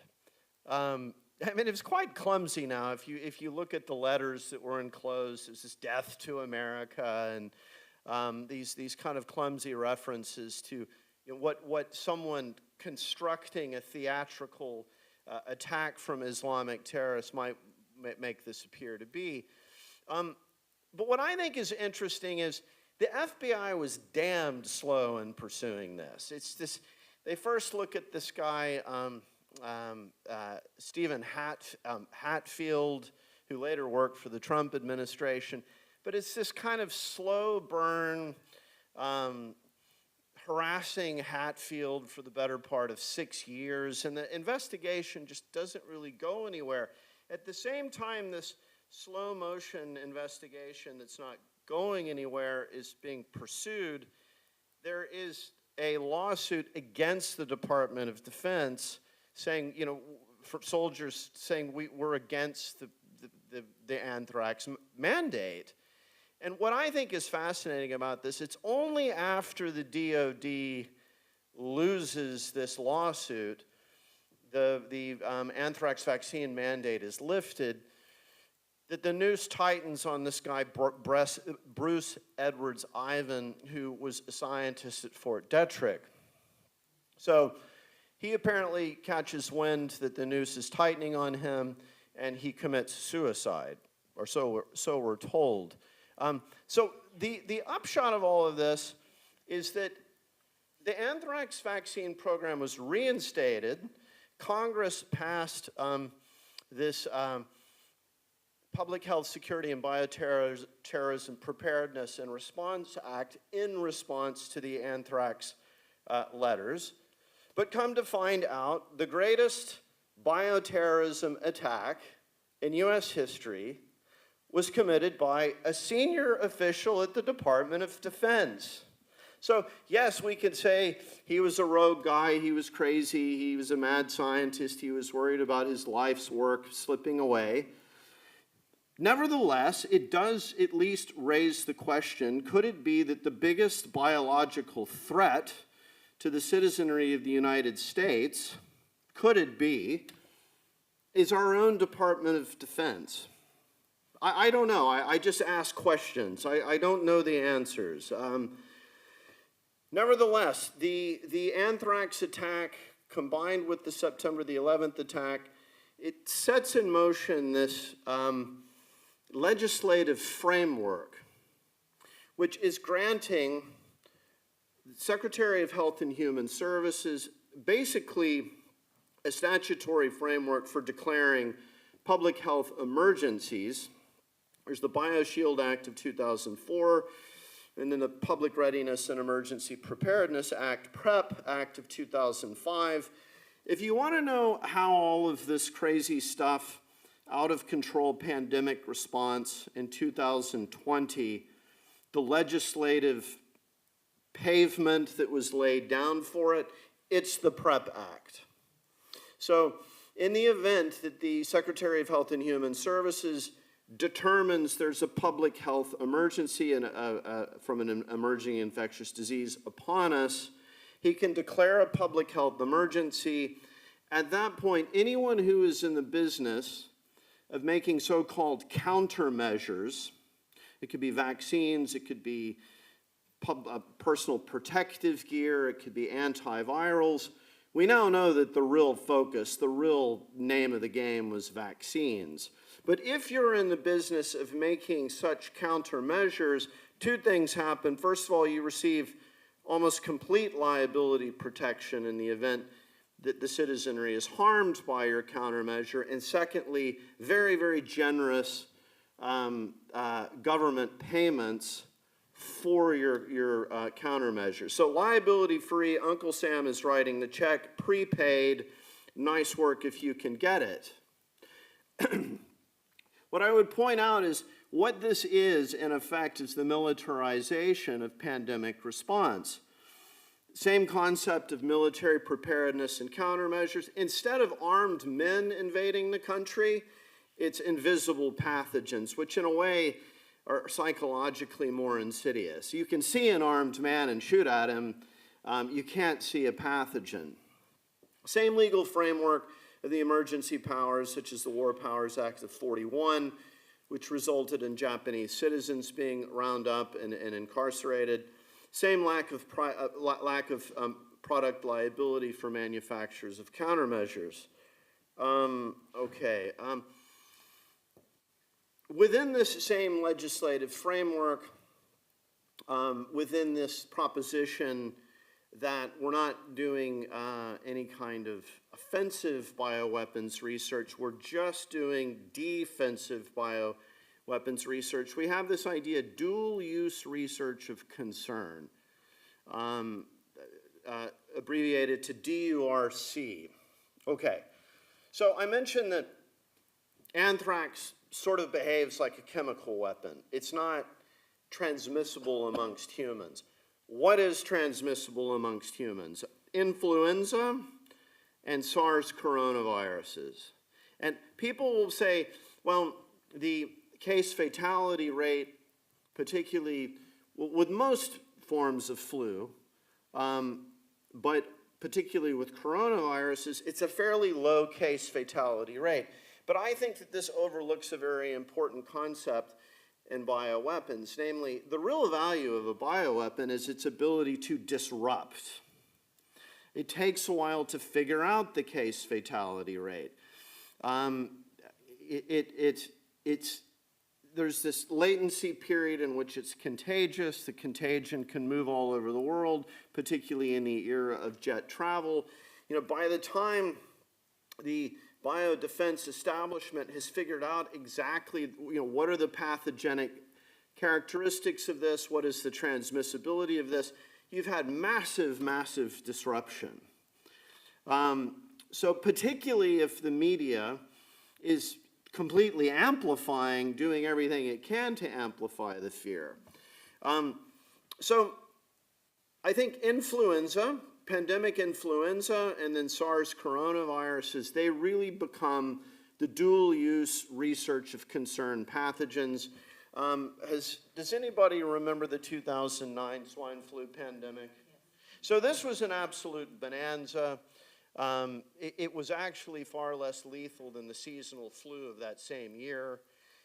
It was notable that nobody over the age of 60 years old, almost no one over the age of 60, fell very ill with it, strongly suggesting it was not a novel pandemic influenza. It was one that had been circulating a while. But it was a bonanza. Secretary of Health and Human Services invoked public health emergency. Billions and billions of dollars were spent on countermeasures, both in the EU and in the United States. And the final butcher's bill on that particular so-called swine flu was actually considerably less than the seasonal flu of that year. So there's a nefarious lesson that could be learned from this, should you be somebody who might be in the business of learning nefarious lessons. Namely, these things can be very, very profitable. So it's not surprising to me, call me cynical, shortly after the swine flu pandemic, we have two researchers, Yoshihiro Kawaoka at the University of Madison, Wisconsin, and Ron Fouchier at the Erasmus Medical Center in the Netherlands. Nature has not cooperated with the influenza virus. There was the big one in 1918. It emerged in a time of the world in complete state of disarray, trench warfare, millions of men crowded into military barracks, put on ships, thrown into trenches. What exactly were all of the contributing factors to the virulence of the 1918 Spanish flu? We don't know. At the time, the pathogenic, the causative agent wasn't known. It was only in the 1930s that it was identified as an influenza virus.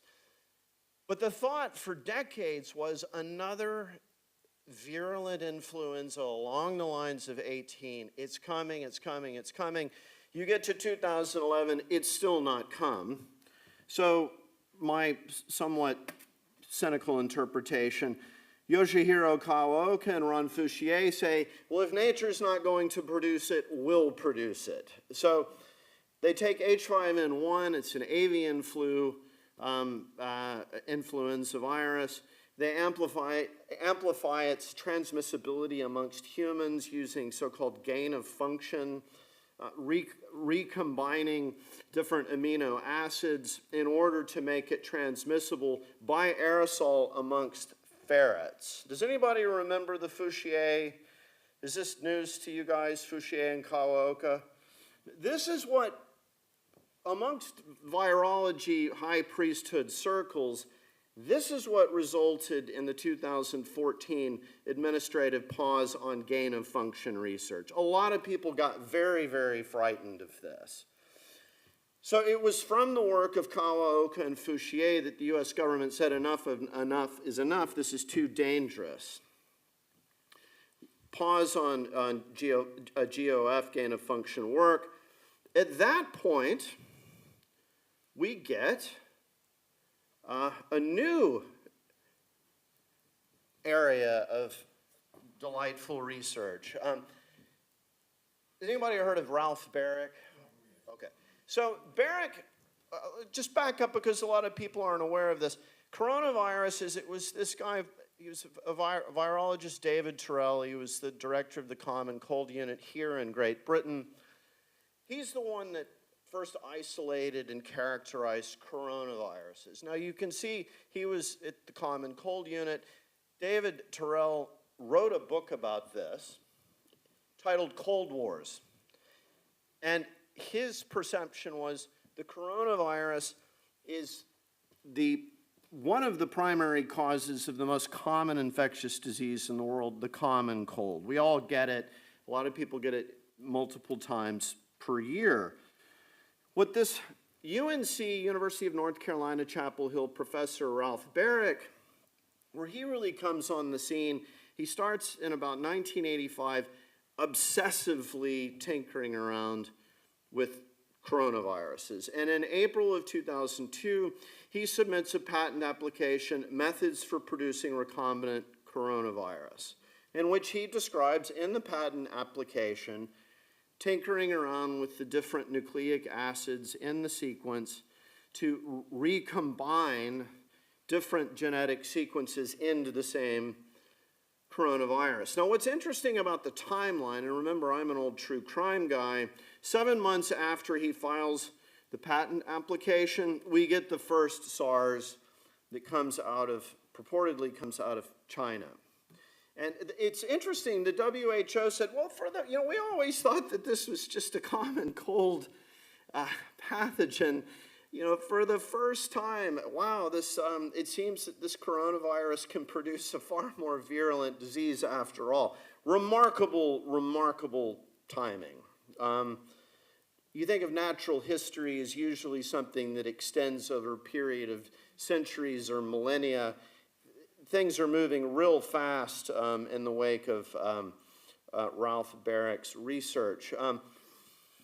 We get to this period, 2014, 2020, Ralph Barrick and Peter Daszak at the EcoHealth Alliance, they obtain a multi-year NIH funding. Their grant proposal, Understanding the Risk of Bat Coronavirus Emergence. They work with Jean-Ye Zhe and Zhang Li at the Wuhan Institute of Virology, and they create a paper trail so big on gain-of-function amplification of SARS bat coronaviruses that it would require a New York Times journalist not to see it. I mean, it's huge. I mean, they publish multiple papers on this. The grant proposal goes in depth about what they're doing.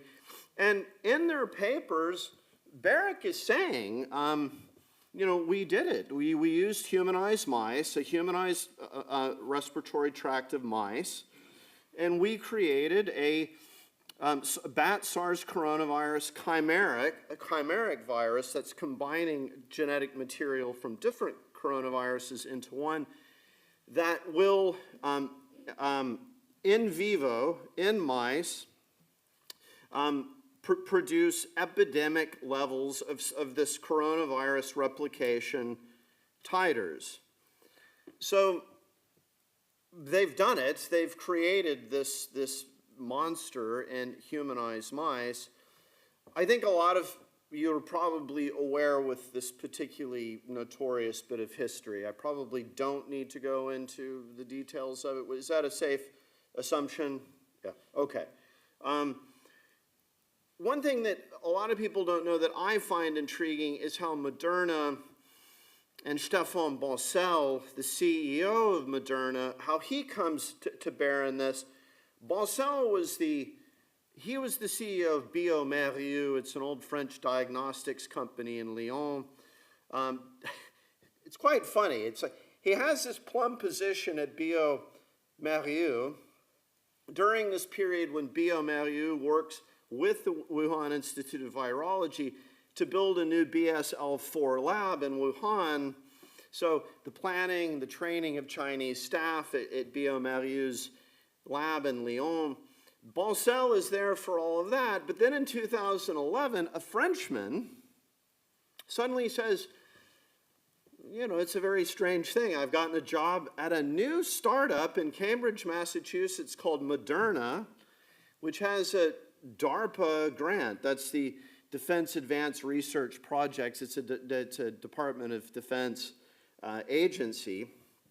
And the purpose of the company is therapeutics using modified RNA. And so a lot of this stuff is very technical. I won't bore you with it, but a very intriguing moment. It's like a John le Carré novel. In 2016, we now know this, Bancel patents a 12 nucleotide genetic sequence 6 years later. So it's patented. You can actually read the sequence. 6 years later, some virology researchers are doing a patent search for this sequence, and they get a perfect match between the sequence of SARS-CoV-2, the causative agent of COVID-19. They get a perfect match between that sequence, which is very decisive in the infectiousness of this virus, a perfect match with this sequence that Bancel patented in 2016. So it's a very intriguing match. Another intriguing moment in this, December the 12th, 2019, we have a material transfer agreement between Moderna as the provider and Ralph Barrick is the research recipient. Barrick signed it 19 days before this Wuhan Health Office reported the first cases of this pneumonia of unknown etiology. And the stated purpose of the transfer agreement is so Barrick can perform challenge studies using this coronavirus vaccine that Moderna just happened to be working on in December of 2019. And then we know shortly after the WHO declares SARS-CoV-2 as the causative agent and the genetic sequence is published, NIAID and Moderna already have a messenger RNA vaccine candidate. So these guys are amazingly prescient in every way. Then we know about the concealment of the lab origin. It was just a few weeks ago here in England. There was a letter that was published written by Richard Dearlove, the former MI6 boss, and some of his colleagues, in which they stated in March of 2020, a note to Boris Johnson. There can be no doubt that this came out of a lab, and yet for reasons which really still haven't been clarified, Prime Minister Johnson chose to not disclose this to the public. I think this is the biggest cover-up in history. I mean, we know from these emails exchanged between Jeremy Farrar and Anthony Fauci, Christian Anderson, Robert Gary, Edward Holmes, a bunch of big-shot virologists. These guys looked at the genome and private email correspondence with Anthony Fauci that are all saying, gee whiz, Tony, don't know how to reconcile this with natural evolution.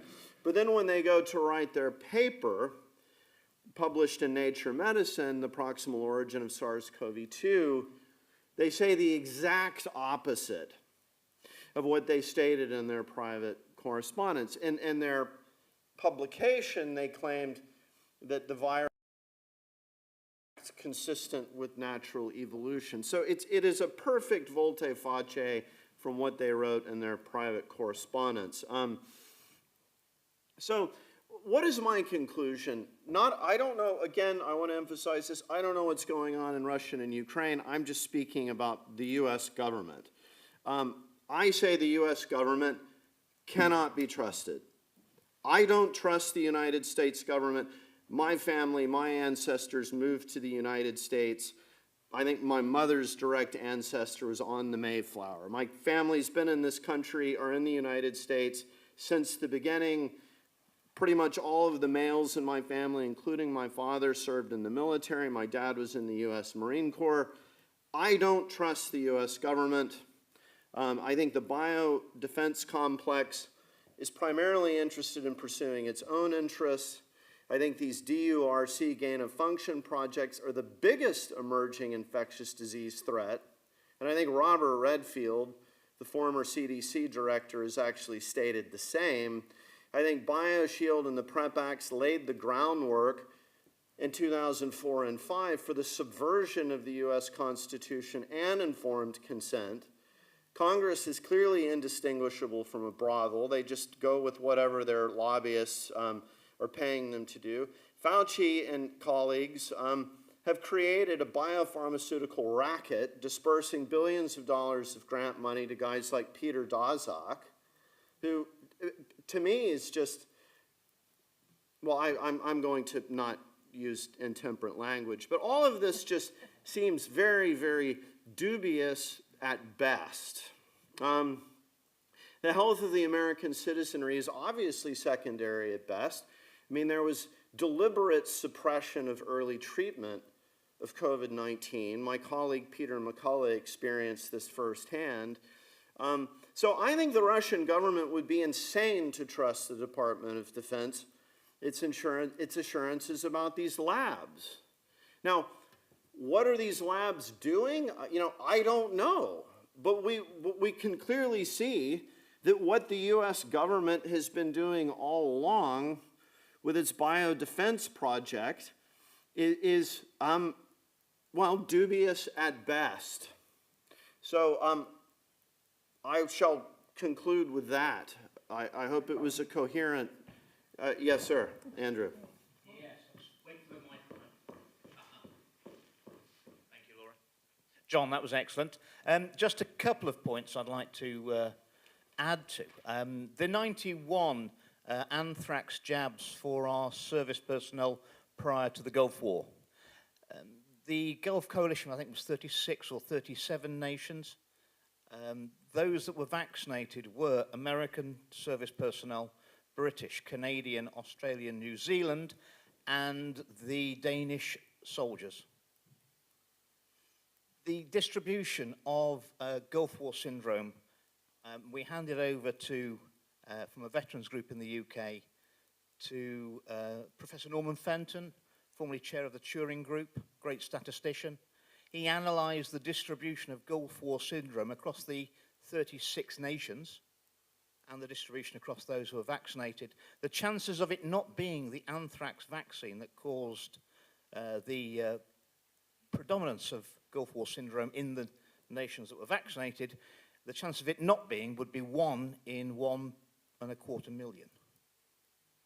It's a long shot that it wasn't the vaccines that caused it. And the other issue is Boris Johnson covering up, not mentioning about the lab leak and the links to Moderna. You have to bear in mind that his Chancellor of the Exchequer at the time, Rishi Sunak, who went on to become Prime Minister, was a founding partner in Theleme Partners, an offshore, a trust set up, hedge fund set up in the Cayman Islands for tax reasons in 2016, the same time as the patents were filed, and they controlled 11% of the Moderna shares worth, which they'd invested $500 million in 2016 before they'd made a single product.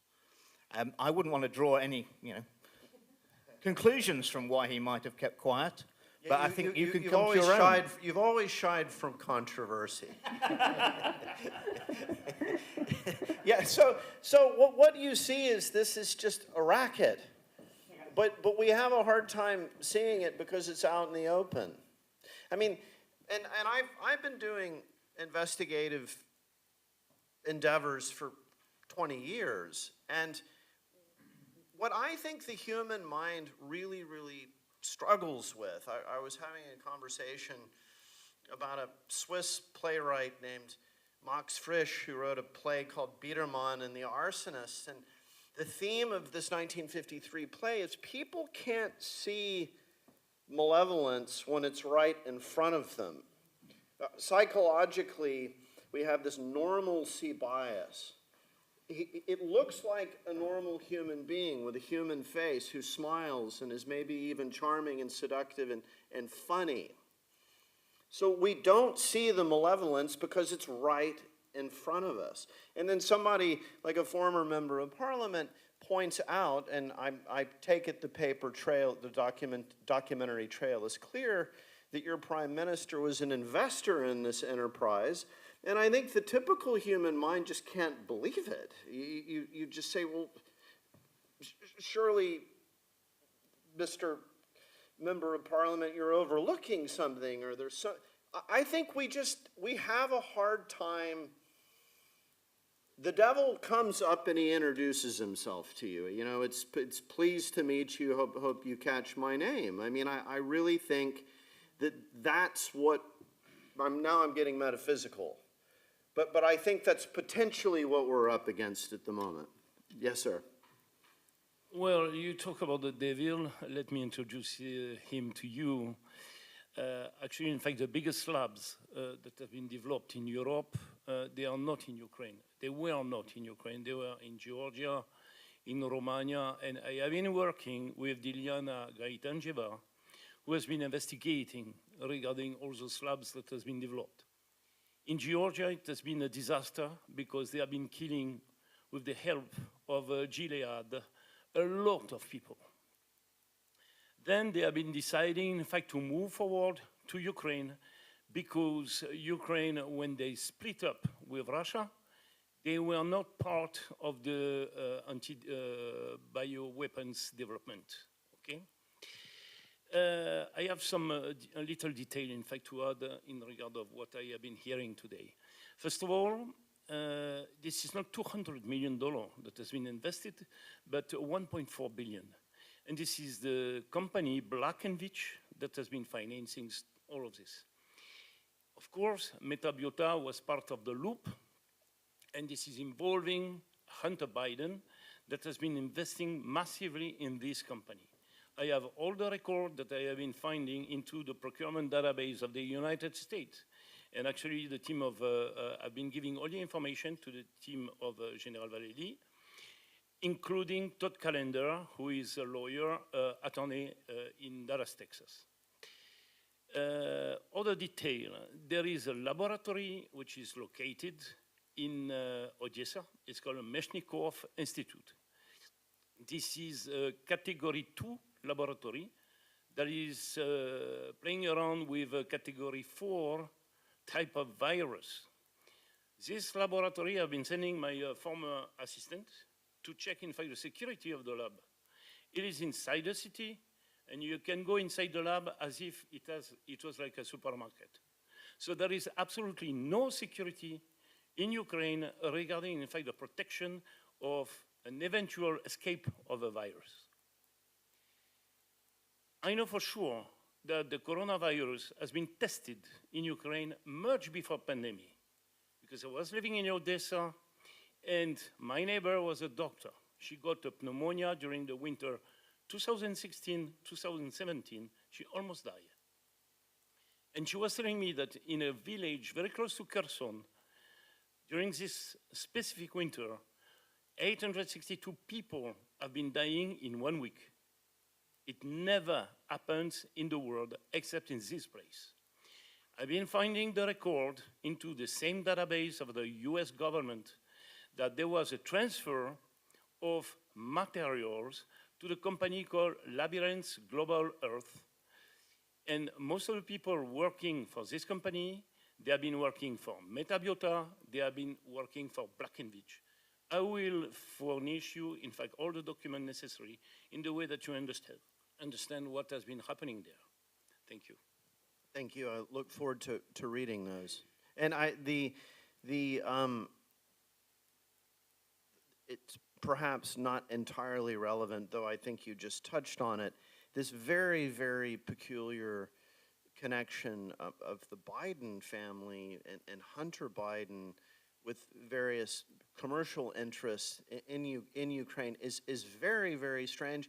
And then when President Trump asked his magistrate counterpart to look into it, you know, Congress completely reacts in the most theatrical way. Oh, we have to impeach him. And you think, well, we say in investigations, you know, it goes back to the Second World War. You know you're over the target when you start taking a lot of flack. Yeah. So anyway, pardon me. Yeah, very interesting. I look forward to hearing that. Yes, sir. John, first of all, thank you very much for your talk. Very, very interesting indeed. You ended by saying trust no one and that you don't trust the government. I'm going to say I certainly don't trust the UK government. I live here in the UK. If I don't trust them, why should the Russian government? That's my comment. I have a little story just to add to what you're talking about. It's not in relation to Ukraine, but it is in relation to trust of governments. And that is that whilst the war in Afghanistan was still going, I had some soldiers. They were out of the military, but they had been serving as soldiers, and they had PTSD as a result of their time in Iraq. They did not know each other. They were in different regiments, and they contacted me over a period of a few months. But the story they told was in seeking help for their PTSD within the military medical system, that the psychologists in 2 cases and psychiatrist in 1 case, who they'd been referred to, had told them during a consultation to commit suicide. The first one I heard, I thought, can this be true? But I then heard the same story repeated by other men who were suffering from PTSD. So I'm just going to say that was a very strange little story. I'm never able to get to the bottom of it. But later on, I was contacted by a young Royal Marine who'd come back from Afghanistan on a trooping flight. He'd had a vehicle accident and had a slight problem with his back. It did need some medical treatment. And he said when he came back on the aircraft, there were 4 or 5 other, I think they were all Royal Marines, but military people with very minor combat wounds. He said they were in good spirits. They were laughing and joking. Yes, they got light wounds, but their mental state was very good. The man with the bad back was seen by the medical doctor. This was actually in Plymouth, where I work. And he said they kept saying to me that I needed to take psychotropic drugs as a prophylactic measure to prevent PTSD. And he refused to do this. He was eventually put under a lot of pressure that he was going to be charged if he didn't take this medication. But he said, I've hurt my back, it wasn't combat, I'm fine, I'm not taking these drugs. So that was his story. But he said when he saw the same men that he'd come back on the trooping fight, several weeks later, his description was they were off their heads. These men had suddenly got major psychological, psychiatric problems, and he said they were all on psychotropic drugs. So that is my story about the British military, and I think it You've cracked it up and explains the attitude of the government whips.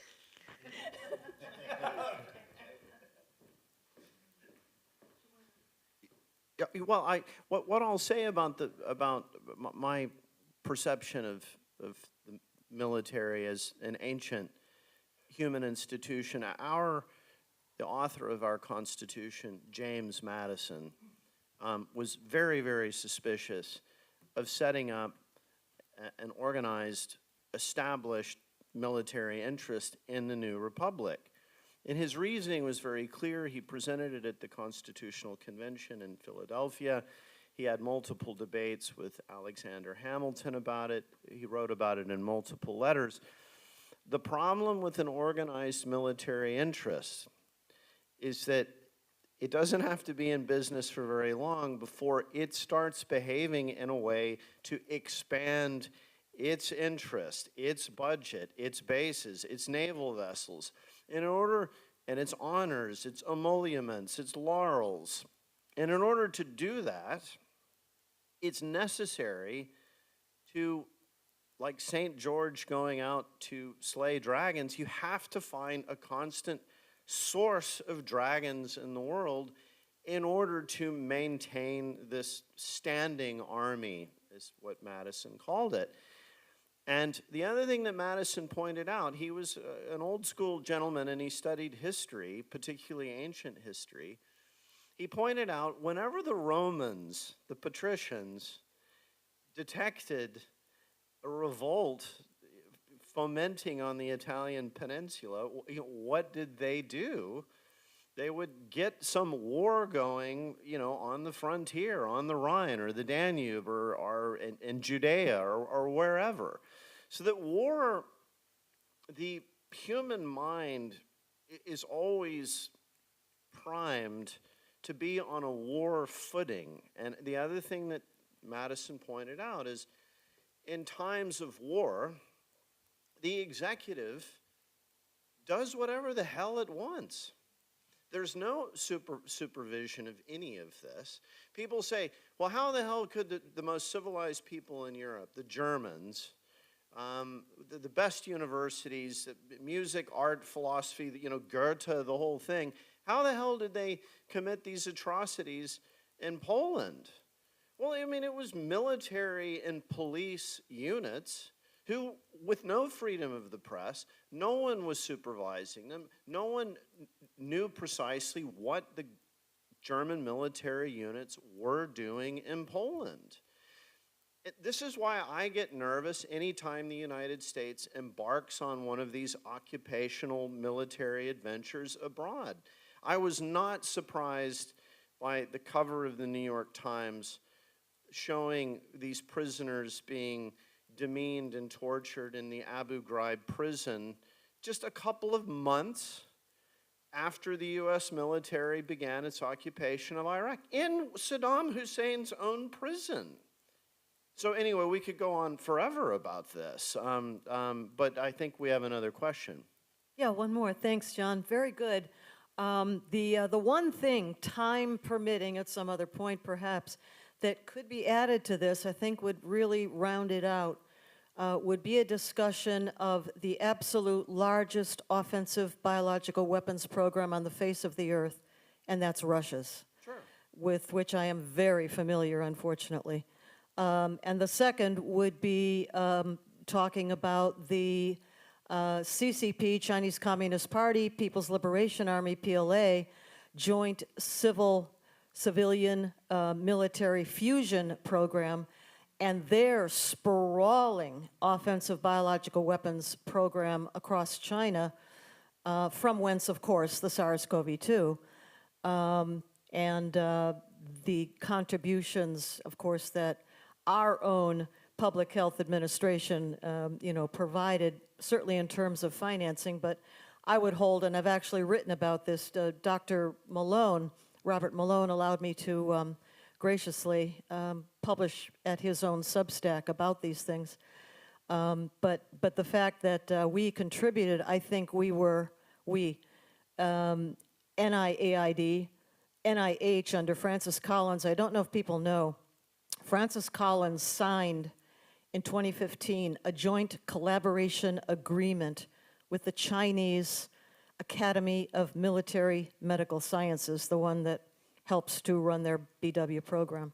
In any case, Russia and China And maybe I talk sometime with Dr. McCullough and you about it. So long before this mess, when I was studying history and political philosophy in the 90s, I read the whole literature on, going back to Dostoevsky's book Demons, which I think he published in 1871, about the takeover of Russia from socialist intellectuals, which ultimately became Marxist-Leninist intellectuals, and how this turned Russia into, a pretty demonic place.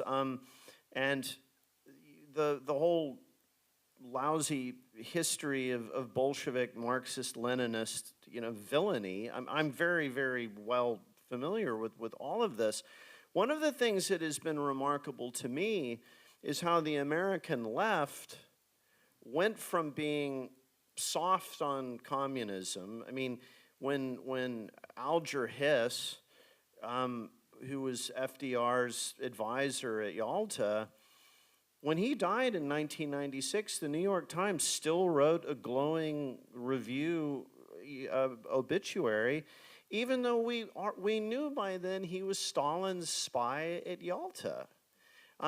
So I'm familiar with all of this, but I'm also familiar with the fact that George Kennan, who was really our Cold War architect, he wrote in the New York Times, I think the Indian general mentioned this, that why not take this time? The Russians are down. They've tapped out on the mat. They've been vanquished. Let's take this period to try and build a harmonious relationship with Russia. And I think the totality of circumstances suggests that that's not what the United States government and the CIA did. So how all of this is unfolded in Ukraine, and particularly in the eastern provinces of Ukraine, as an American taxpayer, to me, it's kind of like getting drawn into the Balkans. You say, well, was it the Serbians? Was it the Croatian Ustashi elements? I don't know. But why is the United States drawn into these Balkan conflicts? Is there some way that these things can be diffused rather than fervently, passionately fanned? So I don't know the answer to that, but it doesn't look to me that I guess I'll conclude with this. We know that President Eisenhower was not an enemy of the military. We know that he wasn't. He was twice the Supreme Allied Commander.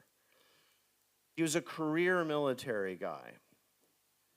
Something scared the hell out of him at the end of his tenure, or he would not have given that farewell address in '61, expressly warning the American people of the dangers of the military-industrial complex. He saw something that scared him, that made him believe our constitutional form of government, representative government, is in danger. And I have not seen anything in the last, not since the Iraq War of 2003, that has in any way led me to believe that Eisenhower's warning is not as cogent today as it ever was in 1961. Thank you so much. Thank you. It's an excellent talk. Thank you. Thanks, everybody. Thank you. Thank you. It was excellent. Oh, okay. Anyway, I think it's been a long day. It's concentrated doses of so many things. So let's go for tea. I have something to present afterwards, but we will see how it goes. If we are too tired, I can do that tomorrow. So yeah. Okay. Thank you. Thank you, all of you. Thank you. What an history.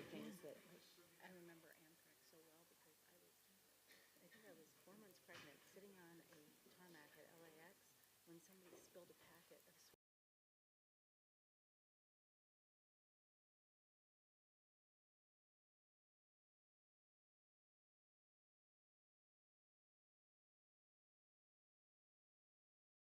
of Claire?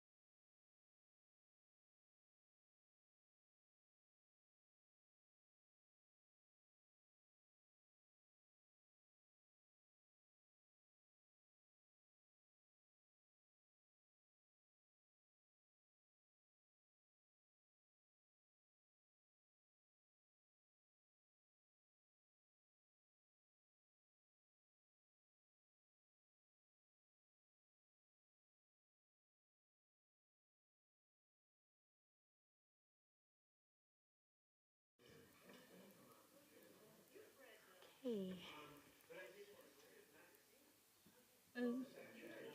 Hello? Hi.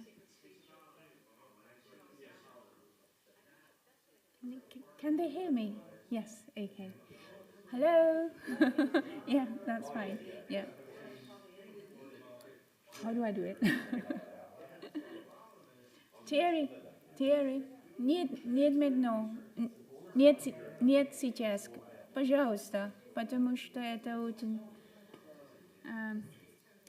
John? Hello? Hi, can we start now? Yeah? This is just basically to wrap up because I wanted to present... Order.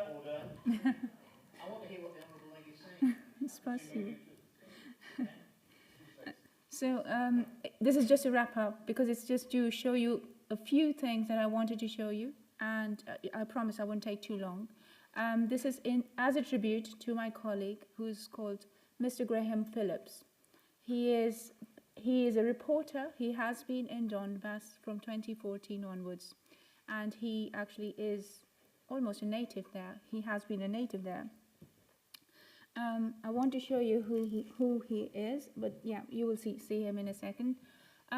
Graham has been sanctioned by the British government because he's been reporting from Donbass.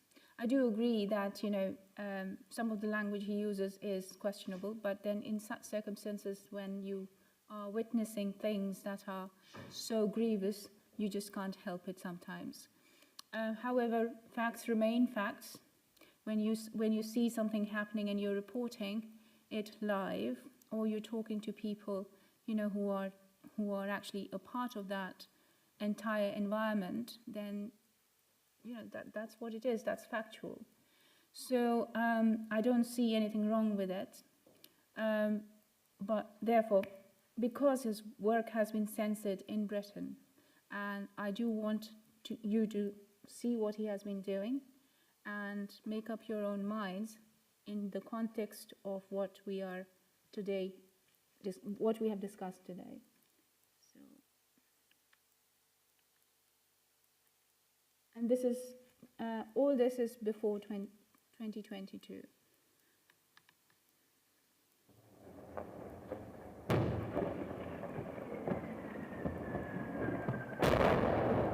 Сереж, скажи Виталику, чтобы открыл огонь, сотки открывает огонь. Сотка огонь.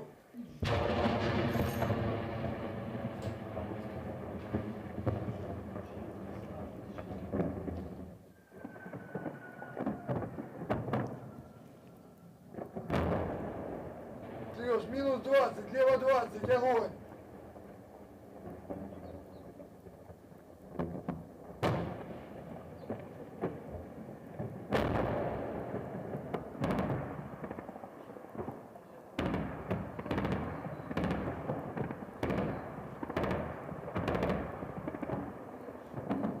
Д-30, огонь.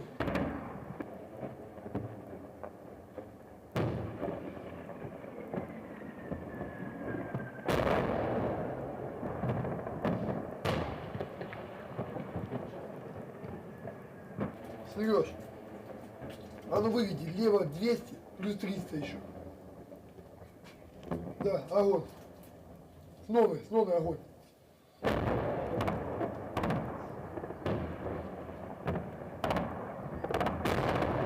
Раз, и чуть, по-моему, вот видишь, вот нужно.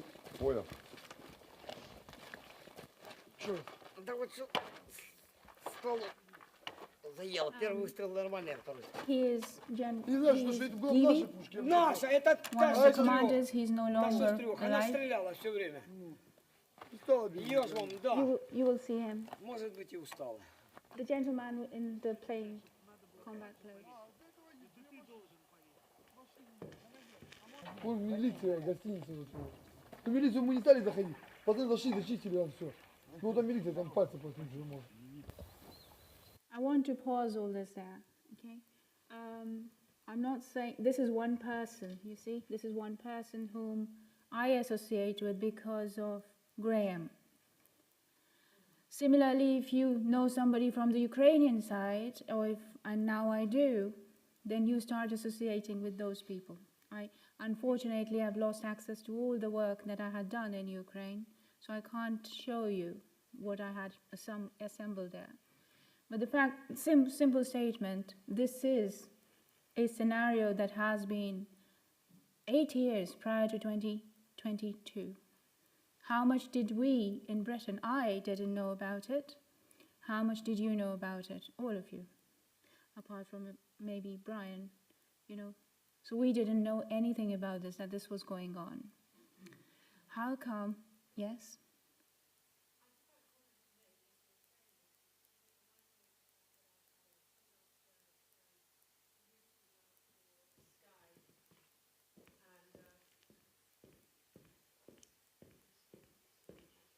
I think it's pertinent just to comment on this. A friend of mine who I knew in Afghanistan, who was a freelance journalist, worked for Deutsche Welle TV and Sky News, and she went to Ukraine at the beginning, and or between 2014 and 2022, and she said to me, "We're not allowed to report from Donbass. We're just not allowed to go there." So we are just getting one side of the story. And of course, the British public is going to remain completely uninformed. Yes, that's exactly what I'm talking here. It's not about taking sides. It's not about judging anyone. We're all educated people here, I hope. So it's about seeing things, but you can't actually see both sides unless you've been there, unless you associate with somebody at a very fundamental human level. So, you know, this could be a footage from anywhere. I see millions of these or thousands of these, you know, on Telegram every single day. And it could be from anywhere in the world. It could be from India and Pakistan. It could be somewhere else. But the fact is, unless you know somebody at a very personal level, you don't feel the pain. And then at that point, it becomes your loyalty is towards a side to which you associate with, right? So lots of other things get blurred. So this is one of the feeds. I do want you to have a look at many others, not many others, but some of them.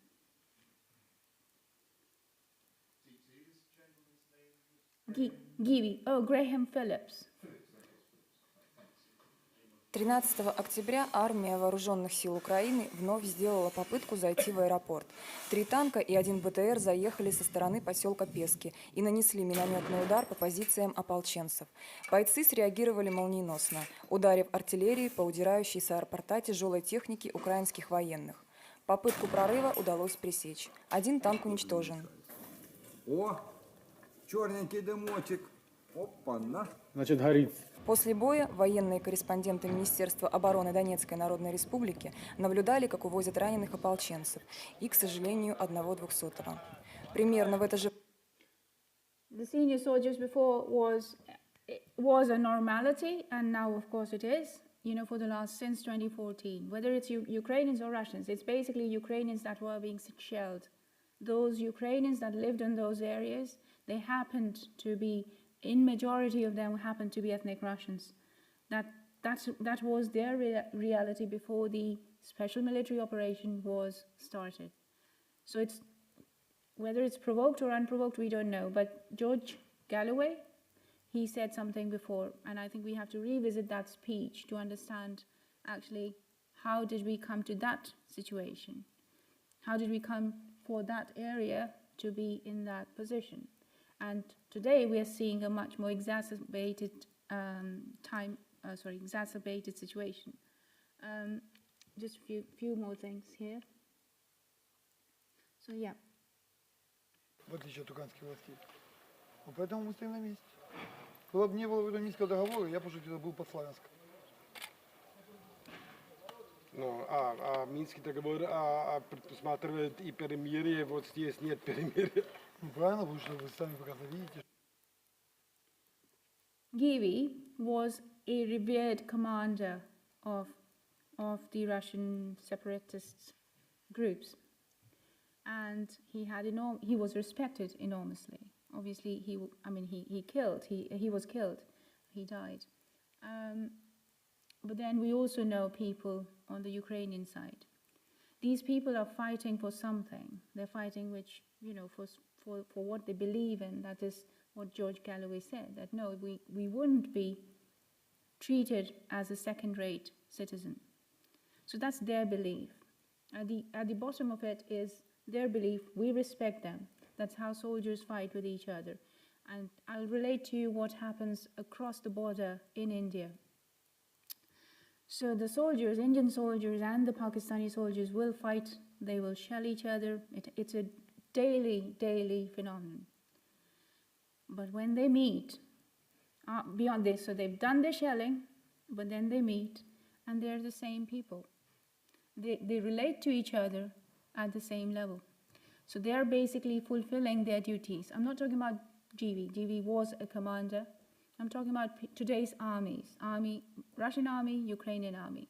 At the end of it, it is the same gene pool that is dying. It's basically the Slavic gene that is dying. And is it a coincidence? Indians, Bharat, we used to be Bharat, right? We had the same gene pool with the Pakistanis on the other side. And today we are two nations. Over so many years, we've lost so many people. There is no peace. There is no peace. These are two countries divided. I wouldn't, unfortunately, probably see it in my lifetime. We speak the same language. We understand each other. We have the same films, same Bollywood films we love, sing and dance, same cuisine. We're seeing exactly that happening right once more. Russia and Ukraine, the same gene pool. Now linking it back to Mr. John's talk about weapons, bioweapons. Tomorrow, if I have time, I will be wanting to speak about US DoD bioweapons program, which was specifically directed to be tested on ethnic Russians. This is not a fake news. These are documents that are freely available. How do we see all this? How do we put this all together? There is something which is very, very wrong here. Something extremely wrong, and we have to understand that the basis of solving this lies in understanding it's the same people who are being killed on both sides.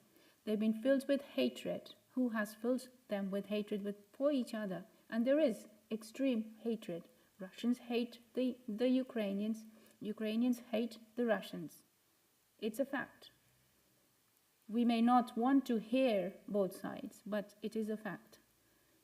So, how did we arrive there? How intentional was this? How was it done? And that's exactly the problem that we have to address. Where were the diplomatic measures? Why did we, support one side so much, but not the other side? And then it comes down to the differences in the leadership. So one leadership has got sanity on its head, whereas the other doesn't, as I did with my presentation on the previous presentation. So at the end, it just comes down to the leadership. So if you may have people hating each other, but if the leadership is sane, it doesn't want to engage in, questionable behavior, then it's fine. So just a few more.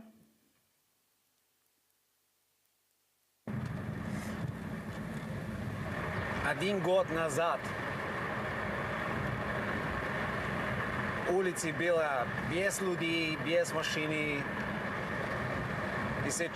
So what he's saying, he'd been here 1 year earlier, but now he's there. There are no people, and basically it's a ghost town. Сейчас это лучше, мало лучше.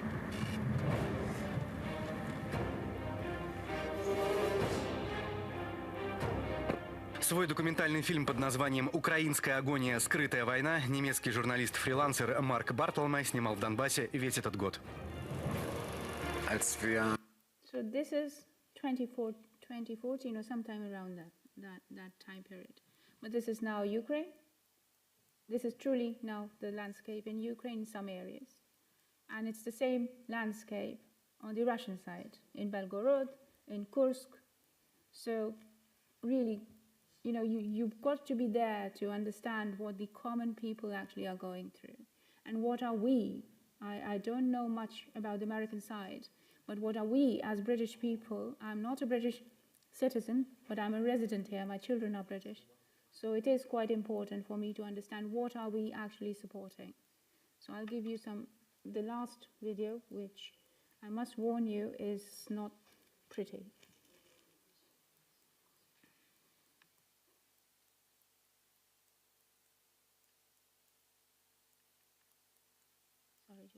Sorry. I've forgotten where it is, so give me a second. What did I do? Oh, yes, okay.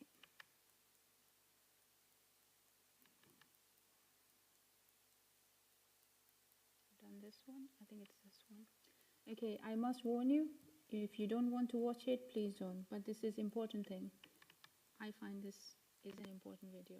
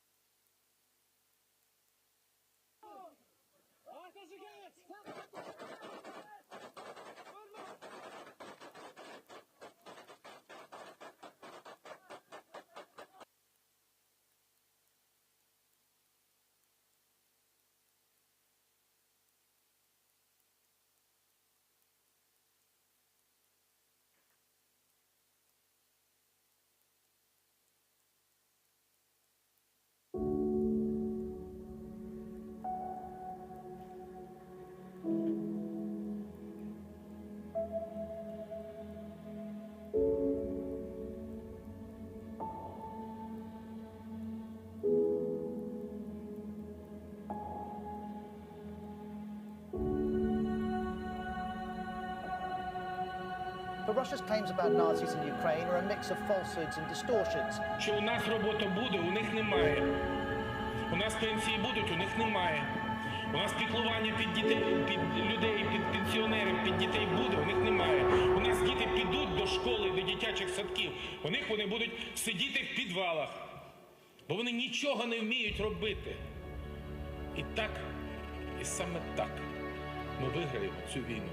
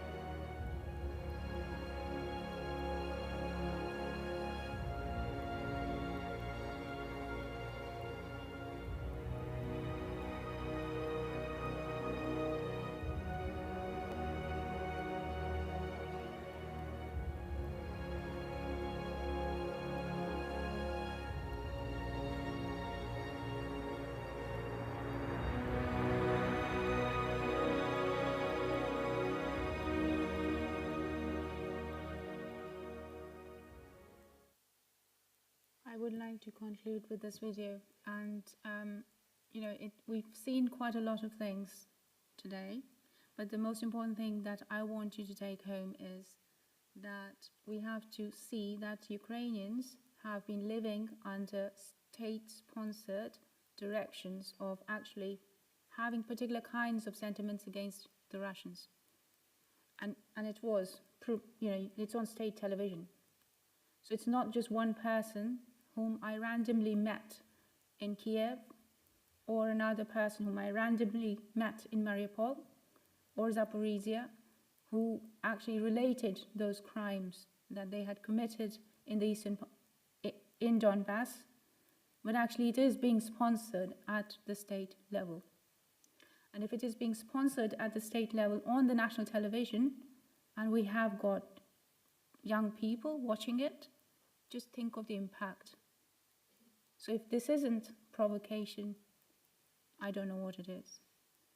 I'd be happy to take questions.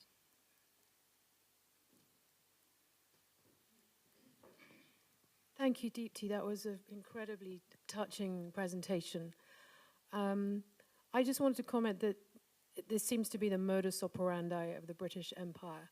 It's to divide and rule. You see it in Cyprus, you see it with USA, Canada, you see it with the Duran line between Afghanistan and Pakistan, you see it between Pakistan and India, you see it in Northern Ireland. This is the way that they have been behaving throughout history. And I have no doubt that these training camps in Kosovo, these NATO training camps where there has been ISIS has been present, and we have that from General Michael Flynn and various others, DIA reports. I would like to know what these people are being indoctrinated with in these British and NATO-run training camps. There's a lot to answer for. Yes, there was actually a very interesting testimony by one of the Ukrainian soldiers who was trained here in one of the military camps, and he blatantly states, he says that, we were brainwashed, we are being radicalized, and they recognize that. They recognize it's not hard for them to recognize it. So the hope lies in humanity, in understanding, not labeling people as Russians and Ukrainians or Americans and British. No. The hope lies that humanity is there in every country. Every country. We are here today because we bond at some level. Whether it's COVID, whether it's Russia, whatever. At some level, we've come here together. And that's the level we've got to work with. And we're beyond. So World Economic Forum or NATO, these are international entities. They are combining together to bring grief to the world. So why can't goodness combine together across the world to protect simple people? And I think that's the point of this conference, actually, to find that strategic way to go forward, to work with the Ukrainians, to work with the Russians. Let's contribute to Ukraine, to Russia, build their economy from the good people within Britain, from the good people, from all of us. They are actually going through such horrific times. Forget the bombardment, they're going through brainwashing, through the conversion towards the evil. So let us help them without expecting anything in return, but let's help them get that spirituality back. And that's the point, to actually think about that. Solutions lie in selfless proposals for help. That's from me. So, yeah. Question: is there anybody who knows how many Ukrainian people have been moving to Russia after the coup of Maidan? I don't. I am bad 2 with million. numbers. Yes. How many people right now in 2025 are living in Russia from Ukraine? The same, probably. 10 million. Those who are saying that Ukrainians are the enemy of Russia and vice versa are wrong. Because if 10 million people from Ukraine are living in Russia, it means something. Yes, it's a statement, We, the West, have the responsibility for whatsoever is happening now. And this should never had happened. Thank you, Terry. So, well, yeah? Yes, I found what we were shown quite moving as well. But I think we have to have a sense of proportion because, yes, we shouldn't be helping the neo-Nazis in Ukraine, but you can't say that all people with those opinions want to go and murder children. The same as if you go back to the Second World War, who was it who was responsible for the Katyn massacre?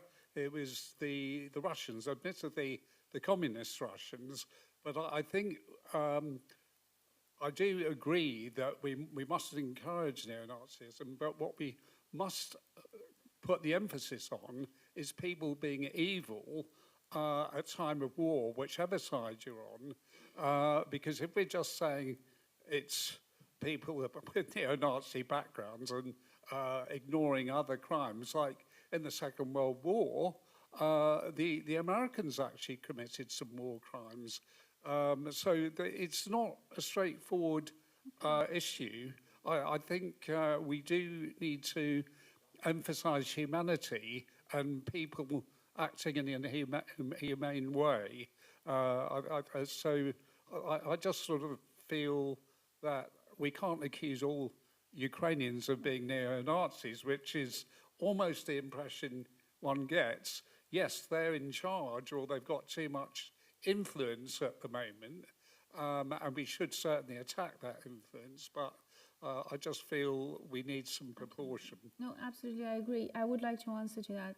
The speech is pre-2022. So what I was trying to draw your attention to is that every house has got a television set.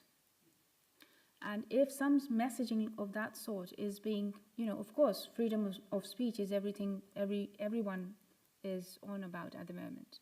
But where is the sense of proportion there? If you are asking for genocide of a certain race on a national television, live national television, that is something very different. And I never said that all Ukrainians are neo-Nazis. I was trying to say that, it's being promoted at very high levels. And people, civilians, they look up to leaders as their parents because they want them, that's their protection. But if those parents are giving the wrong message to the civilians, then we've got to really be very careful. And it's the same in any country. So, today and the article I actually printed out, Ben Wallace's article, where Russians should be held responsible for what's going on, and every Russian, because they are, being silent because they are silent and silently supporting President Putin, they should be locked behind big, tall walls. We need to think about this kind of representation. And because it is serious, it's coming from people who are who are the presidents. President Poroshenko is saying, that is President Poroshenko. So, and everybody would watch that news.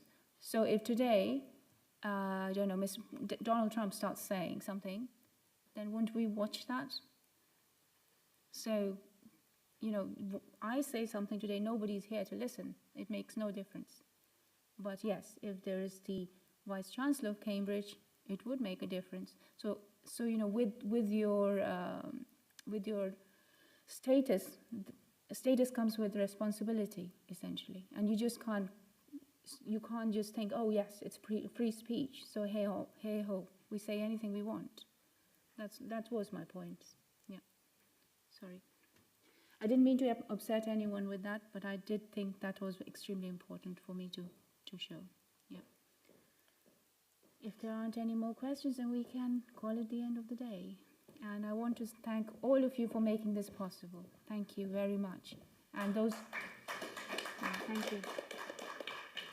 I sent you something on Telegram. Let's see if it came through. It's instructions for George Galloway. Yeah, for how to get into his hotel room. Is he stuck up? Well, they had to switch him around because we didn't have too many full rooms. There's one he has to check in. We can all go back to our hotels, but Yeah, it would be nice to grab a beer. I don't drink, but yes, a cup of tea with some biscuits would be good. But yes.